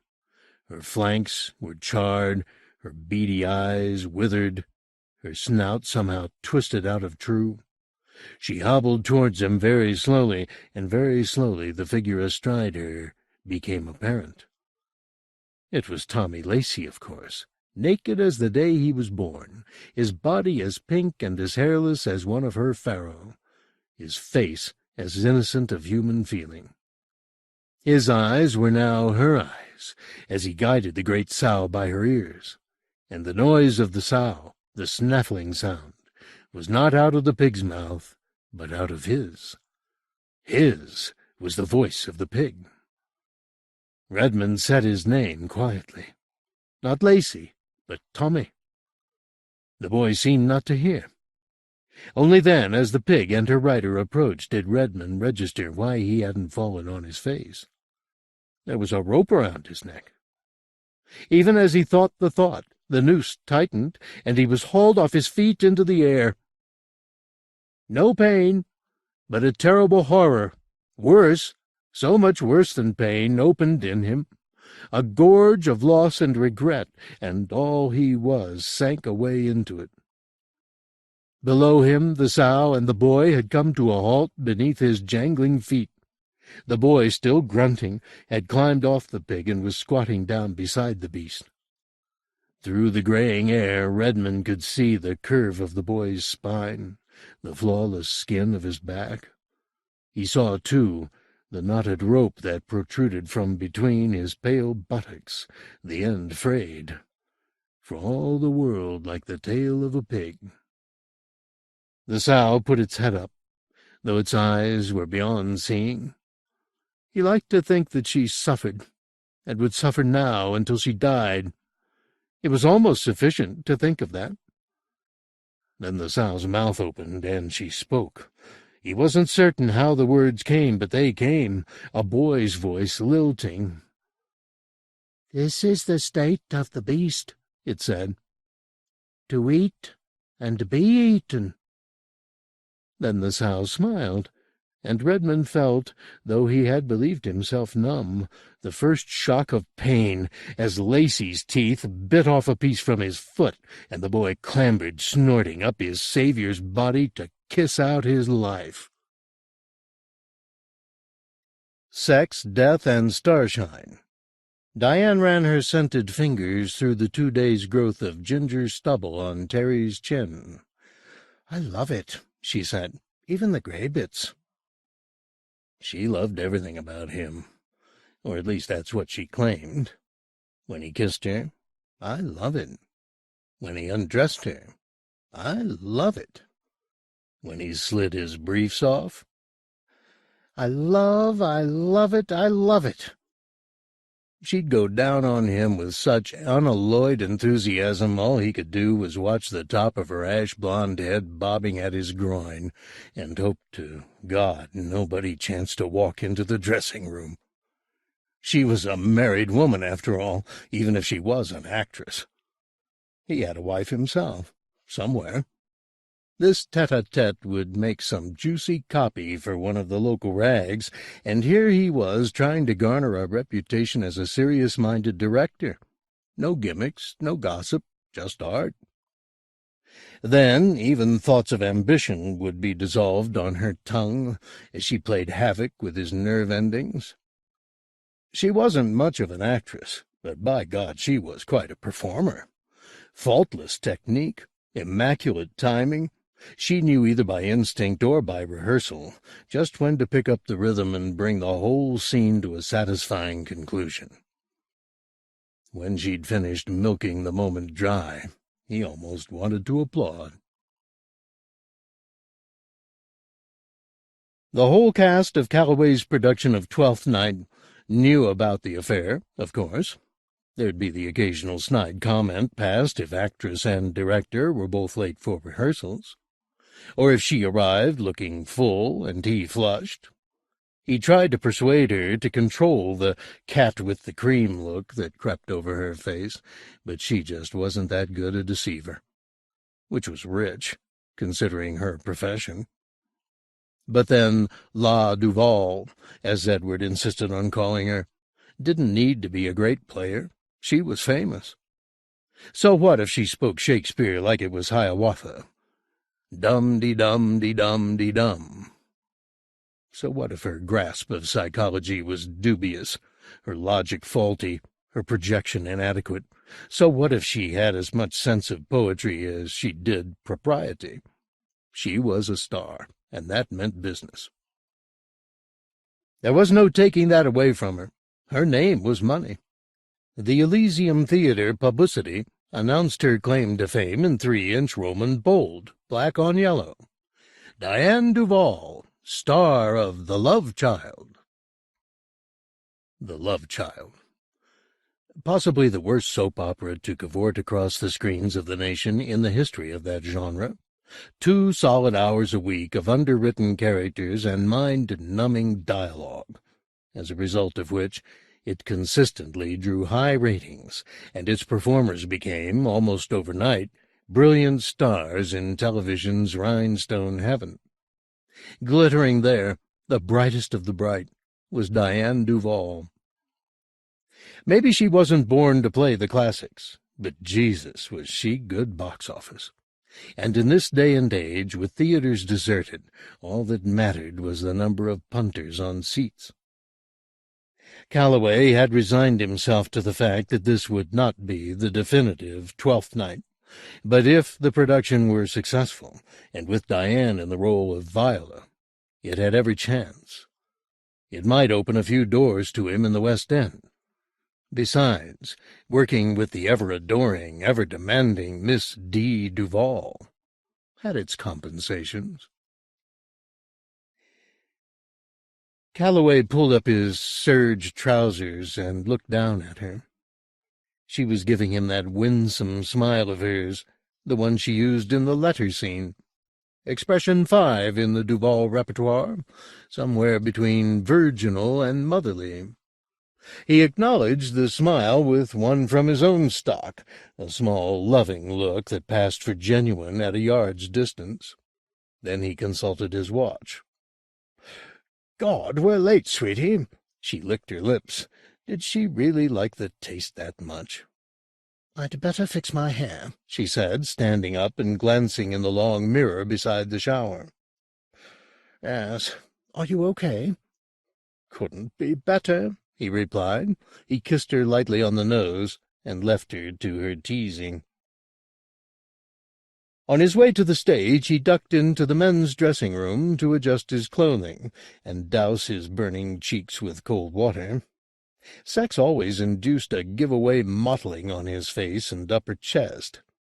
Bending to splash water on himself, Calloway studied his features critically in the mirror over the sink.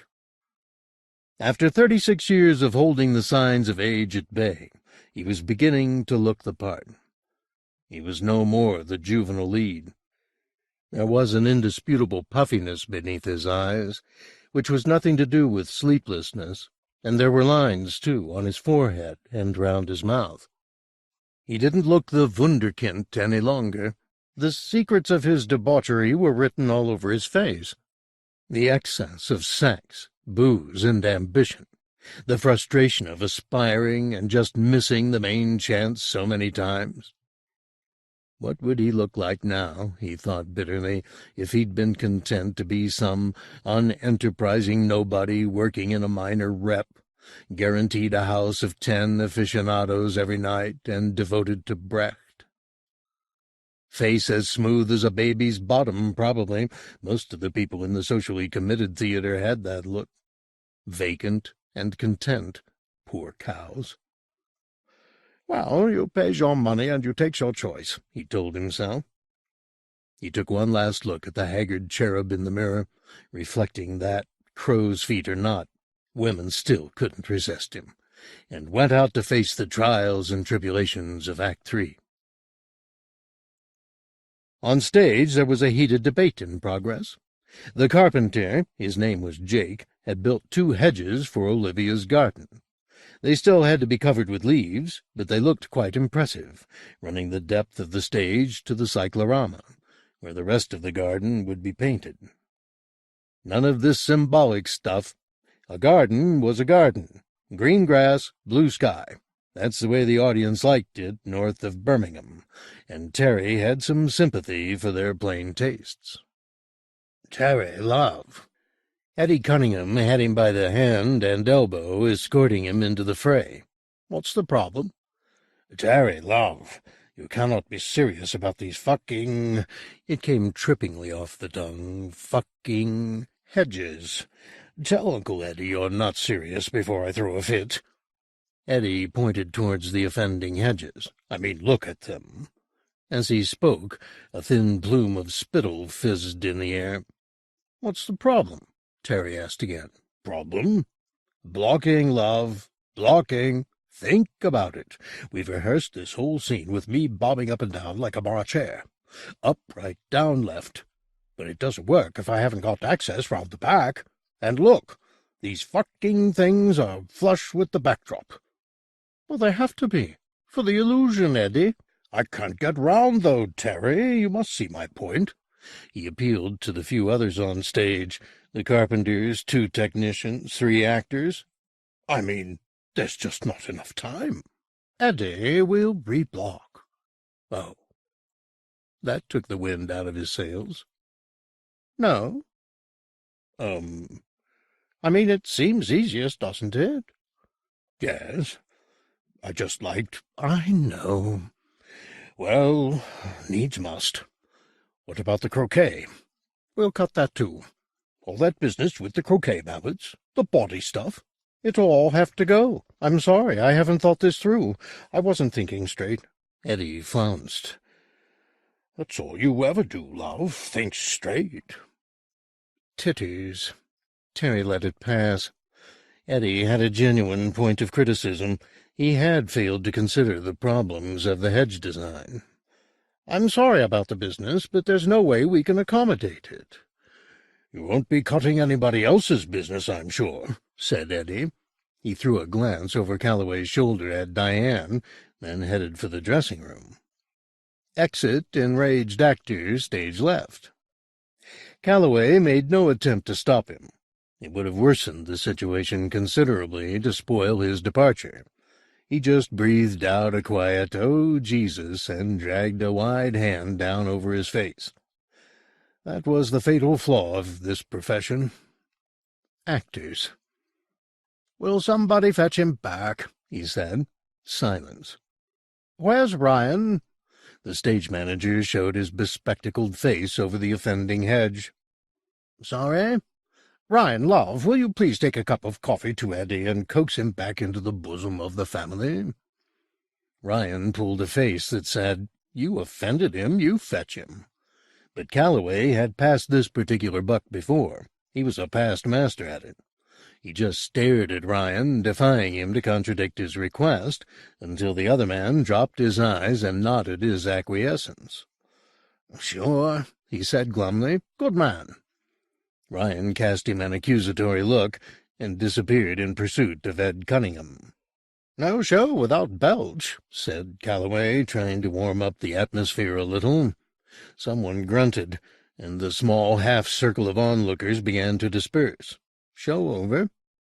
Okay, said Calloway, picking up the pieces. "Let's get to work. We'll run through from the top of the scene. Diane, are you ready?" "Yes." "Okay, shall we run it?" He turned away from Olivia's garden and the waiting actors just to gather his thoughts. Only the stage working lights were on. The auditorium was in darkness. It yawned at him insolently, row upon row of empty seats, defying him to entertain them. Ah, the loneliness of the long-distance director. There were days in this business when the thought of life as an accountant seemed a consummation devoutedly to be wished, to paraphrase the Prince of Denmark. In the gods of the Elysium, somebody moved. Calloway looked up from his doubts and stared through the swarthy air. Had Eddie taken residence on the very back row? No, surely not.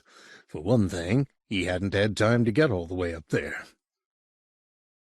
"Eddie," Calloway ventured, capping his hand over his eyes, "is that you?" He could just make the figure out. No, not a figure, figures. Two people, edging their way along the back row, making for the exit. Whoever it was, it certainly wasn't Eddie. "That isn't Eddie, is it?" said Calloway, turning back into the fake garden. "No," someone replied. It was Eddie speaking. He was back on stage, leaning on one of the hedges, cigarette clamped between his lips. "Eddie, it's all right," said the actor good-humoredly. "Don't grovel. I can't bear to see a pretty man grovel." "We'll see if we can slot the mallet business in somewhere," said Calloway, eager to be conciliatory. Eddie shook his head and flicked ash off his cigarette. "No need." "Really?" "It didn't work too well, anyhow." The grand circle door creaked a little as it closed behind the visitors. Calloway didn't bother to look around. They'd gone, whoever they were. "There was somebody in the house this afternoon." Hammersmith looked up from the sheets of figures he was poring over. "Oh?" His eyebrows were eruptions of wire-thick hair that seemed ambitious beyond their calling. They were raised high above Hammersmith's tiny eyes in patently fake surprise. He plucked at his bottom lip with nicotine-stained fingers. "Any idea who it was?" He plucked on, still staring up at the younger man, undisguised contempt on his face. "Is it a problem?" "I just want to know who was in looking at the rehearsal, that's all. I think I've got a perfect right to ask." "Perfect right," said Hammersmith, nodding slightly and making his lips into a pale bow. "There was talk of somebody coming up from the National," said Calloway. "My agents were arranging something. I just don't want somebody coming in without me knowing about it, especially if they're important." Hammersmith was already studying the figures again. His voice was tired. "Terry, if there's someone in from the South Bank to look your opus over, I promise you'll be the first to be informed. All right?" The inflection was so bloody rude. So run along, little boy. Calloway itched to hit him. "I don't want people watching rehearsals unless I authorize it, Hammersmith. Hear me? And I want to know who was in today." The manager sighed heavily. "Believe me, Terry," he said, "I don't know myself. I suggest you ask Tallulah. She was front of house this afternoon. If somebody came in, presumably she saw them." He sighed again. "All right, Terry." Calloway left it at that. He had his suspicions about Hammersmith. The man couldn't give a shit about theater. He never failed to make that absolutely plain. He affected an exhausted tone whenever anything but money was mentioned, as though matters of aesthetics were beneath his notice.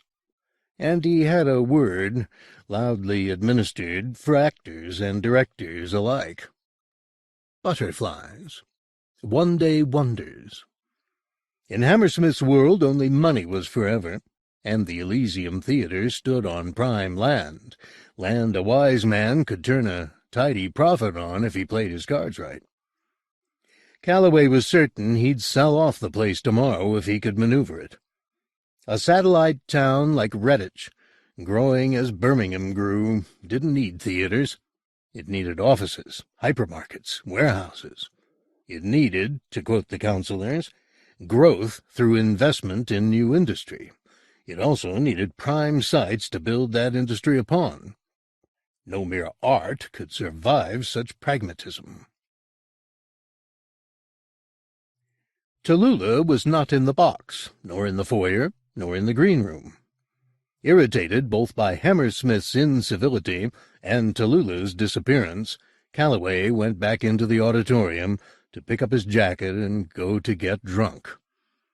The rehearsal was over, and the actors long gone. The bare hedges looked somewhat small from the back row of the stalls. Maybe they needed an extra few inches. He made a note on the back of a show bill he found in his pocket. Hedges bigger.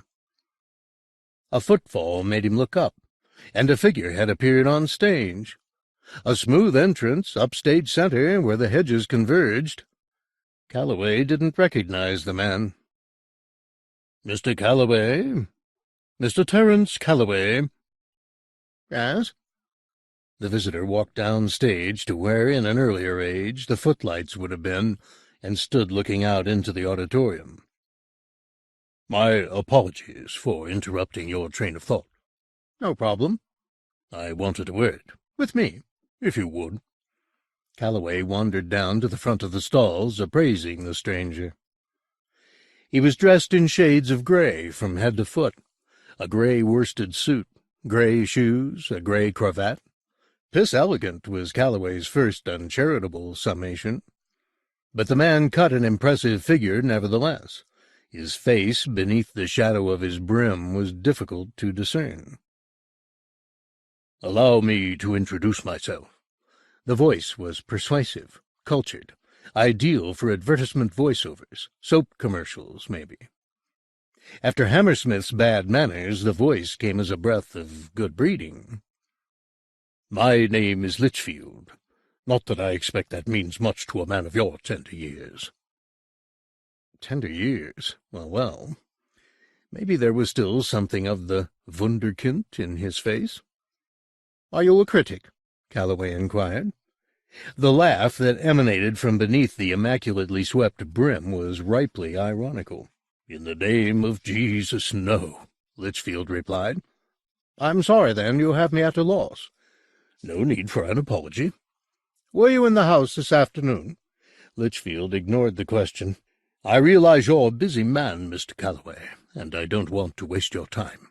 The theater is my business, as it is yours. I think we must consider ourselves allies, though we have never met." Ah, the great brotherhood. It made Calloway want to spit, the familiar claims of sentiment. When he thought of the number of so-called allies that had cheerfully stabbed him in the back, and in return the playwrights whose work he'd smilingly slanged, the actors he'd crushed with a casual quip. Brotherhood be damned. It was dog-eat-dog, same as any oversubscribed profession. "I have," Litchfield was saying, "an abiding interest in the Elysium." There was a curious emphasis on the word abiding. It sounded positively funereal from Litchfield's lips. "Abide with me?" "Oh?" "Yes, I've spent many happy hours in this theatre down the years, and frankly it pains me to carry this burden of news." "What news?" "Mr. Calloway, I have to inform you that your 12th night will be the last production the Elysium will see." The statement didn't come as much of a surprise, but it still hurt, and the internal wince must have registered on Calloway's face. "Ah, so you didn't know. I thought not. They always keep the artists in ignorance, don't they? It's a satisfaction the Apollonians will never relinquish, the accountant's revenge." "Hammersmith," said Calloway. "Hammersmith. Bastard. His clan are never to be trusted, but then I hardly need to tell you that." "Are you sure about the closure?" "Certainly. He'd do it tomorrow, if he could." "But why? I've done Stoppard here. Tennessee Williams. Always played to good houses. It doesn't make sense." "It makes admirable financial sense, I'm afraid, and if you think in figures, as Hammersmith does, there's no riposte to simple arithmetic. The Elysium's getting old. We're all getting old. We creak. We feel our age in our joints. Our instinct is to lie down and be gone away." Gone away. The voice became melodramatically thin, a whisper of longing. "How do you know about this?" "I was for many years a trustee of the theatre, and since my retirement I've made it my business to— what's the phrase? Keep my ear to the ground. It's difficult in this day and age to evoke the triumph this stage has seen." His voice trailed away in a reverie. It seemed true, not an effect. Then, businesslike once more, "This theatre is about to die, Mr. Calloway. You will be present at the last rites, through no fault of your own. I felt you ought to be warned." "Thank you. I appreciate that. Tell me, were you ever an actor yourself?" "What makes you think that?" "The voice." "Too rhetorical by half, I know. My curse, I'm afraid. I can scarcely ask for a cup of coffee without sounding like Lear in the storm." He laughed heartily at his own expense. Calloway began to warm to the fellow. Maybe he was a little archaic-looking, perhaps even slightly absurd, but there was a full-bloodedness about his manner that caught Calloway's imagination. Litchfield wasn't apologetic about his love of theatre, like so many in the profession, people who trod the boards as a second best, their souls sold to the movies. "I have, I will confess, dabbled in the craft a little," Litchfield confided, "but I just don't have the stamina for it, I'm afraid. Now my wife—" "Wife?" Calloway was surprised Litchfield had a heterosexual bone in his body. "My wife Constantia has played here on a number of occasions, and I may say very successfully. Before the war, of course." "It's a pity to close the place." "Indeed. But there are no last-act miracles to be performed, I'm afraid. The Elysium will be rubble in 6 weeks' time, and there's an end to it. I just wanted you to know that interests other than the crassly commercial are watching over this closing production. Think of us as guardian angels. We wish you well, Terence. We all wish you well." It was a genuine sentiment, simply stated. Calloway was touched by this man's concern, and a little chastened by it. It put his own stepping-stone ambitions in an unflattering perspective. Litchfield went on. "We care to see this theatre end its days in suitable style, then die a good death." "Damn shame." "Too late for regrets by a long chalk. We should never have given up Dionysus for Apollo." "What?" "Sold ourselves to the accountants, to legitimacy, to the likes of Mr. Hammersmith, whose soul, if he has one, must be the size of my fingernail, and grey as a louse's back. We should have had the courage of our depictions, I think. Served poetry, and lived unto the stars." Calloway didn't quite follow the allusions, but he got the general drift and respected the viewpoint. Off stage left, Diane's voice cut the solemn atmosphere like a plastic knife. "Terry, are you there?" The spell was broken. Calloway hadn't been aware how hypnotic Litchfield's presence was until that other voice came between them. Listening to him was like being rocked in familiar arms. Litchfield stepped to the edge of the stage, lowering his voice to a conspiratorial rasp. "One last thing, Terence." "Yes?" "Your Viola. She lacks, if you'll forgive my pointing it out, the special qualities required for the role." Calloway hung fire. "I know," Litchfield continued. "Personal loyalties prevent honesty in these matters." "No," Calloway replied. "You're right. But she's popular." "So was bear-baiting, Terence." A luminous smile spread beneath the brim, hanging in the shadow like the grin of the Cheshire Cat. "I'm only joking," said Litchfield, his rasp a chuckle now. "Bears can be charming." "Terry, there you are." Diane appeared, overdressed as usual, from behind the tabs. There was surely an embarrassing confrontation in the air, but Litchfield was walking away down the false perspective of the hedges towards the backdrop. "Here I am," said Terry. "Who are you talking to?" But Litchfield had exited, as smoothly and as quietly as he had entered. Diane hadn't even seen him go. "Oh, just an angel," said Calloway. The first dress rehearsal wasn't, all things considered, as bad as Calloway had anticipated. It was immeasurably worse. Cues were lost, props mislaid, entrances missed. The comic business seemed ill-contrived and laborious. The performances either hopelessly overwrought or trifling. This was a 12th night that seemed to last a year. Halfway through the third act, Calloway glanced at his watch and realized an uncut performance of Macbeth, with interval, would now be over. He sat in the stalls with his head buried in his hands, contemplating the work that he still had to do if he was to bring this production up to scratch. Not for the first time on this show, he felt helpless in the face of the casting problems. Cues could be tightened, props rehearsed with, entrances practiced until they were engraved on the memory. But a bad actor is a bad actor is a bad actor. He could labor till doomsday, neatening and sharpening, but he could not make a silk purse of the sow's ear that was Diane Duval. With all the skill of an acrobat, she contrived to skirt every significance, to ignore every opportunity to move the audience, to avoid every nuance the playwright would insist on putting in her way. It was a performance heroic in its ineptitude, reducing the delicate characterization Calloway had been at pains to create to a single-note whine. This Viola was soap opera pap, less human than the hedges, and about as green.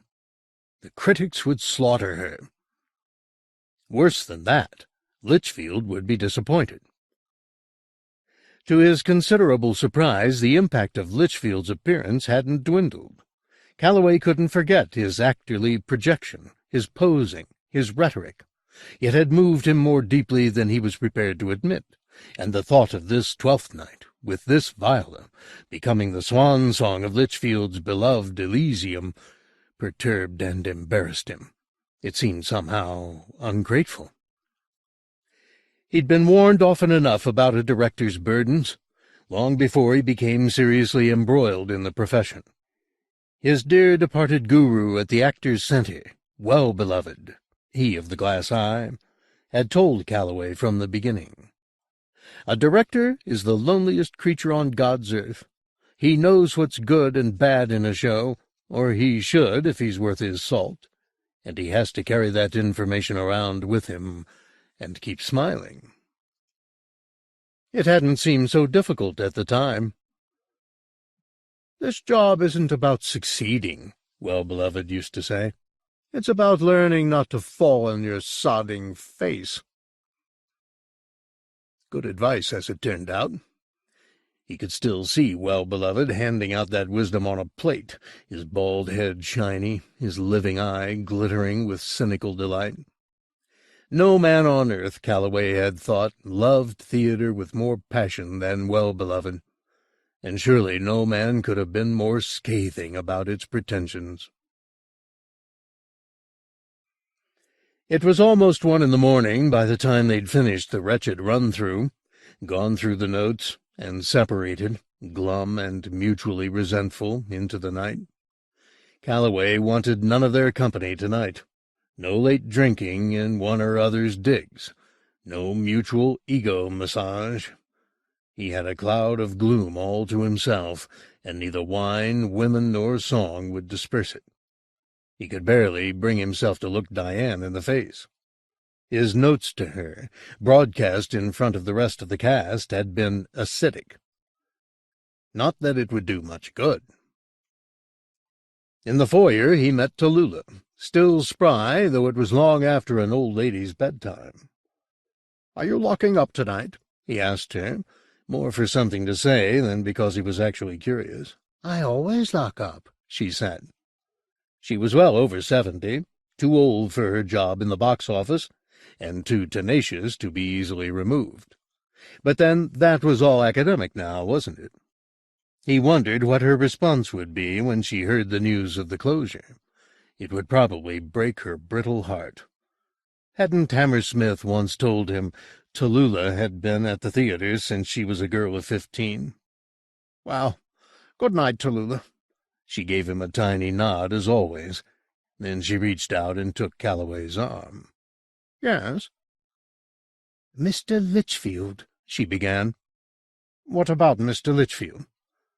He didn't like the rehearsal. He was in tonight. Oh, yes, she replied, as though Calloway was an imbecile for thinking otherwise. Of course he was in. I didn't see him. Well, no matter. He wasn't very pleased. Calloway tried to sound indifferent. It can't be helped. Your show is very close to his heart. I realize that, said Calloway, avoiding Tallulah's accusing looks. He had quite enough to keep him awake tonight without her disappointed tones ringing in his ears. He loosed his arm and made for the door. Tallulah made no attempt to stop him. She just said, "You should have seen Constantia." Constantia? Where had he heard that name? Of course, Litchfield's wife. She was a wonderful viola. He was too tired for this mooning over dead actresses. She was dead, wasn't she? He had said she was dead, hadn't he? Wonderful, said Tallulah again.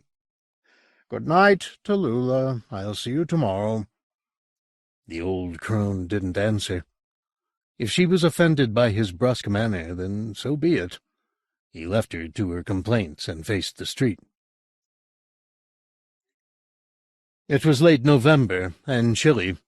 No balm in the night air, just the smell of tar from a freshly laid road, and grit in the wind. Calloway pulled his jacket collar up around the back of his neck and hurried off to the questionable refuge of Murphy's bed and breakfast. In the foyer, Tallulah turned her back on the cold and dark of the outside world and shuffled back into the Temple of Dreams.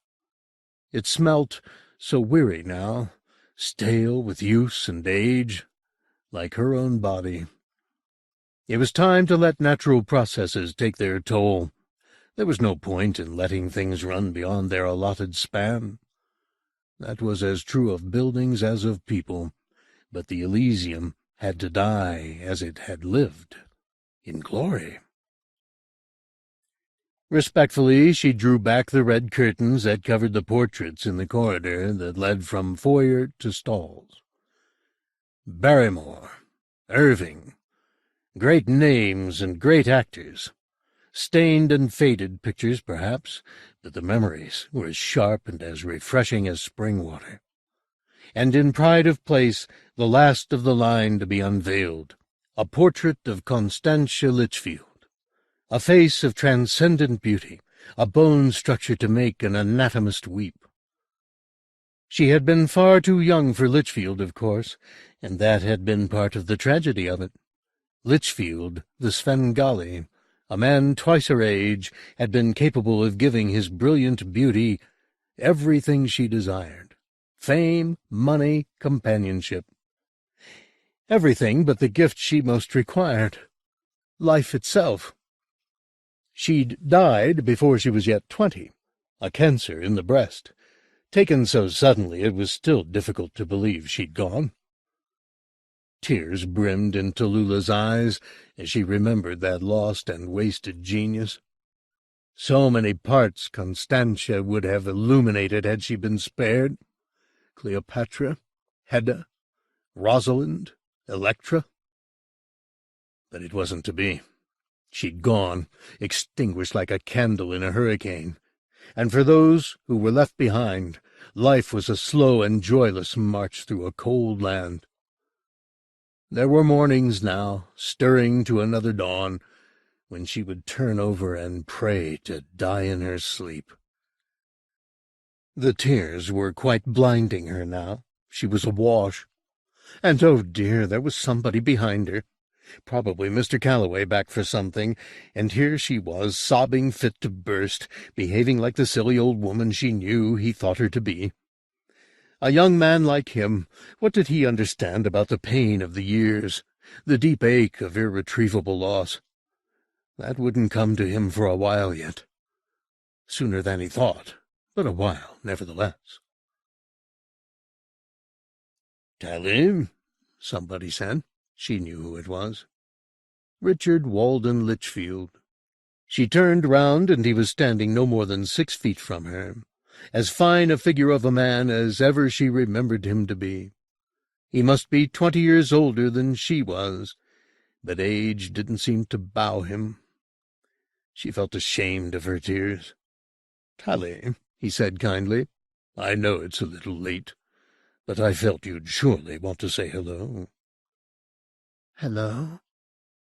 The tears were clearing, and now she saw Litchfield's companion, standing a respectful foot or two behind him, partially obscured. The figure stepped out of Litchfield's shadow, and there was a luminous, fine-boned beauty Tallulah recognized as easily as her own reflection. Time broke in pieces, and reason deserted the world. Longed-for faces were suddenly back to fill the empty nights and offer fresh hope to a life grown weary. Why should she argue with the evidence of her eyes? It was Constantia, the radiant Constantia, who was looping her arm through Litchfield's and nodding gravely at Tallulah in greeting. Dear, dead Constantia. The rehearsal was called for 9:30 the following morning. Diane Duval made an entrance, her customary half-hour late. She looked as though she hadn't slept all night. "Sorry I'm late," she said, her open vowels oozing down the aisle towards the stage. Calloway was in no mood for foot-kissing. "We've got an opening tomorrow," he snapped, "and everybody's been kept waiting by you." "Oh, really?" she fluttered, trying to be devastating. It was too early in the morning, and the effect fell on stony ground. "Okay, we're going from the top," Calloway announced, "and everybody please have your copies and a pen. I've got a list of cuts here, and I want them rehearsed in by lunchtime. Ryan, have you got the prompt copy?"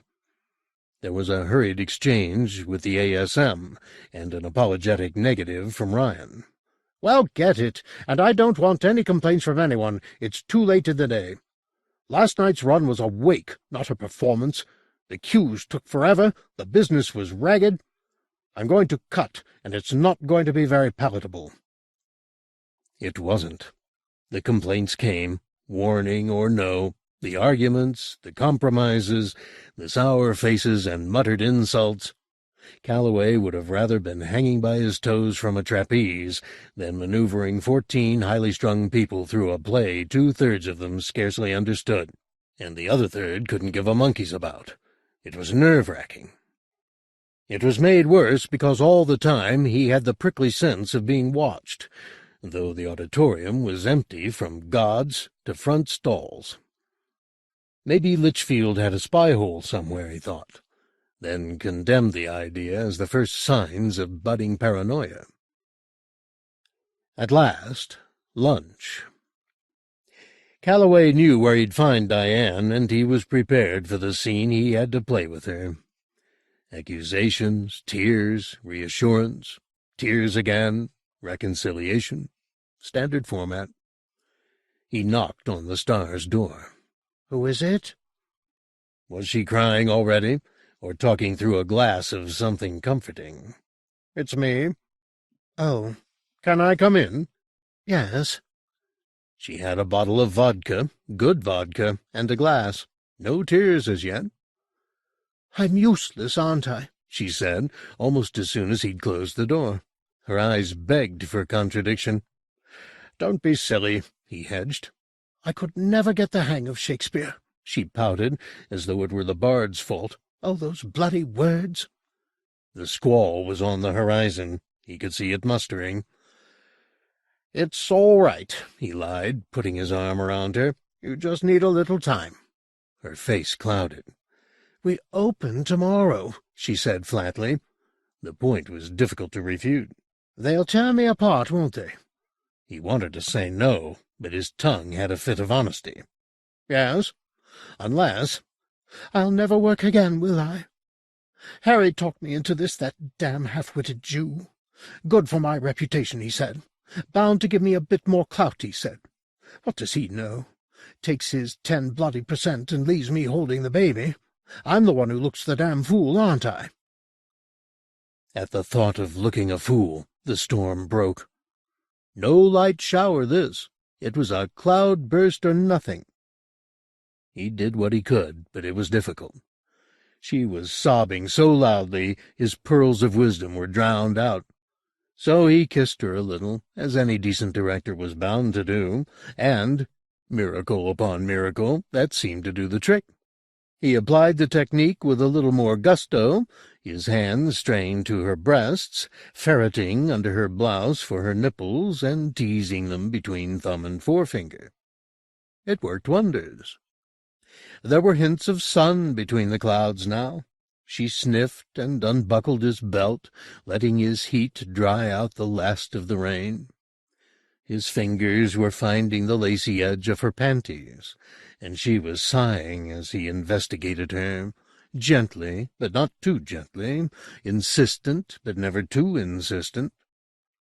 Somewhere along the line she knocked over the vodka bottle, but neither of them cared to stop and right it, so it sloshed onto the floor off the edge of the table, counterpointing her instructions, his gasps. Then the bloody door opened, and a draught blew up between them, cooling the point at issue.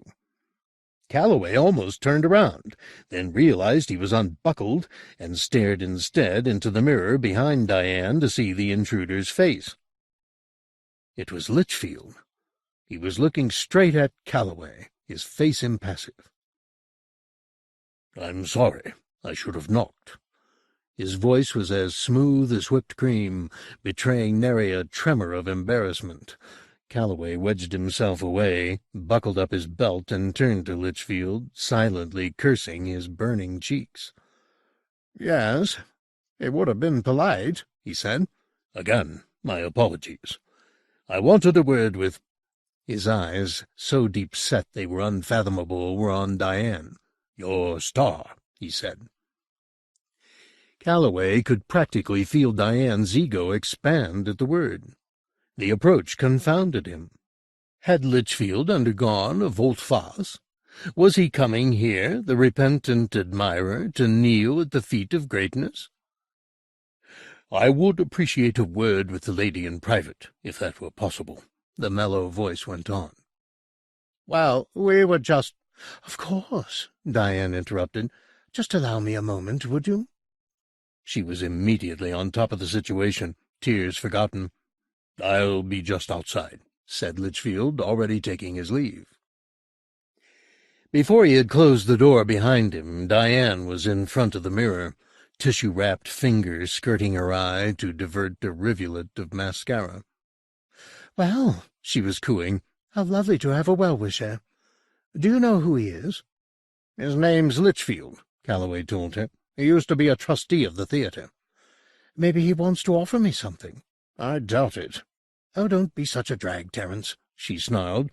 "You just can't bear to have anyone else get any attention, can you?"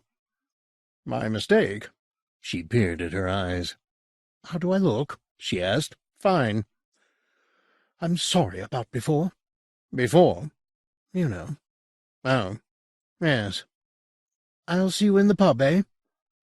He was summarily dismissed, apparently, his function as lover or confidant no longer required.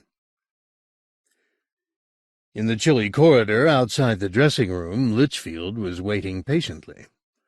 Though the lights were better here than on the ill-lit stage, and he was closer now than he'd been the night before, Calloway could still not quite make out the face under the wide brim. There was something— what was the idea buzzing in his head? Something artificial about Litchfield's features. The flesh of his face didn't move as interlocking system of muscle and tendon. It was too stiff, too pink, almost like scar tissue. "She's not quite ready," Calloway told him. "She's a lovely woman," Litchfield purred. "Yes." I don't blame you.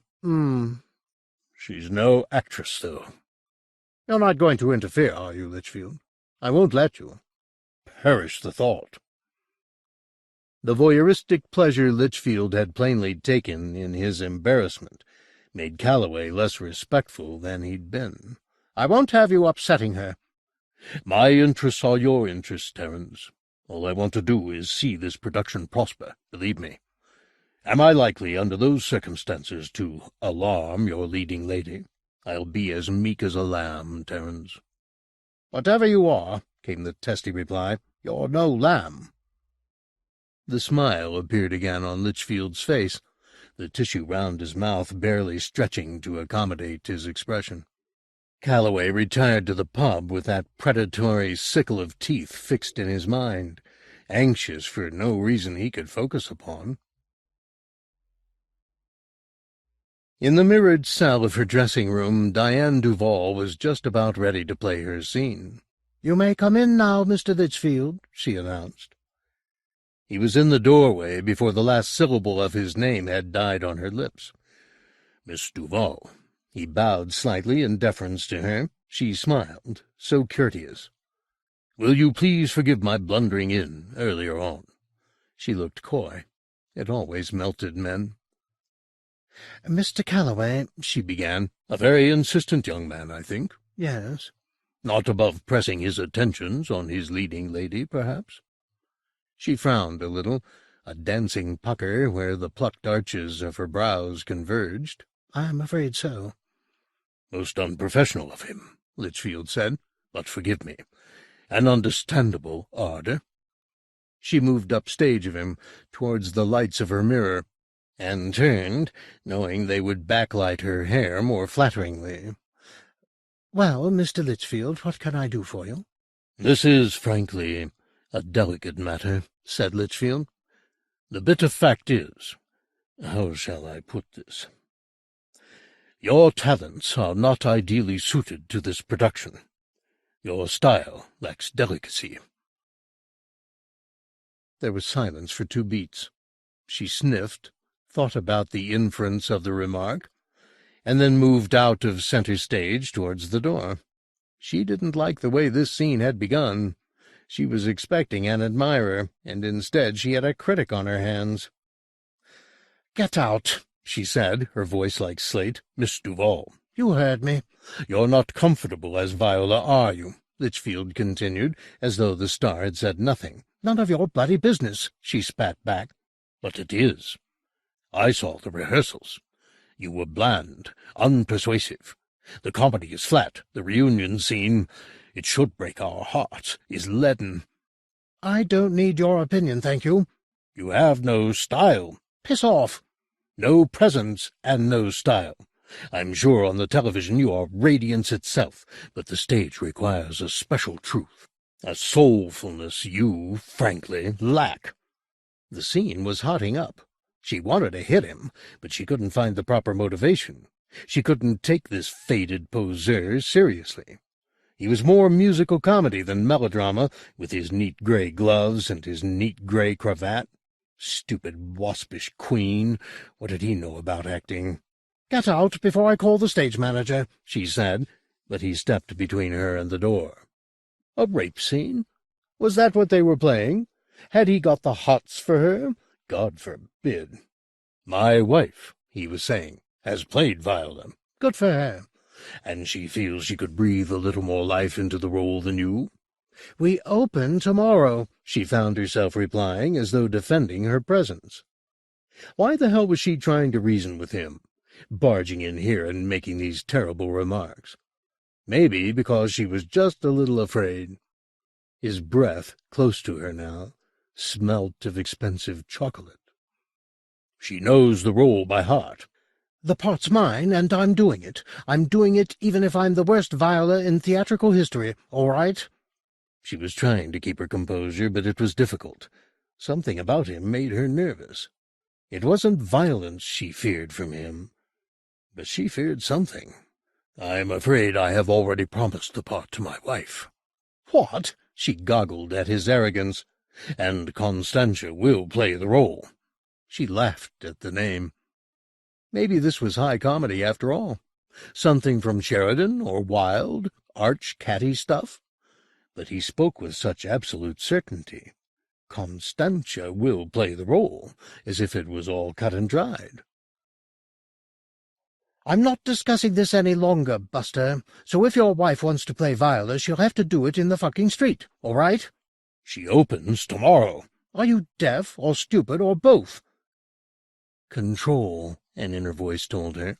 "You're overplaying, losing your grip on the scene. Whatever scene this is."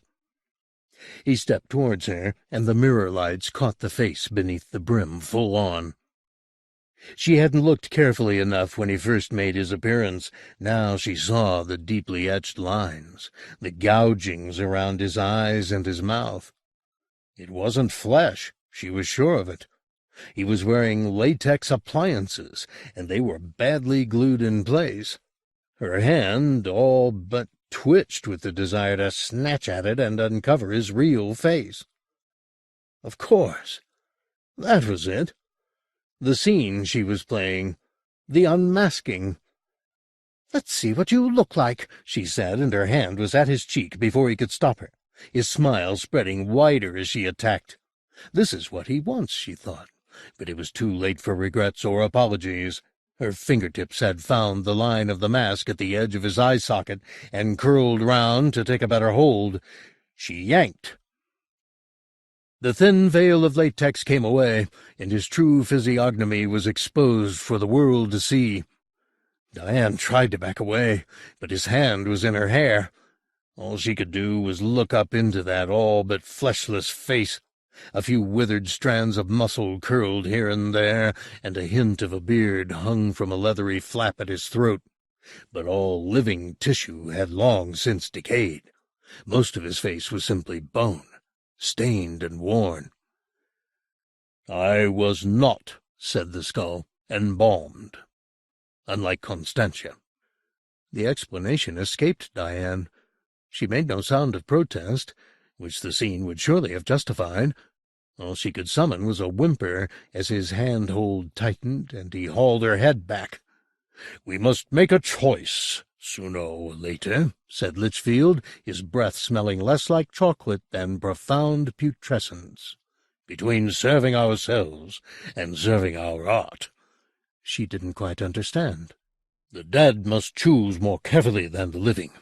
We cannot waste our breath, if you'll excuse the phrase, on less than the purest delights. You don't want art, I think, do you?" She shook her head, hoping to God that was the expected response. "You want the life of the body, not the life of the imagination, and you may have it." "Thank you." "If you want it enough, you may have it." Suddenly his hand, which had been pulling on her hair so painfully, was cupped behind her head and bringing her lips up to meet his. She would have screamed then, as his rotting mouth fastened itself onto hers, but his greeting was so insistent it quite took her breath away. Ryan found Diane on the floor of her dressing-room a few minutes before 2. It was difficult to work out what had happened. There was no sign of a wound of any kind on her head or body, nor was she quite dead. She seemed to be in a coma of some kind. She had perhaps slipped and struck her head as she fell. Whatever the cause, she was out for the count. They were hours away from a final dress rehearsal, and Viola was in an ambulance being taken into intensive care. "The sooner they knock this place down, the better," said Hammersmith. He'd been drinking during office hours, something Calloway had never seen him do before. The whiskey bottle stood on his desk beside a half-full glass. There were glass marks ringing his accounts, and his hand had a bad dose of the shakes. "What's the news from the hospital?" "She's a beautiful woman," he said, staring at the glass. Calloway could have sworn he was on the verge of tears. "Hammersmith, how is she?" "She's in a coma, but her condition is stable." "That's something, I suppose." Hammersmith stared up at Calloway, his erupting brows knitted in anger. "You runt," he said. You were screwing her, weren't you? Fancy yourself like that, don't you? Well, let me tell you something. Diane Duval is worth a dozen of you. A dozen. Is that why you let this last production go on, Hammersmith? Because you'd seen her, and you wanted to get your hot little hands on her? You wouldn't understand. You've got your brain in your pants. He seemed genuinely offended by the interpretation Calloway had put on his admiration for Miss Duval. All right, have it your way. We still have no Viola. That's why I'm cancelling, said Hammersmith, slowing down to savor the moment. It had to come. Without Diane Duval there would be no 12th night, and maybe it was better that way. A knock on the door. "Who the fuck's that?" said Hammersmith softly. "Come." It was Litchfield. Calloway was almost glad to see that strange, scarred face, though he had a lot of questions to ask of Litchfield about the state he'd left Diane in, about their conversation together. It wasn't an interview he was willing to conduct in front of Hammersmith. Besides, any half-formed accusations he might have had were countered by the man's presence here. If Litchfield had attempted violence on Diane, for whatever reason, was it likely that he would come back so soon, so smilingly? "Who are you?" Hammersmith demanded. "Richard Walden Litchfield." "I'm none the wiser." "I used to be a trustee of the Elysium." "Oh." "I make it my business—" "What do you want?" Hammersmith broke in, irritated by Litchfield's poise. "I hear the production is in jeopardy," Litchfield replied, unruffled. "No jeopardy," said Hammersmith, allowing himself a twitch at the corner of his mouth. "No jeopardy at all, because there's no show. It's been cancelled." "Oh?" Litchfield looked at Calloway. "Is this with your consent?" he asked.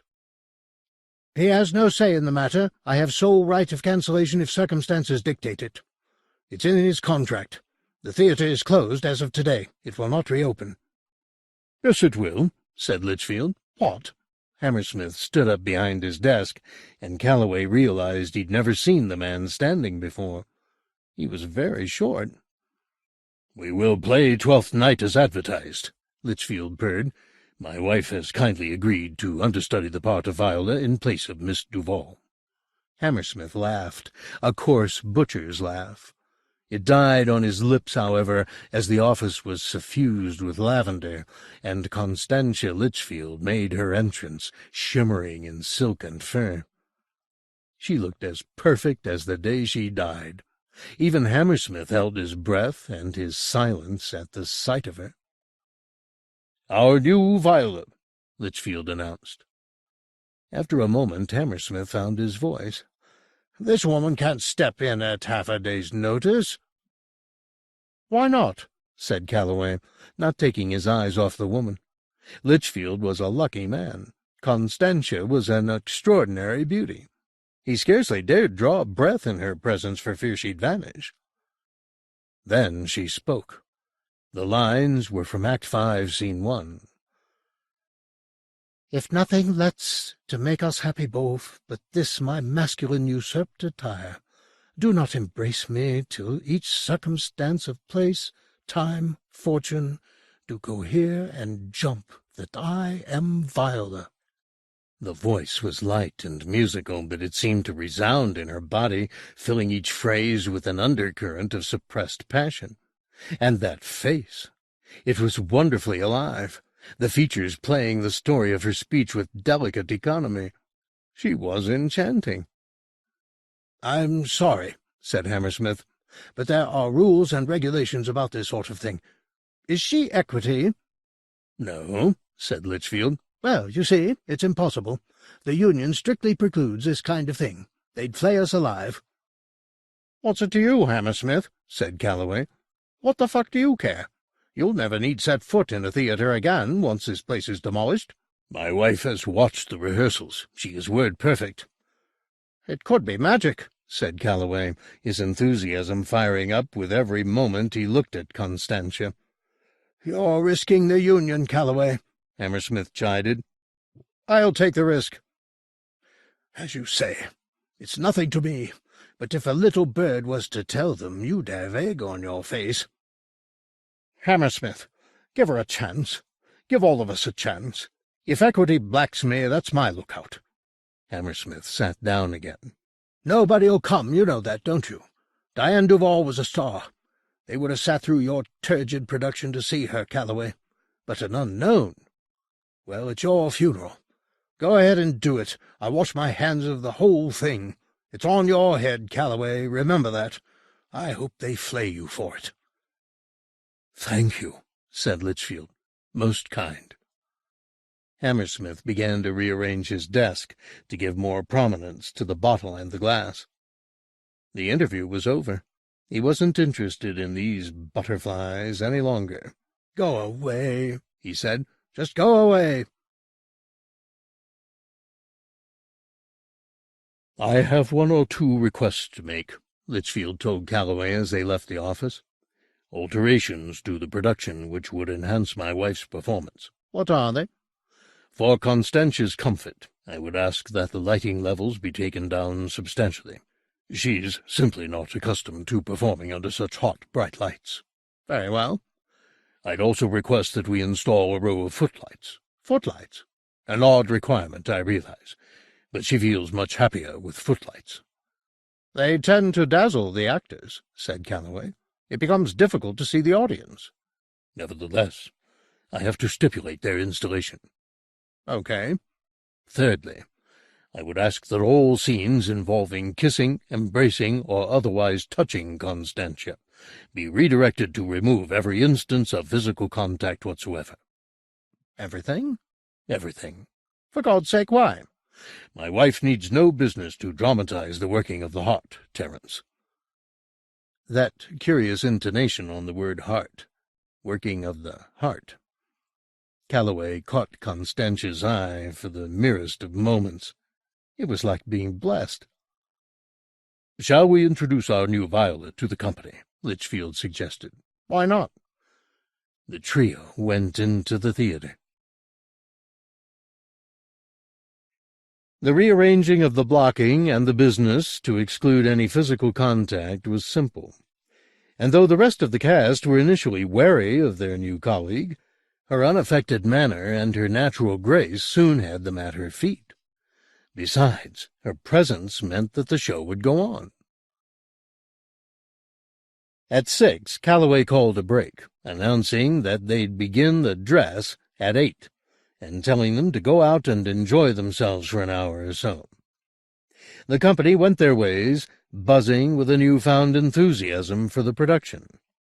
What had looked like a shambles half a day earlier now seemed to be shaping up quite well.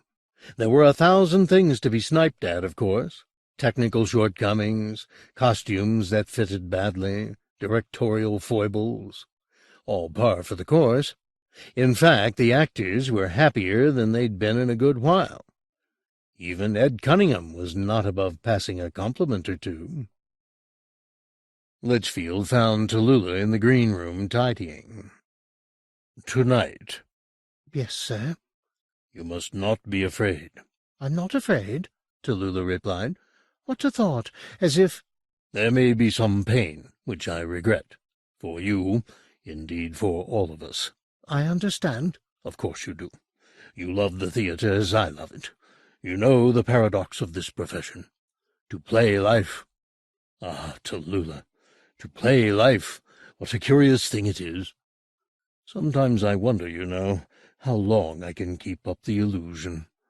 "It's a wonderful performance," she said. "Do you think so? Do you really think so?" He was encouraged by her favorable review. It was so galling to have to pretend all the time, to fake the flesh, the breath, the look of life. Grateful for Tallulah's opinion, he reached for her. "Would you like to die, Tallulah?" "Does it hurt?"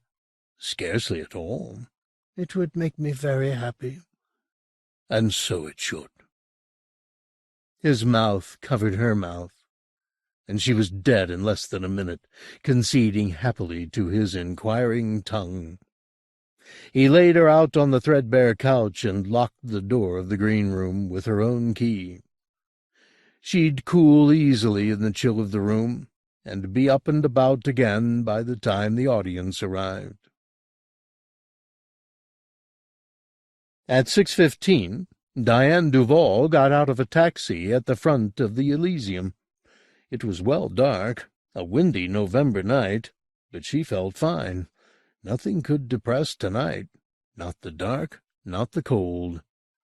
Unseen, she made her way past the posters that bore her face and name, and through the empty auditorium to her dressing room. There, smoking his way through a pack of cigarettes, she found the object of her affection. "Terry." She posed in the doorway for a moment, letting the fact of her reappearance sink in. He went quite white at the sight of her, so she pouted a little. It wasn't easy to pout. There was a stiffness in the muscles of her face, but she carried off the effect to her satisfaction. Calloway was lost for words. Diane looked ill, no two ways about it, and if she'd left the hospital to take up her part in the dress rehearsal, he was going to have to convince her otherwise. She was wearing no makeup, and her ash-blonde hair needed a wash. "What are you doing here?" he asked, as she closed the door behind her. "Unfinished business," she said. "Listen, I've got something to tell you." God, this was going to be messy. "We've found a replacement in the show." She looked at him blankly. He hurried on, tripping over his own words. "We thought you were out of commission. I mean, not permanently, but, for the opening, at least." "Don't worry," she said. His jaw dropped a little. "Don't worry? What's it to me?" "You said you came back to finish." He stopped. She was unbuttoning the top of her dress. She's not serious, he thought. She can't be serious. Sex? Now? "I've done a lot of thinking in the last few hours," she said as she shimmied the crumpled dress over her hips, let it fall, and stepped out of it. She was wearing a white bra, which she tried unsuccessfully to unhook. "I've decided I don't care about the theater. Help me, will you?" She turned round and presented her back to him. Automatically, he unhooked the bra, not really analyzing whether he wanted this or not. It seemed to be a fait accompli. She'd come back to finish what they'd been interrupted doing. Simple as that. And despite the bizarre noises she was making in the back of her throat, and the glassy look in her eyes, she was still an attractive woman. She turned again, and Calloway stared at the fullness of her breasts, paler than he'd remembered them, but lovely. His trousers were becoming uncomfortably tight, and her performance was only worsening his situation, the way she was grinding her hips like the rawest of Soho strippers, running her hands between her legs. "Don't worry about me," she said. "I've made up my mind. All I really want—" She put her hands, so recently at her groin, on his face. They were icy cold. "All I really want is you. I can't have sex and the stage. There comes a time in everyone's life when decisions have to be made." She licked her lips. There was no film of moisture left on her mouth when her tongue had passed over it. "The accident made me think, made me analyze what it is I really care about. And frankly," she was unbuckling his belt, "I don't give a shit, now the zip, about this or any other fucking play." His trousers fell down. "I'll show you what I care about." She reached into his briefs and clasped him. Her cold hand somehow made the touch sexier. He laughed, closing his eyes as she pulled his briefs down to the middle of his thigh and knelt at his feet. She was as expert as ever. Her throat opened like a drain. Her mouth was somewhat drier than usual, her tongue scouring him, but the sensations drove him wild. It was so good, he scarcely noticed the ease with which she devoured him, taking him deeper than she'd ever managed previously, using every trick she knew to goad him higher and higher. Slow and deep, then picking up speed until he almost came, then slowing again until the need passed. He was completely at her mercy. He opened his eyes to watch her at work. She was skewering herself upon him, face in rapture. God," he gasped, "that is so good. Oh, yes. Oh, yes." Her face didn't even flicker in response to his words. She just continued to work at him soundlessly. She wasn't making her usual noises, the small grunts of satisfaction, the heavy breathing through the nose. She just ate his flesh in absolute silence. He held his breath a moment while an idea was born in his belly. The bobbing head bobbed on, eyes closed, lips clamped around his member, utterly engrossed. Half a minute passed, a minute and a half, and now his belly was full of terrors. She wasn't breathing. She was giving this matchless blowjob because she wasn't stopping even for a moment to inhale or exhale. Calloway felt his body go rigid, while his erection wilted in her throat. She didn't falter in her labor. The relentless pumping continued at his groin, even as his mind formed the unthinkable thought. "She's dead. She has me in her mouth, in her cold mouth, and she's dead. That's why she'd come back, got up off her mortuary slab and come back. She was eager to finish what she'd started, no longer caring about the play or her usurper. It was this act she valued, this act alone. She'd chosen to perform it for eternity." Calloway could do nothing with the realization but stared down like a damn fool while this corpse gave him head. Then it seemed she sensed his horror. She opened her eyes and looked up at him. How could he ever have mistaken that dead stare for life? Gently, she withdrew his shrunken manhood from between her lips. "What is it?" she asked, her fluting voice still affecting life. You're not breathing." Her face fell. She let him go. "Oh, darling," she said, letting all pretense to life disappear.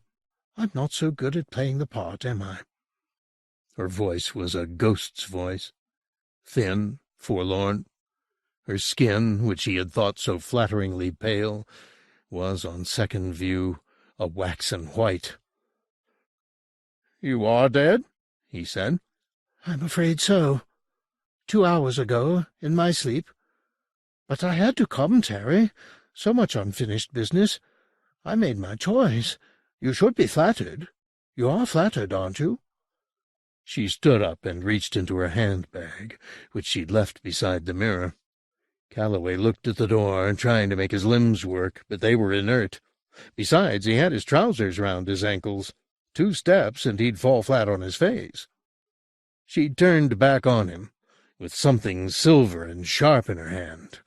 Try as he might, he couldn't get a focus on it, but whatever it was, she meant it for him. Since the building of the new crematorium in 1934, one humiliation had come after another for the cemetery. The tombs had been raided for lead coffin linings, the stones overturned and smashed. It was fouled by dogs and graffiti. Very few mourners now came to tend the graves. The generations had dwindled, and the small number of people who might still have had a loved one buried there were too infirm to risk the throttled walkways, or too tender to bear looking at such vandalism. It had not always been so.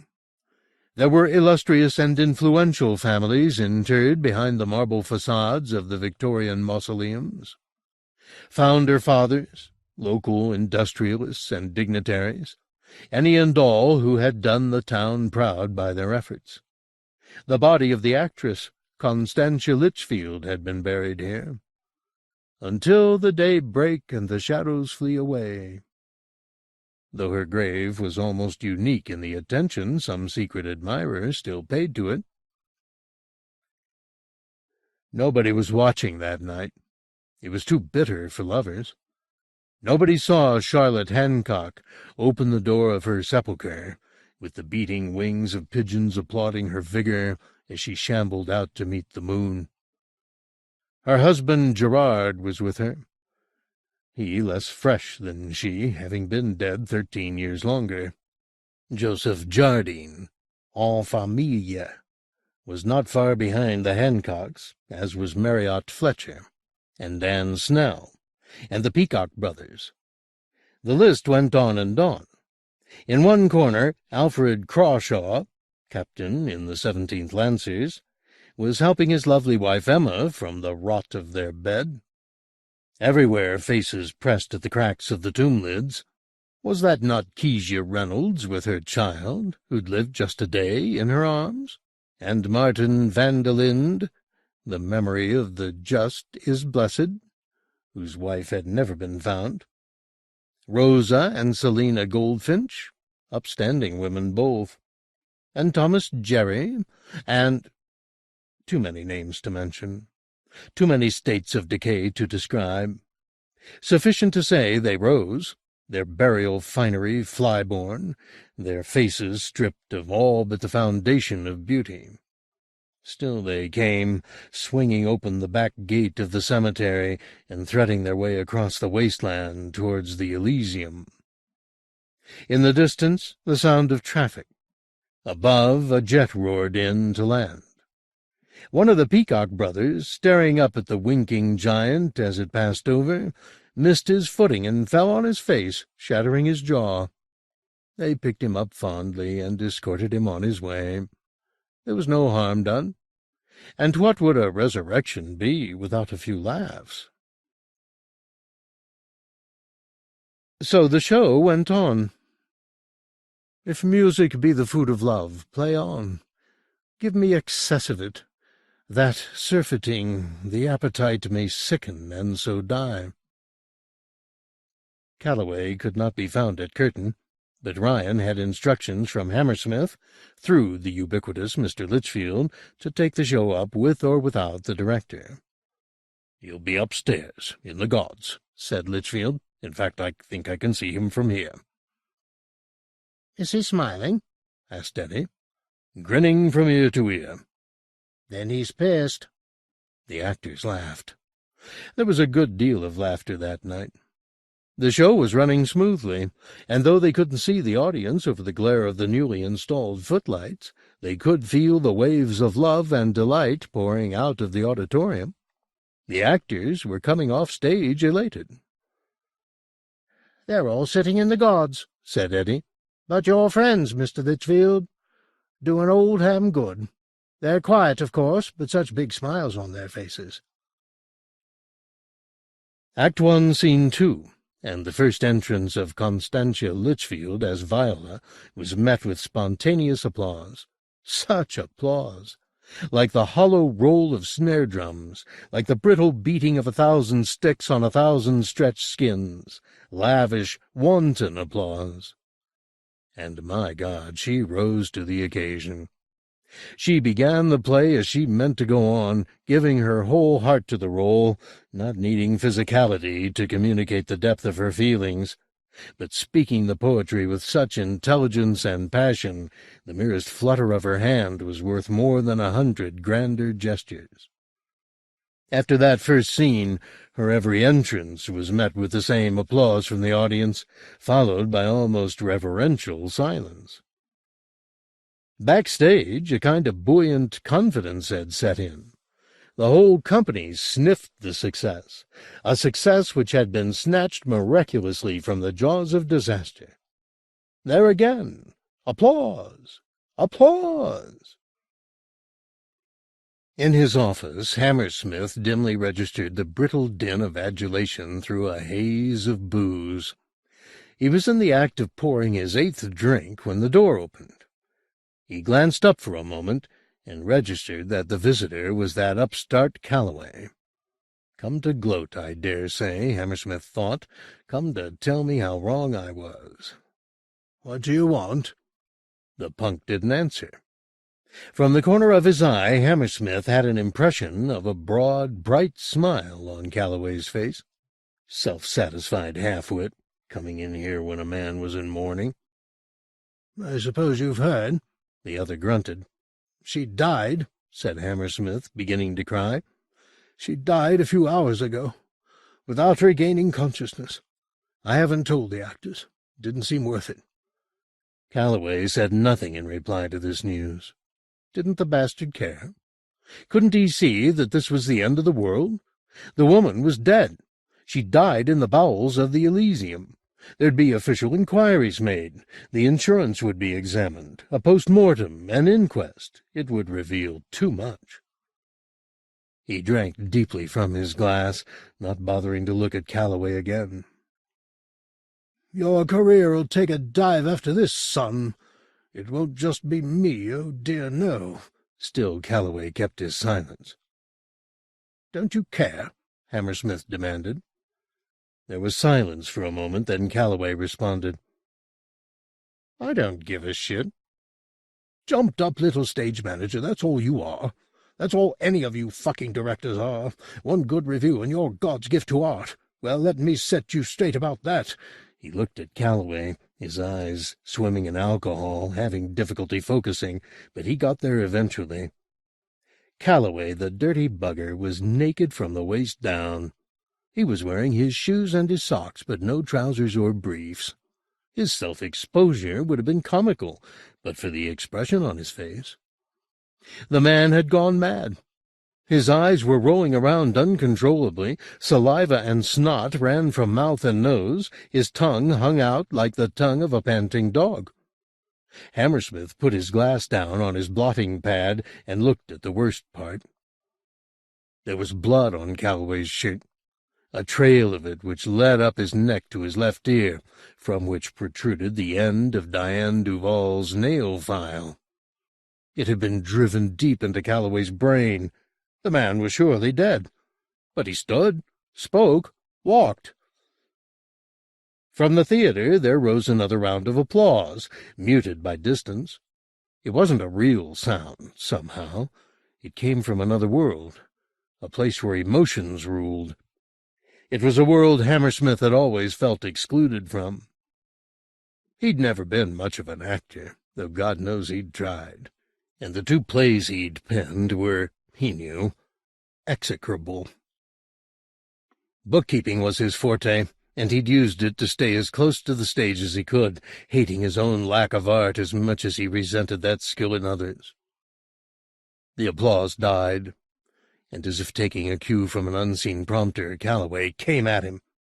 The mask he wore was neither comic nor tragic. It was blood and laughter together. Cowering, Hammersmith was cornered behind his desk.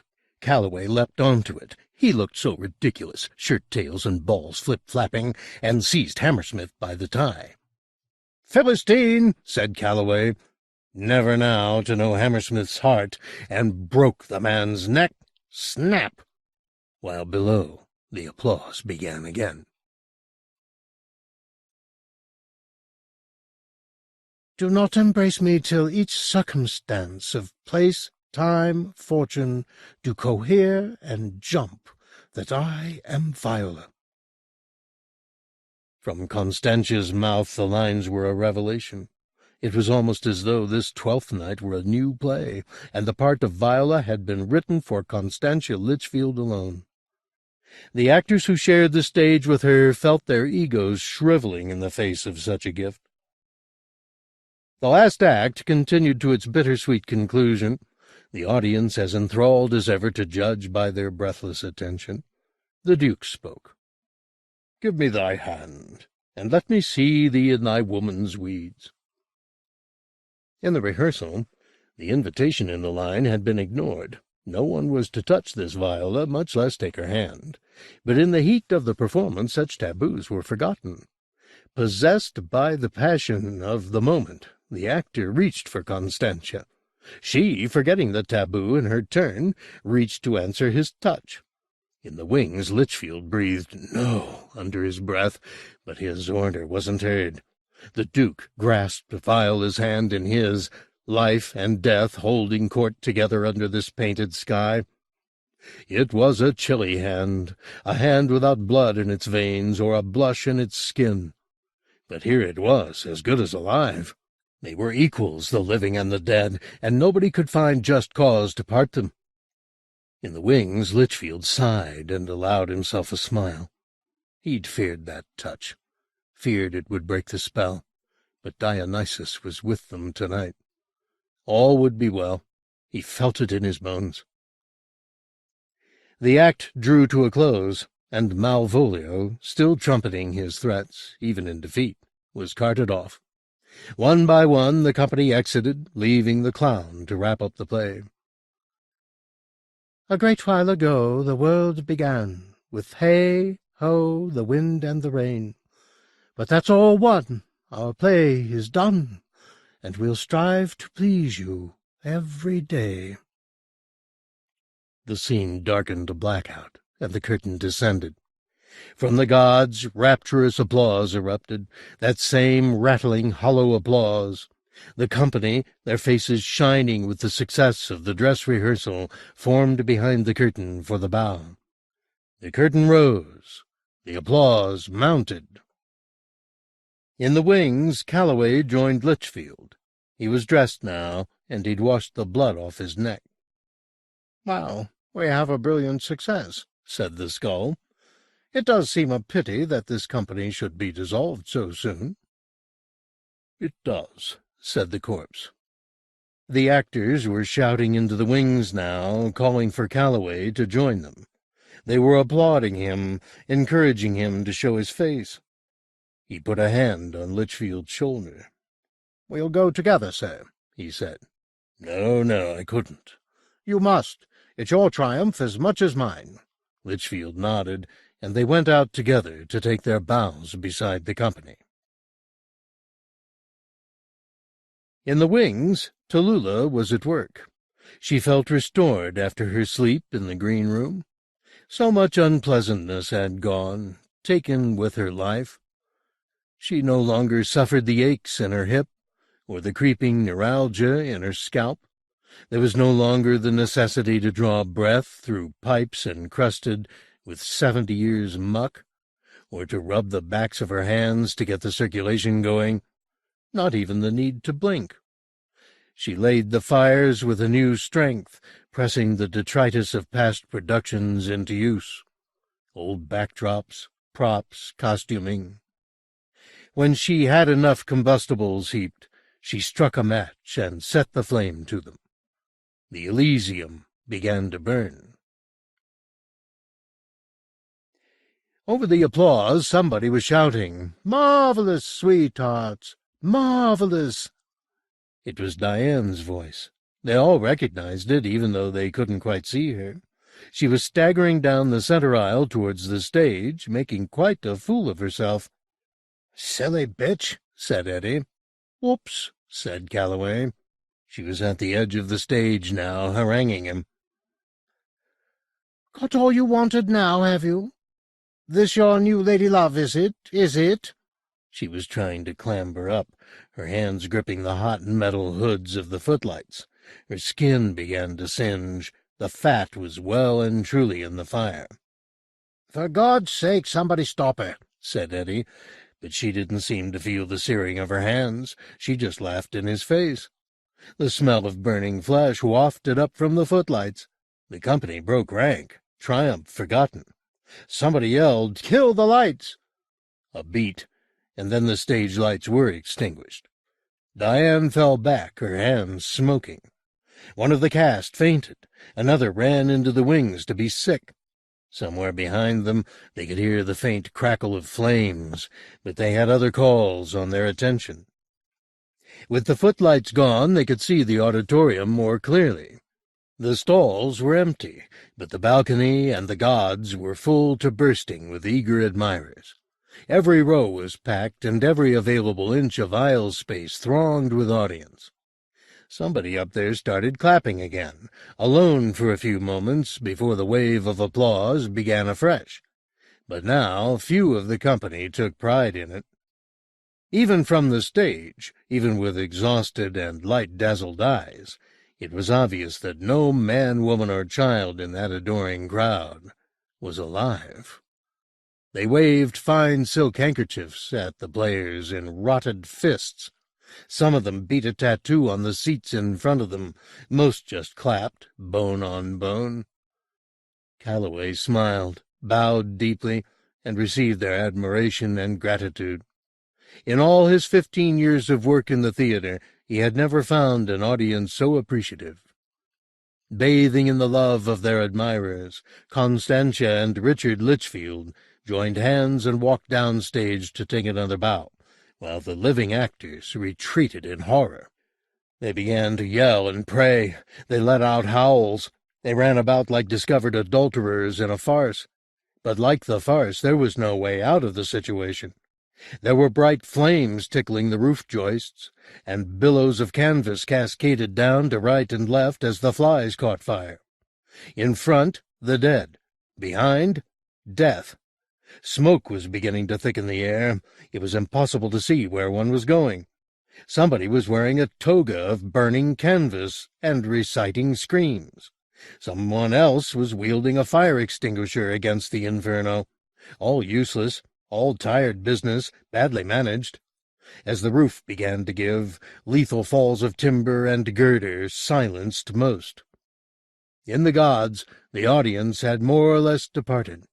They were ambling back to their graves long before the fire department appeared, their cerements and their faces lit by the glow of the fire as they glanced over their shoulders to watch the Elysium perish.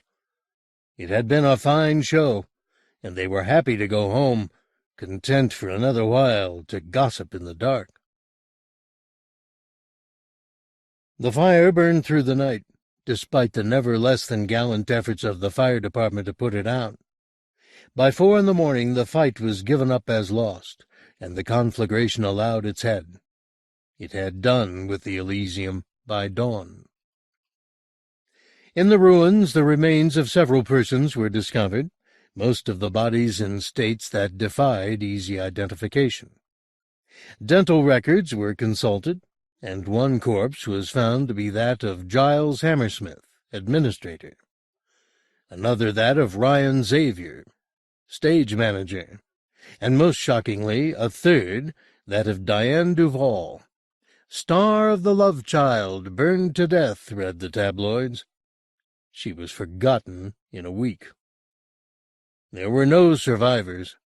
Several bodies were simply never found. They stood at the side of the motorway and watched the cars careering through the night. Litchfield was there, of course, and Constantia, radiant as ever. Calloway had chosen to go with them, so had Eddie and Tallulah. 3 or 4 others had also joined the troupe. It was the first night of their freedom, and here they were on the open road, traveling players.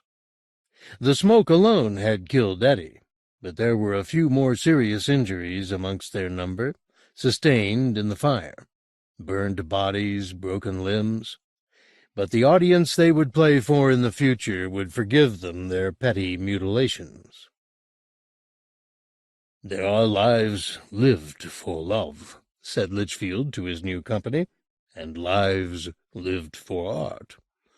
We, happy band, have chosen the latter persuasion." There was a ripple of applause amongst the actors. "To you, who have never died, may I say, welcome to the world." Laughter, further applause.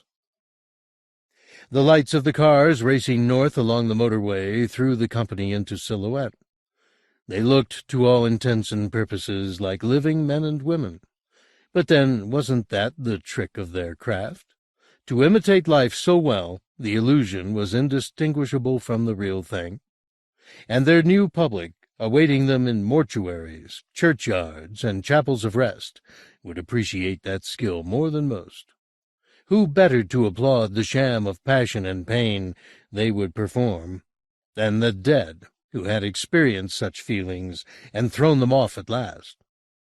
The dead. They needed entertainment no less than the living, and they were a sorely neglected market. Not that this company would perform for money. They would play for the love of their art.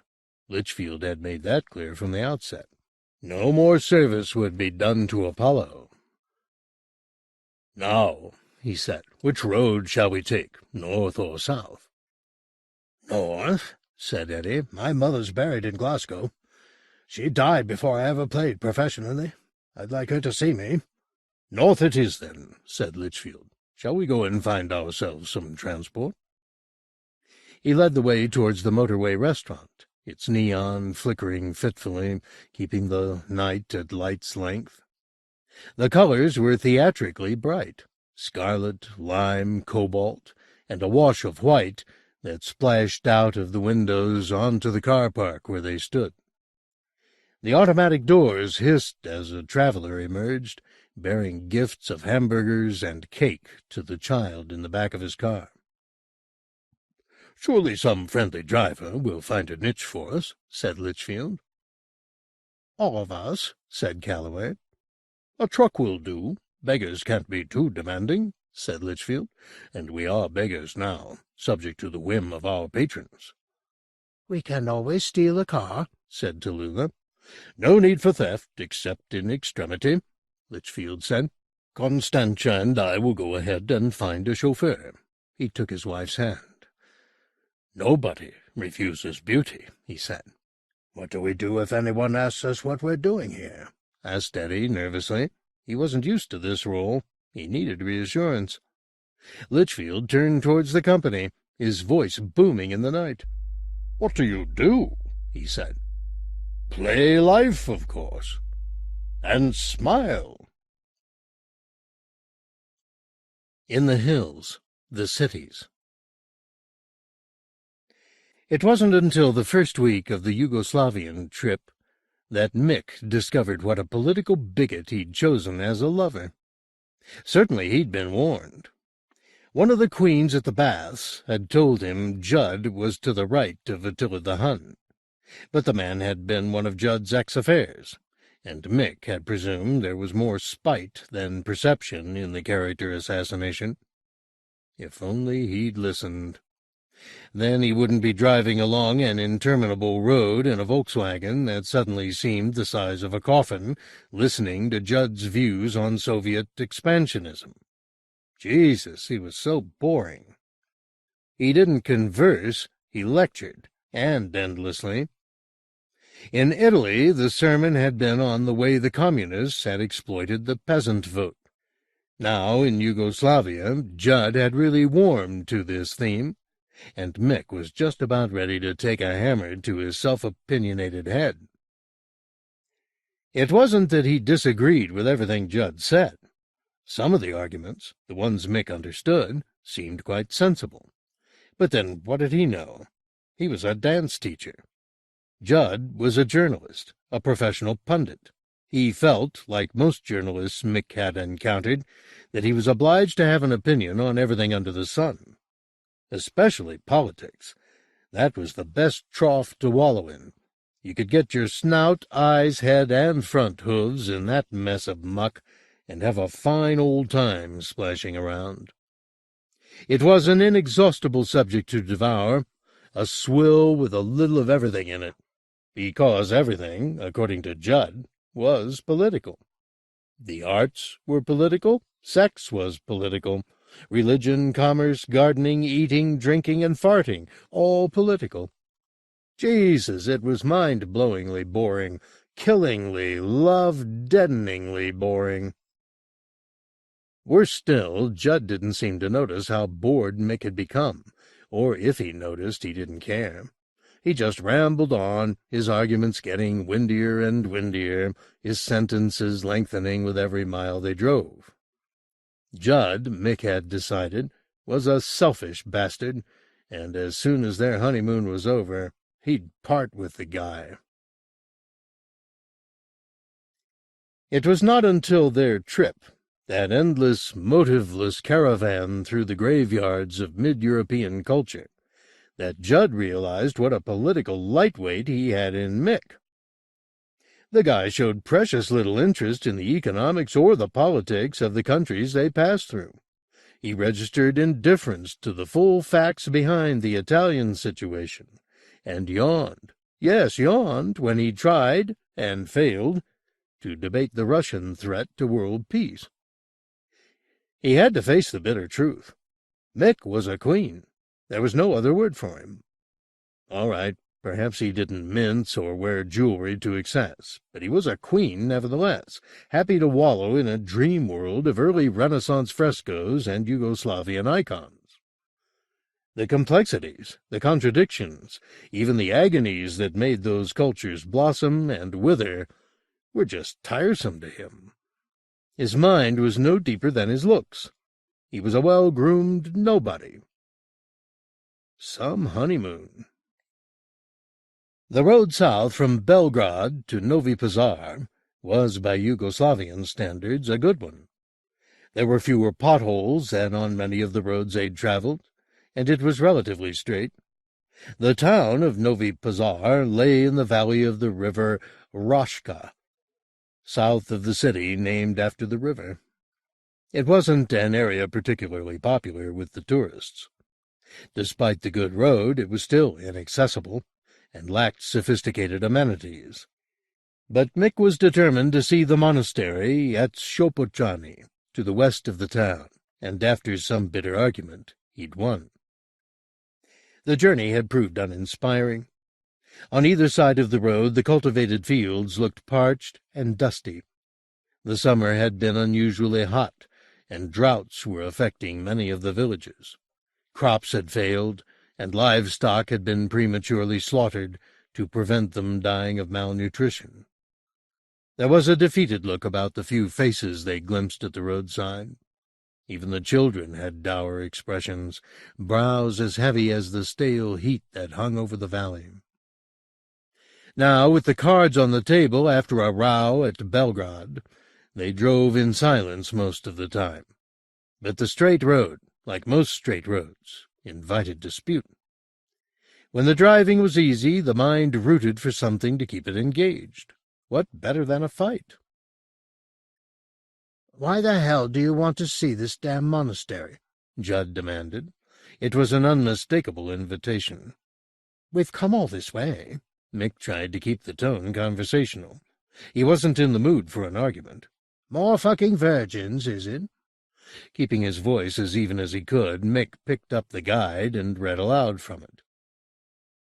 "There, some of the greatest works of Serbian painting can still be seen and enjoyed, including what many commentators agree to be the enduring masterpiece of the Roshka school, the Dormition of the Virgin." Silence. Then Judd. "I'm up to here with churches." "It's a masterpiece." "They're all masterpieces according to that bloody book." Mick felt his control slipping. 2.5 hours at most. "I told you, I don't want to see another church. The smell of the places makes me sick. Stale incense, old sweat and lies. It's a short detour. Then we can get back onto the road, and you can give me another lecture on farming subsidies in the Shanjak." "I'm just trying to get some decent conversation going instead of this endless tripe about Serbian fucking masterpieces." "Stop the car." "What?" "Stop the car." Judd pulled the Volkswagen into the side of the road. Mick got out. The road was hot, but there was a slight breeze. He took a deep breath and wandered into the middle of the road, empty of traffic and of pedestrians in both directions. In every direction, empty. The hills shimmered in the heat off the fields. There were wild poppies growing in the ditches. Mick crossed the road, squatted on his haunches, and picked one. Behind him he heard the VW's door slam. "What did you stop us for?" Judd said. His voice was edgy, still hoping for that argument, begging for it.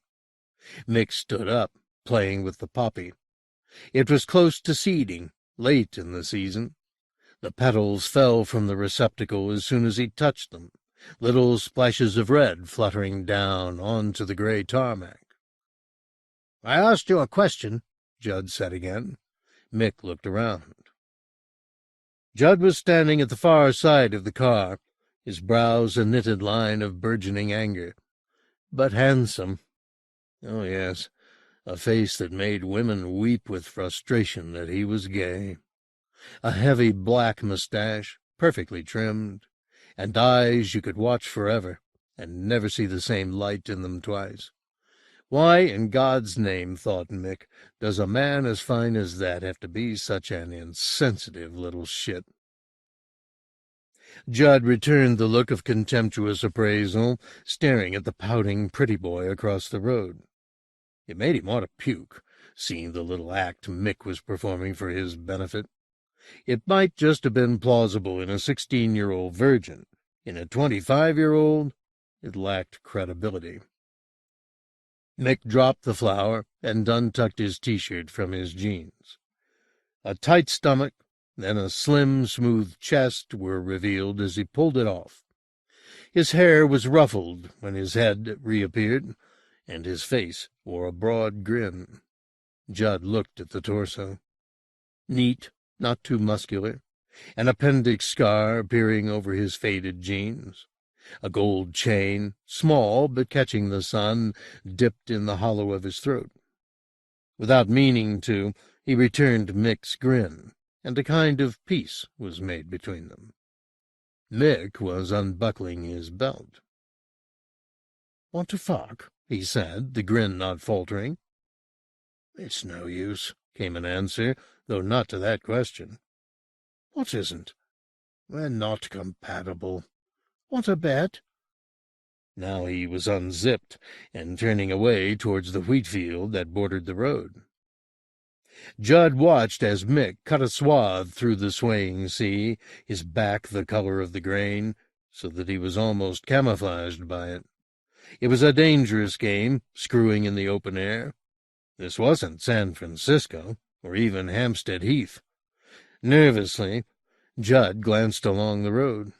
Still empty in both directions, and Mick was turning deep in the field, turning and smiling and waving like a swimmer buoyed up in a golden surf. What the hell? There was nobody to see, nobody to know.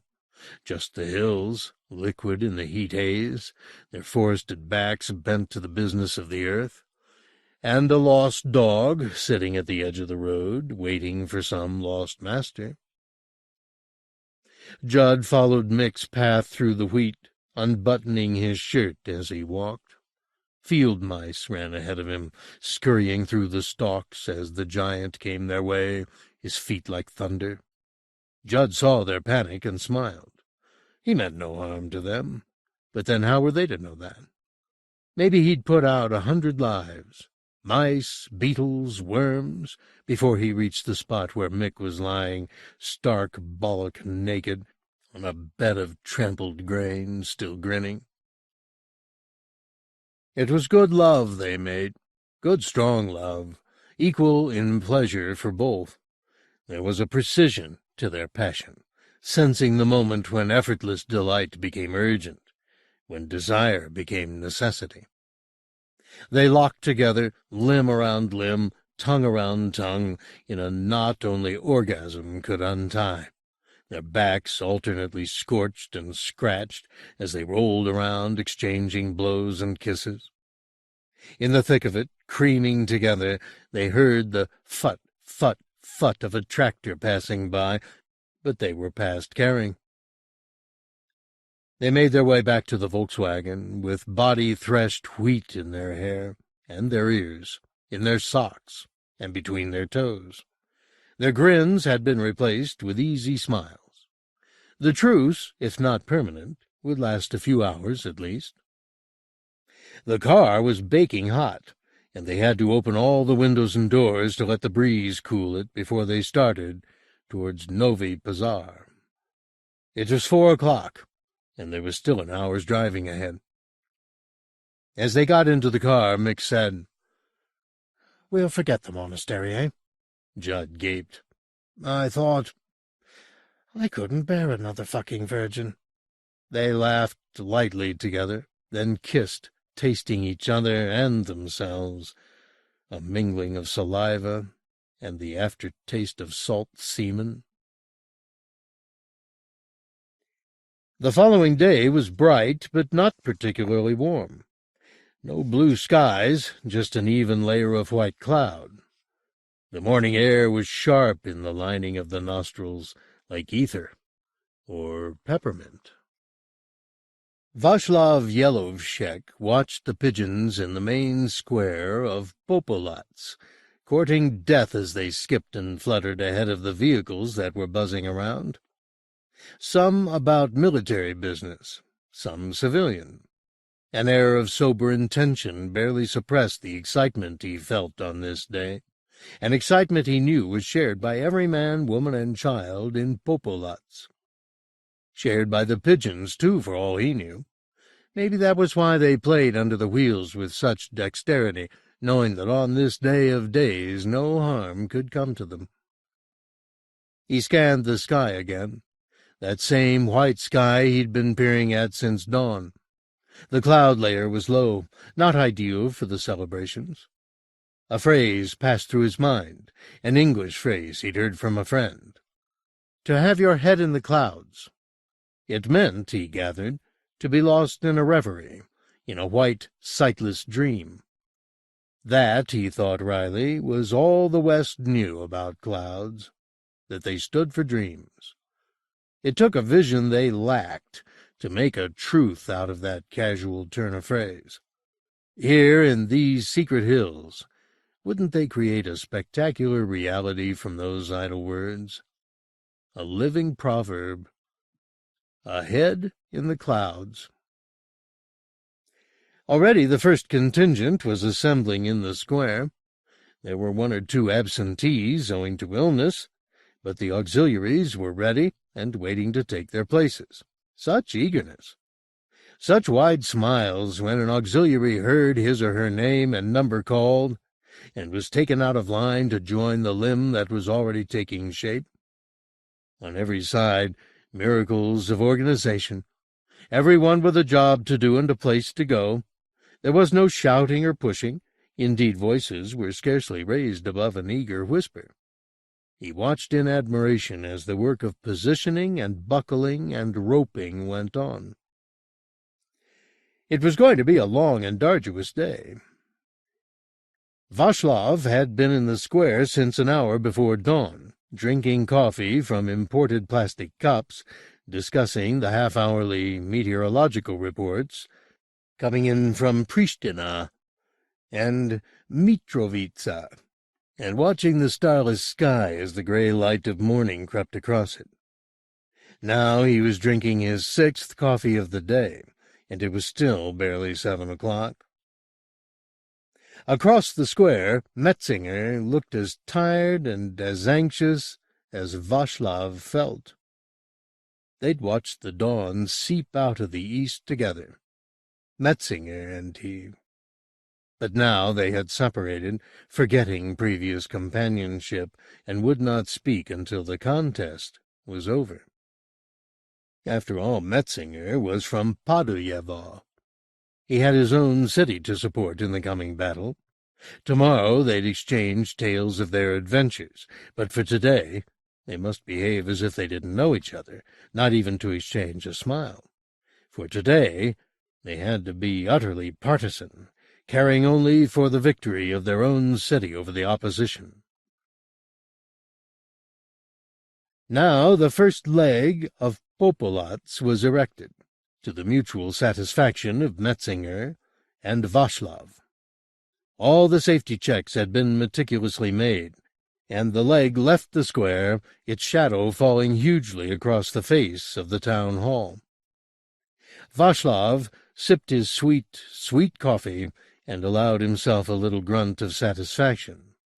Such days, days filled with glory, with snapping flags and high stomach-turning sights, enough to last a man a lifetime. It was a golden foretaste of heaven. Let America have its simple pleasures, its cartoon mice, its candy-coated castles, its cults and its technologies. He wanted none of it. The greatest wonder of the world was here, hidden in the hills. Ah, such days! In the main square of Paduyevo, the scene was no less animated and no less inspiring. Perhaps there was a muted sense of sadness underlying this year's celebration, but that was understandable. Nita Obrenovich, Paduyevo's loved and respected organizer, was no longer living. The previous winter had claimed her at the age of 94, leaving the city bereft of her fierce opinions and her fiercer proportions. For 60 years Nita had worked with the citizens of Padoyevo, always planning for the next contest and improving on the designs, her energies spent on making the next creation more ambitious and more lifelike than the last. Now she was dead, and sorely missed. There was no disorganization in the streets without her. The people were far too disciplined for that. But they were already falling behind schedule, and it was almost 7:25. Nita's daughter had taken over in her mother's stead, but she lacked Nita's power to galvanize the people into action. She was, in a word, too gentle for the job at hand. It required a leader who was part prophet and part ringmaster, to coax and bully and inspire the citizens into their places. Maybe, after 2 or 3 decades, and with a few more contests under her belt, Nita Obrenovich's daughter would make the grade. But for today, Padoyevo was behindhand. Safety checks were being overlooked. Nervous looks replaced the confidence of earlier years. Nevertheless, at 6 minutes before 8, the first limb of Padoyevo made its way out of the city to the assembly point to wait for its fellow. By that time the flanks were already lashed together in popolats, and armed contingents were awaiting orders in the town square. Mick woke promptly at 7, though there was no alarm clock in their simply furnished room at the Hotel Beograd. He lay in his bed and listened to Judd's regular breathing from the twin bed across the room.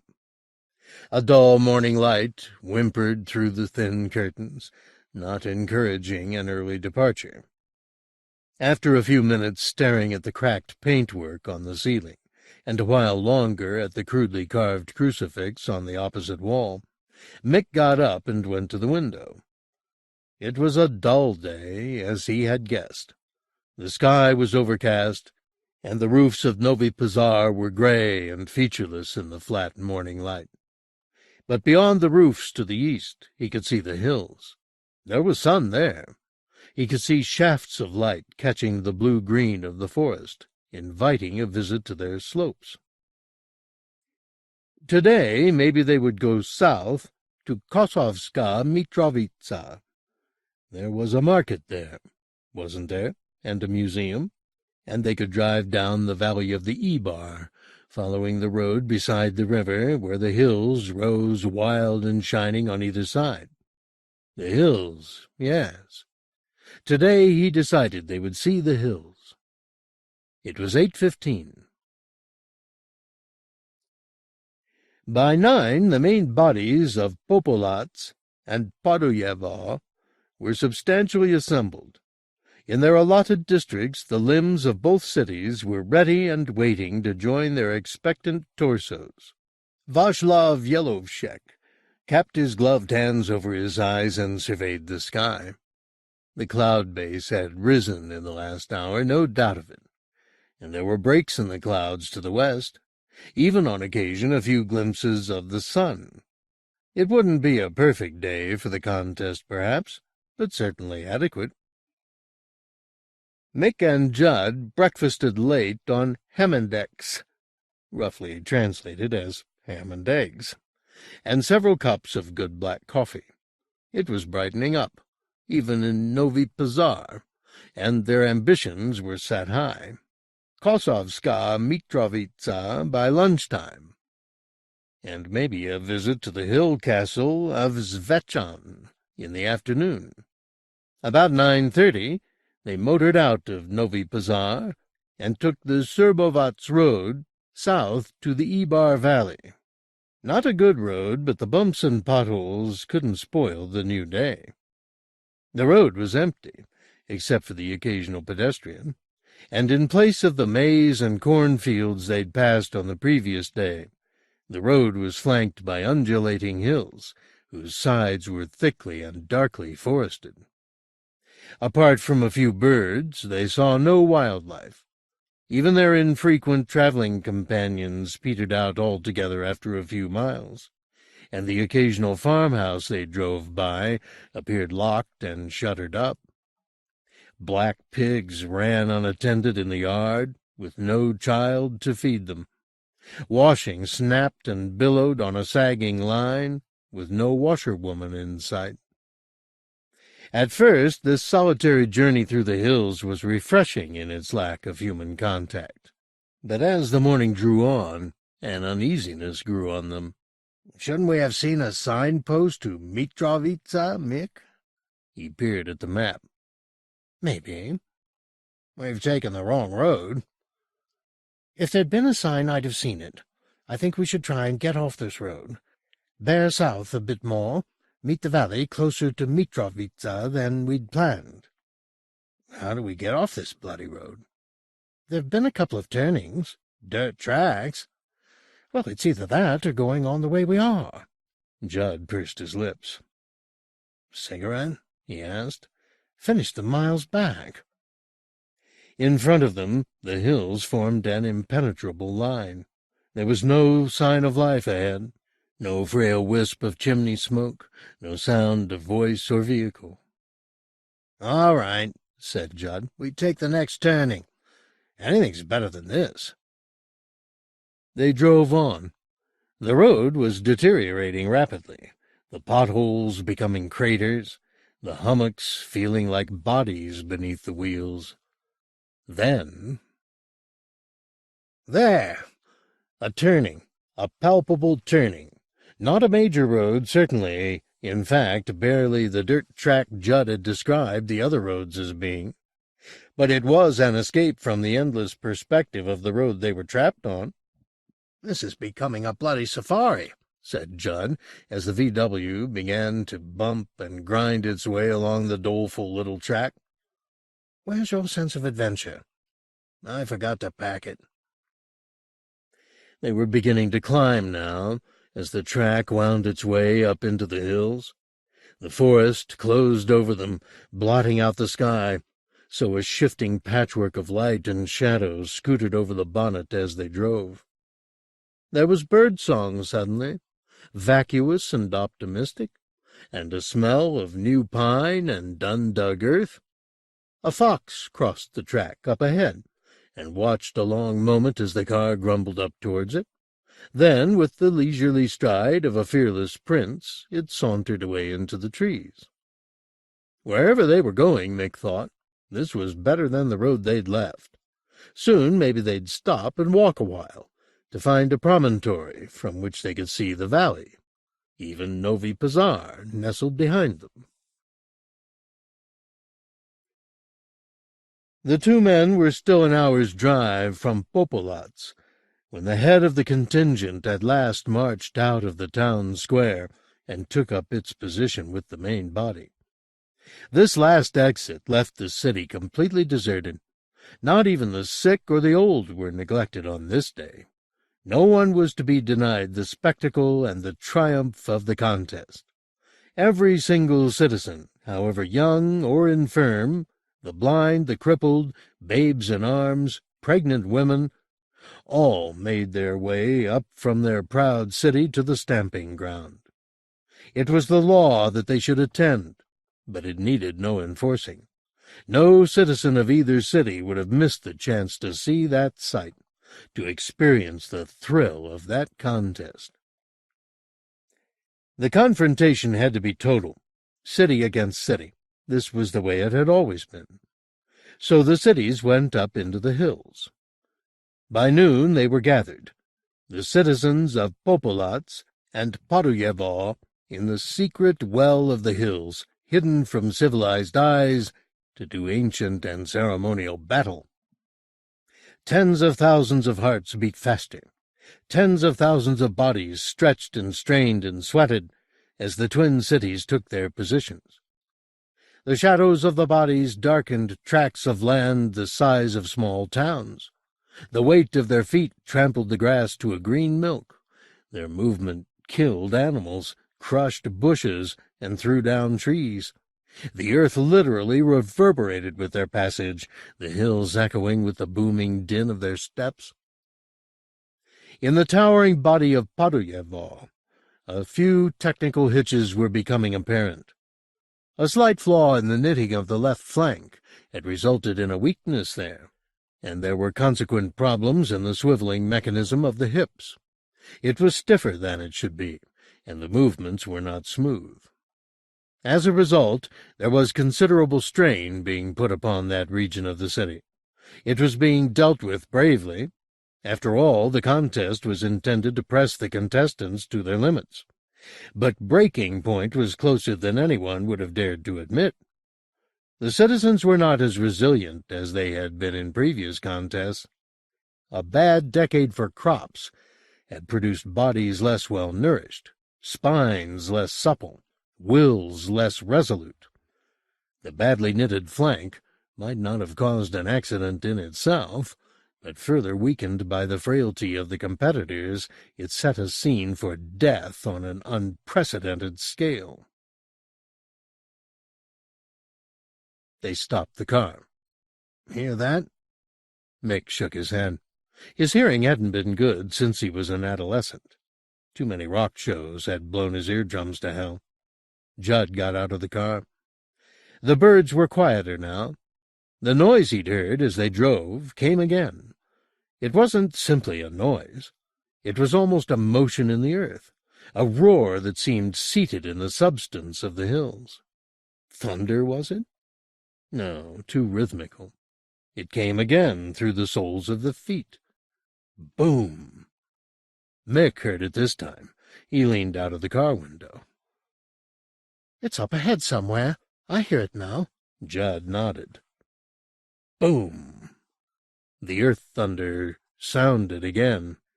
"What the hell is it?" said Mick. "Whatever it is, I want to see it." Judd got back into the Volkswagen, smiling. "Sounds almost like guns," he said, starting the car. "Big guns." Through his Russian-made binoculars, Václav Yelovshek watched the starting official raise his pistol. He saw the feather of white smoke rise from the barrel, and a second later heard the sound of the shot across the valley. The contest had begun. He looked up at twin towers of Popolats and Paduyevo, heads in the clouds, well, almost. They practically stretched to touch the sky. It was an awesome sight, a breath-stopping, sleep-stabbing sight. Two cities swaying and writhing and preparing to take their first steps towards each other in this ritual battle. Of the two, Paduyevo seemed the less stable. There was a slight hesitation as the city raised its left leg to begin its march. Nothing serious, just a little difficulty in coordinating hip and thigh muscles.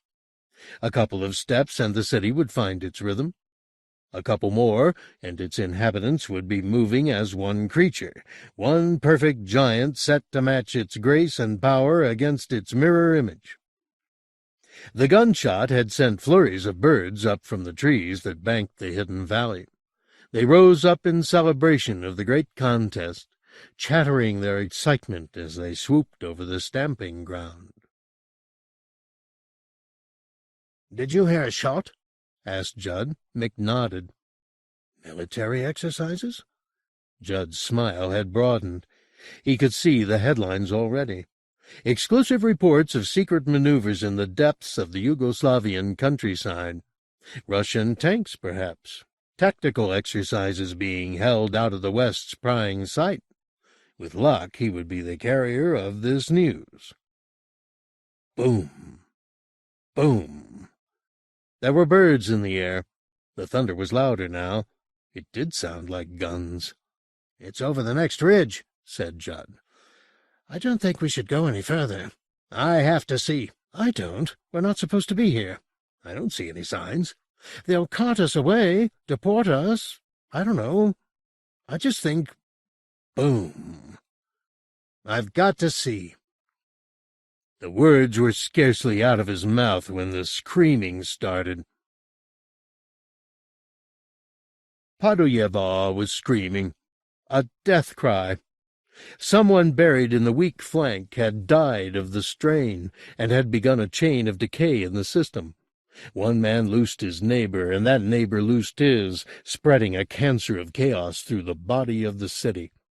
The coherence of the towering structure deteriorated with terrifying rapidity as the failure of one part of the anatomy put unendurable pressure on the other. The masterpiece that the good citizens of Paduyevo had constructed of their own flesh and blood tottered, and then, a dynamited skyscraper, it began to fall. The broken flank spewed citizens like a slashed artery spitting blood. Then, with a graceful sloth that made the agonies of the citizens all the more horrible, it bowed towards the earth, all its limbs dissembling as it fell. The huge head that had brushed the clouds so recently was flung back on its thick neck. 10,000 mouths spoke a single scream for its vast mouth, a wordless, infinitely pitiable appeal to the sky, a howl of loss, a howl of anticipation, a howl of puzzlement. How, that scream demanded, could the day of days end like this in a welter of falling bodies? "Did you hear that?" It was unmistakably human, though almost deafeningly loud. Judd's stomach convulsed. He looked across at Mick, who was as white as a sheet. Judd stopped the car. "No," said Mick. "Listen, for Christ's sake!" The din of dying moans, appeals, and imprecations flooded the air. It was very close. "We've got to go on now," Mick implored. Judd shook his head. He was prepared for some military spectacle, all the Russian army massed over the next hill. But that noise in his ears was the noise of human flesh, too human for words. It reminded him of his childhood imaginings of hell, the endless, unspeakable torments his mother had threatened him with if he failed to embrace Christ. It was a terror he'd forgotten for 20 years, but suddenly here it was again, fresh-faced. Maybe the pit itself gaped just over the next horizon, with his mother standing at its lip, inviting him to taste its punishments. "If you won't drive, I will." Mick got out of the car and crossed in front of it, glancing up the track as he did so. There was a moment's hesitation, no more than a moment's, when his eyes flickered with disbelief before he turned towards the windscreen, his face even paler than it had been previously, and said, "Jesus Christ!" in a voice that was thick with suppressed nausea. His lover was still sitting behind the wheel, his head in his hands, trying to blot out memories. "Judd!" Judd looked up slowly. Mick was staring at him like a wild man, his face shining with a sudden icy sweat. Judd looked past him. A few meters ahead the track had mysteriously darkened, as a tide edged towards the car, a thick, deep tide of blood. Judd's reason twisted and turned to make any other sense of the sight than that inevitable conclusion. But there was no saner explanation. It was blood in unendurable abundance, blood without end. And now, in the breeze, there was the flavor of freshly opened carcasses, the smell out of the depths of the human body, part sweet, part savory. Mick stumbled back to the passenger side of the VW and fumbled weakly at the handle. The door opened suddenly, and he lurched inside, his eyes glazed. "Back up," he said. Judd reached for the ignition. The tide of blood was already sloshing against the front wheels. Ahead, the world had been painted red. "Drive! For fuck's sake, drive!" Judd was making no attempt to start the car. "We must look," he said without conviction. "We have to." "We don't have to do anything," said Mick. "But get the hell out of here. It's not our business." "Plane crash. There's no smoke. Those are human voices." Mick's instinct was to leave well enough alone. He could read about the tragedy in a newspaper. He could see the pictures tomorrow when they were gray and grainy. Today it was too fresh, too unpredictable. Anything could be at the end of that track, bleeding. "We must!" Judd started the car, while beside him Mick began to moan quietly. The VW began to edge forward, nosing through the river of blood, its wheels spinning in the queasy, foaming tide. "No," said Mick very quietly. "Please, no." "We must," was Judd's reply. "We must. We must." Only a few yards away, the surviving city of Popolats was recovering from its first convulsions. It stared with 1,000 eyes at the ruins of its ritual enemy, now spread in a tangle of rope and bodies over the impacted ground, shattered forever. Popolats staggered back from the sight, its vast legs flattening the forest that bounded the stamping ground, its arms flailing the air. But it kept its balance, even as a common insanity, woken by the horror at its feet, surged through its sinews and curdled its brain. The order went out. The body thrashed and twisted, and turned from the grisly carpet of Podoyevo, and fled into the hills. As it headed into oblivion, its towering form passed between the car and the sun, throwing its cold shadow over the bloody road. Mick saw nothing through his tears, and Judd, his eyes narrowed against the sight he feared seeing around the next bend, only dimly registered that something had blotted the light for a minute. A cloud, perhaps, a flock of birds. Had he looked up at that moment, just stolen a glance out towards the northeast, he would have seen Popolats's head, the vast, swarming head of a maddened city, disappearing below his line of vision as it marched into the hills. He would have known that this territory was beyond his comprehension, and that there was no healing to be done in this corner of hell. But he didn't see the city, and he and Mick's last turning point had passed. From now on, like Popolats and its dead twin, they were lost to sanity and to all hope of life. They rounded the bend, and the ruins of Podoyevo came into sight. Their domesticated imaginations had never conceived of a sight so unspeakably brutal. Perhaps in the battlefields of Europe as many corpses had been heaped together, but had so many of them been women and children, locked together with the corpses of men? There had been piles of dead as high, but ever so many, so recently abundant with life. There had been cities laid waste as quickly, but ever an entire city lost to the simple dictate of gravity. It was a sight beyond sickness. In the face of it, the mind slowed to a snail's pace. The forces of reason picked over the evidence with meticulous hands, searching for a flaw in it, a place where it could say, "This is not happening. This is a dream of death, not death itself." But reason could find no weakness in the wall. This was true. It was death indeed. Podoyevo had fallen. 38,765 citizens were spread on the ground, or rather flung in ungainly, seeping piles. Those who had not died of the fall or of suffocation were dying. There would be no survivors from that city, except that bundle of onlookers that had traipsed out of their homes to watch the contest. Those few Podoyevians, the crippled, the sick, the ancient few, were now staring like Mick and Judd at the carnage, trying not to believe. Judd was first out of the car. The ground beneath his swades was sticky with coagulating gore. He surveyed the carnage. There was no wreckage, no sign of a plane crash, no fire, no smell of fuel.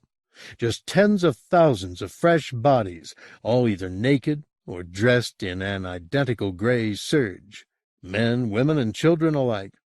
Some of them, he could see, wore leather harnesses, tightly buckled around their upper chests, and snaking out from these contraptions were lengths of rope, miles and miles of it. The closer he looked, the more he saw of the extraordinary system of knots and lashings that still held the bodies together. For some reason these people had been tied together, side by side. Some were yoked on their neighbors' shoulders, straddling them like boys playing at horseback riding. Others were locked arm in arm, knitted together with threads of rope in a wall of muscle and bone. Yet others were trussed in a ball, with their heads tucked between their knees. All were in some way connected up with their fellows, tied together as though in some insane collective bondage game. Another shot. Mick looked up. Across the field a solitary man, dressed in a drab overcoat, was walking amongst the bodies with a revolver, dispatching the dying. It was a pitifully inadequate act of mercy, but he went on nevertheless, choosing the suffering children first, emptying the revolver, filling it again, emptying it, filling it, emptying it. Mick let go. He yelled at the top of his voice over the moans of the injured, "What is this?" The man looked up from his appalling duty, his face as dead gray as his coat. "Huh?" he grunted, frowning at the two interlopers through his thick spectacles. "What's happened here?" Mick shouted across at him. It felt good to shout. It felt good to sound angry at the man. Maybe he was to blame. It would be a fine thing just to have someone to blame. "Tell us," Mick said. He could hear the tears throbbing in his voice. "Tell us, for God's sake. Explain." Greycoat shook his head. He didn't understand a word this young idiot was saying. It was English he spoke, but that's all he knew. Mick began to walk towards him, feeling all the time the eyes of the dead on him, eyes like black shining gems set in broken faces, eyes looking at him upside down, on heads severed from their seating, eyes in heads that had solid howls for voices, eyes in heads beyond howls, beyond breath, thousands of eyes. He reached Greycoat, whose gun was almost empty. He had taken off his spectacles and thrown them aside. He, too, was weeping. Little jerks ran through his big, ungainly body. At Mick's feet, somebody was reaching for him. He didn't want to look, but the hand touched his shoe, and he had no choice but to see its owner. A young man lying like a flesh swastika, every joint smashed. A child lay under him, her bloody legs poking out like two pink sticks. He wanted the man's revolver to stop the hand from touching him. Better still, he wanted a machine gun, a flamethrower, anything to wipe the agony away. As he looked up from the broken body, Mick saw Greycoat raise the revolver. "Judd," he said, but as the word left his lips, the muzzle of the revolver was slipped into Greycoat's mouth, and the trigger was pulled. Greycoat had saved the last bullet for himself. The back of his head opened like a dropped egg, the shell of his skull flying off. His body went limp and sank to the ground, the revolver still between his lips. "We must," began Mick, saying the words to nobody. "We must—" What was the imperative? In this situation, what must they do? "We must—" Judd was behind him. "Help," he said to Mick. "Yes, we must get help. We must. Go." Go. That was what they must do. On any pretext, for any fragile, cowardly reason, they must go. Get out of the battlefield. Get out of the reach of a dying hand with a wound in place of a body. "We have to tell the authorities. Find a town. Get help." "Priests," said Mick. "They need priests." It was absurd to think of giving the last rites to so many people. It would take an army of priests, a water cannon filled with holy water, a loudspeaker to pronounce the benedictions. They turned away, together, from the horror, and wrapped their arms around each other, then picked their way through the carnage to the car. It was occupied. Václav Yelovshek, was sitting behind the wheel and trying to start the Volkswagen. He turned the ignition key once, twice. Third time the engine caught, and the wheels spun in the crimson mud as he put her into reverse and backed down the track. Vaclav saw the Englishman running towards the car, cursing him. There was no help for it. He didn't want to steal the vehicle, but he had work to do. He had been a referee. He had been responsible for the contest and the safety of the contestants. One of the heroic cities had already fallen. He must do everything in his power to prevent Popolats from following its twin. He must chase Popolats and reason with it, talk it down out of its terrors with quiet words and promises. If he failed, there would be another disaster, the equal of the one in front of him, and his conscience was already broken enough. Mick was still chasing the VW, shouting at Yellowshek. The thief took no notice, concentrating on maneuvering the car back down the narrow, slippery track. Mick was losing the chase rapidly. The car had begun to pick up speed. Furious, but without the breath to speak his fury, Mick stood in the road, hands on his knees, heaving and sobbing. "Bastard!" said Judd. Mick looked down the track. Their car had already disappeared. "Fucker couldn't even drive properly. We have to catch up," said Mick through gulps of breath. "How? On foot. We haven't even got a map. It's in the car. Jesus Christ Almighty!" They walked down the track together, away from the field. After a few meters, the tide of blood began to peter out. Just a few congealing rivulets dribbled on towards the main road. Mick and Judd followed the bloody tire marks to the junction. The Sorbovats road was empty in both directions. The tire marks showed a left turn. "He's gone deeper into the hills," said Judd, staring along the lovely road towards the blue-green distance. "He's out of his mind." "Do we go back the way we came?" "It'll take us all night on foot." "We'll hop a lift." Judd shook his head.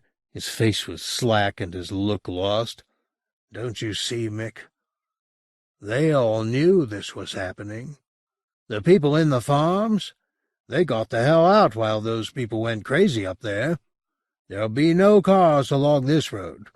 I'll lay you anything, except maybe a couple of shit-dumb tourists like us, and no tourist would stop for the likes of us."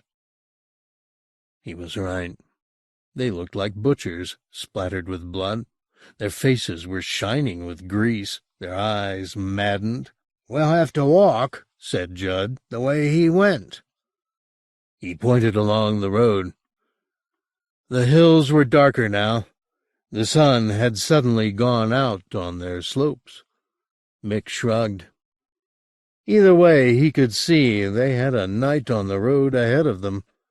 But he wanted to walk somewhere, anywhere, as long as he put distance between him and the dead. In Popolats a kind of peace reigned. Instead of a frenzy of panic, there was a numbness, a sheep-like acceptance of the world as it was.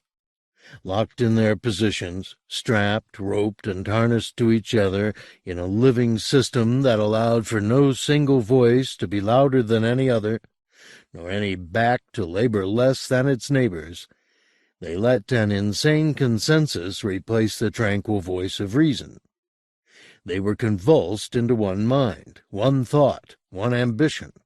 They became, in the space of a few moments, the single-minded giant whose image they had so brilliantly recreated.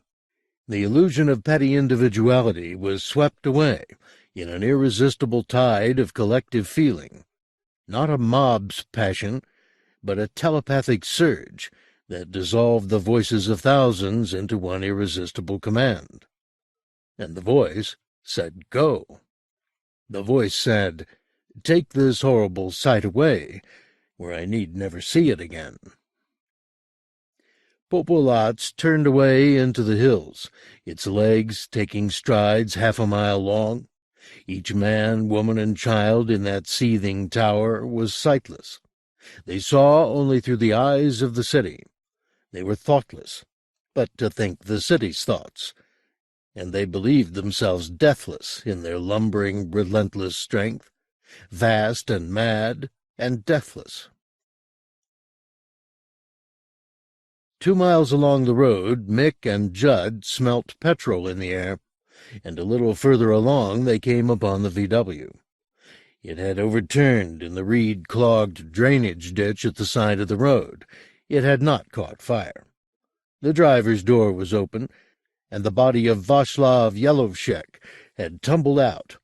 His face was calm in unconsciousness. There seemed to be no sign of injury, except for a small cut or two on his sober face. They gently pulled the thief out of the wreckage, and up out of the filth of the ditch onto the road. He moaned a little as they fussed about him, rolling Mick's sweater up to pillow his head and removing the man's jacket and tie. Quite suddenly he opened his eyes. He stared at them both. "Are you all right?" Mick asked. The man said nothing for a moment. He seemed not to understand. Then, "English?" he said. His accent was thick, but the question was quite clear. "Yes." "I heard your voices. English." He frowned and winced. "Are you in pain?" said Judd. The man seemed to find this amusing. "Am I in pain?" he repeated, his face screwed up in a mixture of agony and delight. "I shall die," he said through gritted teeth. "No," said Mick. "You're all right." The man shook his head, his authority absolute. "I shall die," he said again, the voice full of determination. "I want to die." Judd crouched closer to him. His voice was weaker by the moment. "Tell us what to do," he said. The man had closed his eyes. Judd shook him awake roughly. "Tell us," he said again, his show of compassion rapidly disappearing. "Tell us what this is all about." "About?" said the man, his eyes still closed. "It was a fall. That's all. Just a fall." "What fell?" "The city. Porayevo, my city." "What did it fall from?" "Itself, of course." The man was explaining nothing, just answering one riddle with another. "Where were you going?" Mick inquired, trying to sound as unaggressive as possible. "After Popolats," said the man. "Popolats," said Judd. Mick began to see some sense in the story.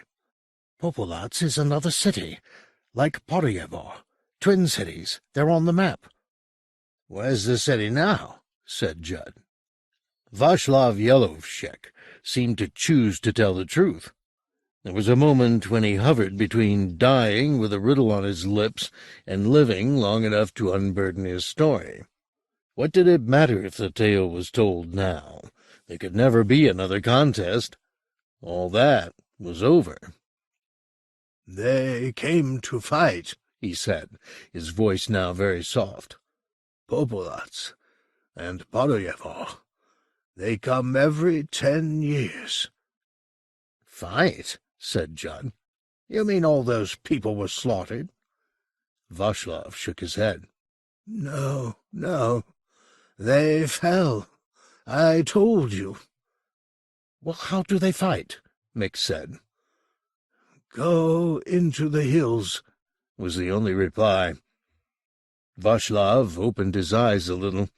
The faces that loomed over him were exhausted and sick. They had suffered, these innocents. They deserved some explanation. "As giants," he said. "They fought as giants. They made a body out of their bodies. Do you understand? The frame, the muscles, the bone, the eyes, nose, teeth, all made of men and women." "He's delirious," said Judd. "You go into the hills," the man repeated. "See for yourselves how true it is." "Even supposing," Mick began. Václav interrupted him, eager to be finished. They were good at the game of giants. It took many centuries of practice, every 10 years making the figure larger and larger, one always ambitious to be larger than the other, ropes to tie them all together, flawlessly, sinews, ligaments. There was food in its belly, there were pipes from the loins to take away the waste. The best sighted sat in the eye sockets, the best voiced in the mouth and throat. You wouldn't believe the engineering of it. I don't, said Judd, and stood up. It is the body of the state, said Václav, so softly his voice was barely above a whisper. It is the shape of our lives. There was a silence. Small clouds passed over the road, soundlessly shedding their mass to the air. It was a miracle, he said. It was as if he realized the true enormity of the fact for the first time. It was a miracle. It was enough, yes. It was quite enough. His mouth closed, the words said, and he died. Mick felt this death more acutely than the thousands they had fled from. Or rather, this death was the key to unlock the anguish he felt for them all. Whether the man had chosen to tell a fantastic lie as he died, or whether the story was in some way true, Mick felt useless in the face of it. His imagination was too narrow to encompass the idea. His brain ached with the thought of it, and his compassion cracked under the weight of misery he felt. They stood on the road, while the clouds scudded by, their vague grey shadows passing over them towards the enigmatic hills. It was twilight. Popolats could stride no further. It felt exhaustion in every muscle. Here and there in its huge anatomy deaths had occurred, but there was no grieving in the city for its deceased selves.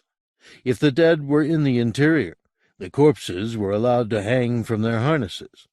If they formed the skin of the city, they were unbuckled from their positions and released to plunge into the forest below. The giant was not capable of pity. It had no ambition but to continue until it ceased. As the sun slunk out of sight, Popolats rested, sitting on a small hillock, nursing its huge head in its huge hands. The stars were coming out with their familiar caution. Night was approaching, mercifully bandaging up the wounds of the day, blinding eyes that had seen too much. Popolats rose to its feet again and began to move, step by booming step. It would not be long, surely, before fatigue overcame it, before it could lie down in the tomb of some lost valley and die. But for a space yet, it must walk on, each step more agonizingly slow than the last, while the night bloomed black around its head. Mick wanted to bury the car thief, somewhere on the edge of the forest. Judd, however, pointed out that burying a body might seem, in tomorrow's saner light, a little suspicious. And besides, wasn't it absurd to concern themselves with one corpse when there were literally thousands of them lying a few miles from where they stood? The body was left to lie, therefore, and the car to sink deeper into the ditch. They began to walk again. It was cold, and colder by the moment, and they were hungry, but the few houses they passed were all deserted, locked and shuttered, every one. "What did he mean?" said Mick, as they stood looking at another locked door. "He was talking metaphor." "All that stuff about giants?" "It was some Trotskyist tripe," Judd insisted. "I don't think so." "I know so. It was his deathbed speech. He'd probably been preparing for years." "I don't think so," Mick said again, and began walking back towards the road. "Oh, how's that?" Judd was at his back. "He wasn't towing some party line," Are you saying you think there's some giant around here someplace? For God's sake. Mick turned to Judd. His face was difficult to see in the twilight, but his voice was sober with belief. Yes, I think he was telling the truth. That's absurd. That's ridiculous. No. Judd hated Mick that moment, hated his naivete, his passion to believe any half-witted story if it had a whiff of romance about it. And this was the worst, the most preposterous. No, he said again. No, no, no. The sky was porcelain smooth, and the outline of the hills black as pitch. I'm fucking freezing, said Mick out of the ink. Are you staying here or walking with me? Judd shouted. We're not going to find anything this way. Well, it's a long way back. We're just going deeper into the hills. Do what you like. I'm walking. His footsteps receded. The dark encased him. After a minute, Judd followed. The night was cloudless and bitter. They walked on, their collars up against the chill, their feet swollen in their shoes. Above them the whole sky had become a parade of stars, a triumph of spilled light from which the eye could make as many patterns as it had patience for. After a while they slung their tired arms around each other for comfort and warmth. About 11 o'clock they saw the glow of a window in the distance. The woman at the door of the stone cottage didn't smile, but she understood their condition and let them in. There seemed to be no purpose in trying to explain to either the woman or her crippled husband what they had seen.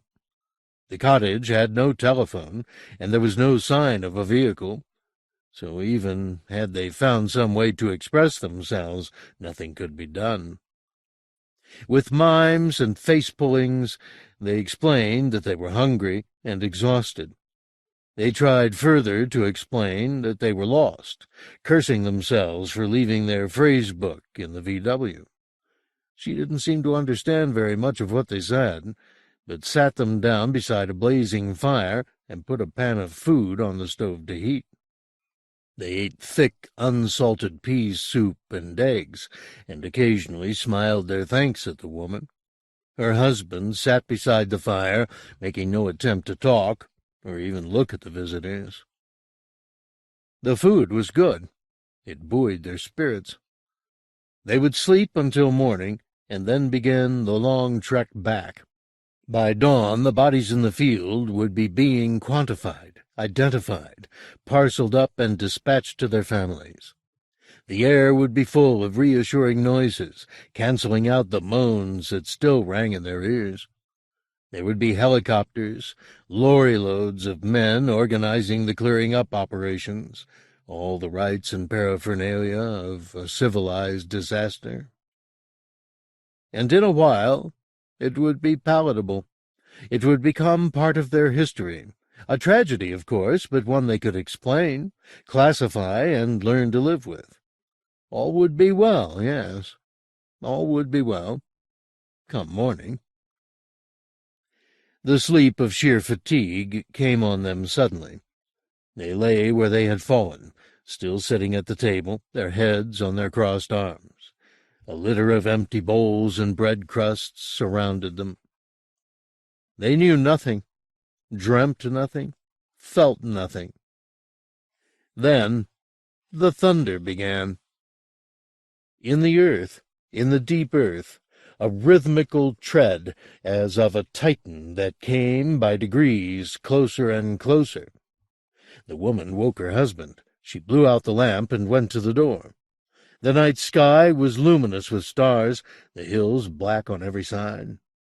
The thunder still sounded, a full half-minute between every boom, but louder now, and louder with every new step. They stood at the door together, husband and wife, and listened to the night hills echo back and forth with the sound.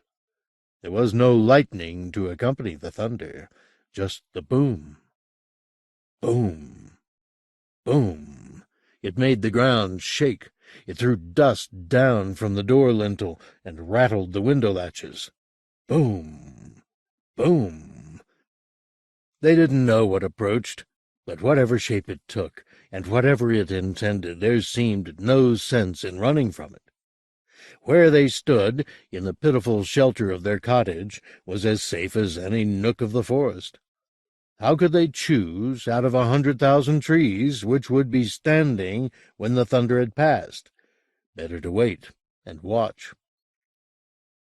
The wife's eyes were not good, and she doubted what she saw when the blackness of the hill changed shape and reared up to block the stars. But her husband had seen it too. The unimaginably huge head, vaster in the deceiving darkness, looming up and up, dwarfing the hills themselves with ambition.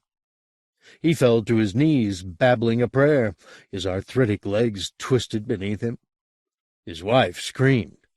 No word she knew could keep this monster at bay. No prayer, no plea, had power over it. In the cottage, Mick woke, and his outstretched arm, twitching with a sudden cramp, wiped the plate and the lamp off the table. They smashed. Judd woke. The screaming outside had stopped. The woman had disappeared from the doorway into the forest. Any tree at all, was better than this sight. Her husband still let a string of prayers dribble from his slack mouth as the great leg of the giant rose to take another step. Boom! The cottage shook. Plates danced and smashed off the dresser. A clay pipe rolled from the mantelpiece and shattered in the ashes of the hearth. The lovers knew the noise that sounded in their substance. That earth thunder. Mick reached for Judd and took him by the shoulder. "You see," he said, his teeth blue-gray in the darkness of the cottage. "See? See?" There was a kind of hysteria bubbling behind his words. He ran to the door, stumbling over a chair in the dark. Cursing and bruised, he staggered out into the night. Boom! The thunder was deafening.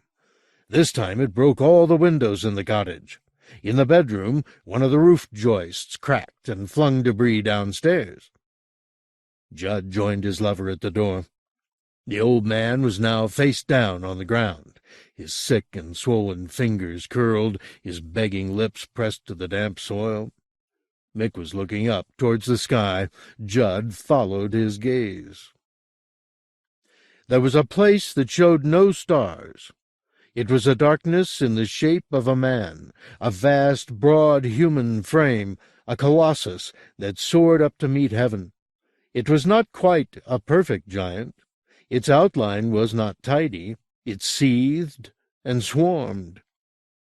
He seemed broader, too, this giant, than any real man. His legs were abnormally thick and stumpy, and his arms were not long. The hands, as they clenched and unclenched, seemed oddly jointed and over-delicate for its torso. Then it raised one huge flat foot and placed it on the earth, taking a stride towards them. Boom! The step brought the roof collapsing in on the cottage. Everything that the car thief had said was true. Popolatz was a city and a giant, and it had gone into the hills. Now their eyes were becoming accustomed to the night light. They could see in ever more horrible detail the way this monster was constructed. It was a masterpiece of human engineering, a man made entirely of men, or rather, a sexless giant made of men and women and children. All the citizens of Popolatz writhed and strained in the body of this flesh-knitted giant, their muscles stretched to breaking point, their bones close to snapping. They could see how the architects of Popolatz had subtly altered the proportions of the human body, how the thing had been made squatter to lower its center of gravity, how its legs had been made elephantine to bear the weight of the torso, how the head was sunk low onto the wide shoulders so that the problems of a weak neck had been minimized. Despite these malformations, it was horribly lifelike. The bodies that were bound together to make its surface were naked but for their harnesses, so that its surface glistened in the starlight like one vast human torso. Even the muscles were well copied, though simplified. They could see the way the roped bodies pushed and pulled against each other in solid cords of flesh and bone. They could see the intertwined people that made up the body, the backs like turtles packed together to offer the sweep of the pectorals, the lashed and knotted acrobats at the joints of the arms and the legs alike, rolling and unwinding to articulate the sitting. But surely the most amazing sight of all was the face. Cheeks of bodies, cavernous eye sockets, in which heads stared, 5 bound together for each eyeball, a broad flat nose, and a mouth that opened and closed as the muscles of the jaw bunched and hollowed rhythmically. And from that mouth, lined with teeth of bald children, the voice of the giant, now only a weak copy of its former powers, spoke a single note of idiot music. Popolots walked, and Popolots sang. Was there ever a sight in Europe the equal of it? They watched Mick and Judd as it took another step towards them. The old man had wet his pants. Blubbering and begging, he dragged himself away from the ruined cottage into the surrounding trees, dragging his dead legs after him. The Englishmen remained where they stood, watching the spectacle as it approached. Neither dread nor horror touched them now, just an awe that rooted them to the spot. They knew this was a sight they could never hope to see again. This was the apex. After this, there was only common experience. Better to stay, then, though every step brought death nearer, better to stay and see the sight while it was still there to be seen. And if it killed them, this monster, then at least they would have glimpsed a miracle, known this terrible majesty for a brief moment. It seemed a fair exchange. Popolots was within 2 steps of the cottage.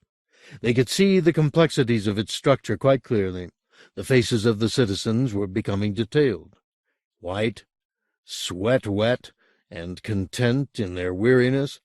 Some hung dead from their harnesses, their legs swinging back and forth like the hanged.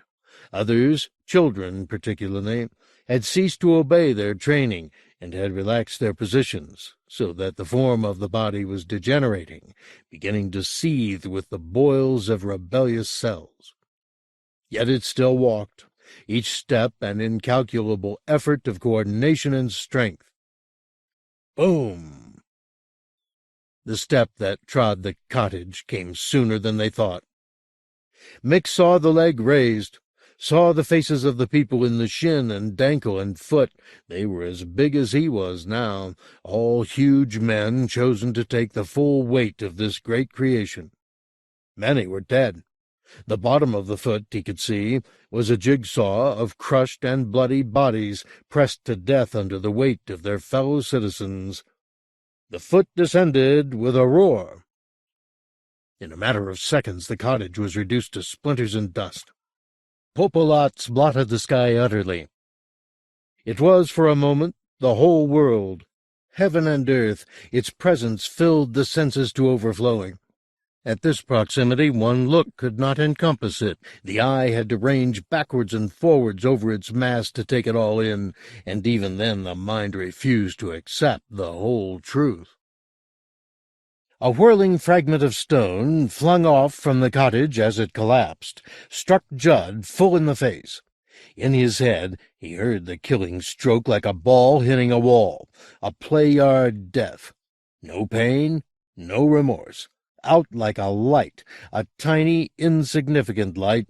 His death cry lost in the pandemonium, his body hidden in the smoke and darkness. Mick neither saw nor heard Judd die. He was too busy staring at the foot as it settled for a moment in the ruins of the cottage, while the other leg mustered the will to move. Mick took his chance. Howling like a banshee, he ran towards the leg, longing to embrace the monster. He stumbled in the wreckage and stood again, bloodied, to reach for the foot before it was lifted and he was left behind. There was a clamor of agonized breath as the message came to the foot that it must move. Mick saw the muscles of the shin bunch and marry as the leg began to lift. He made one last lunge at the limb as it began to leave the ground, snatching a harness or a rope or human hair or flesh itself, anything to catch this passing miracle and be part of it. Better to go with it wherever it was going, serve it in its purpose, whatever that might be. Better to die with it than live without it. He caught the foot and found a safe purchase on its ankle. Screaming his sheer ecstasy at his success, he felt the great leg raised and glanced down through the swirling dust to the spot where he had stood, already receding as the limb climbed. The earth was gone from beneath him. He was a hitchhiker with a god. The mere life he had left was nothing to him now, or ever. He would live with this thing. Yes, he would live with it, seeing it and eating it with his eyes until he died of sheer gluttony. He screamed and howled and swung on the ropes, drinking up his triumph. Below, far below, he glimpsed Judd's body, curled up pale on the dark ground, irretrievable. Love and life and sanity were gone like the memory of his name, or his sex, or his ambition. It all meant nothing at all. Boom! Boom! Popolats walked, the noise of its steps receding to the east.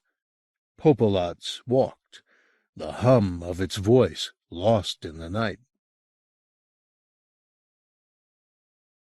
After a day, birds came, foxes came, flies, butterflies, wasps came. Judd moved. Judd shifted. Judd gave birth. In his belly maggots warmed themselves. In a vixen's den the good flesh of his thigh was fought over. After that it was quick. The bones yellowing, the bones crumbling. Soon an empty space which he had once filled with breath and opinions. Darkness, light, darkness, light. He interrupted neither with his name.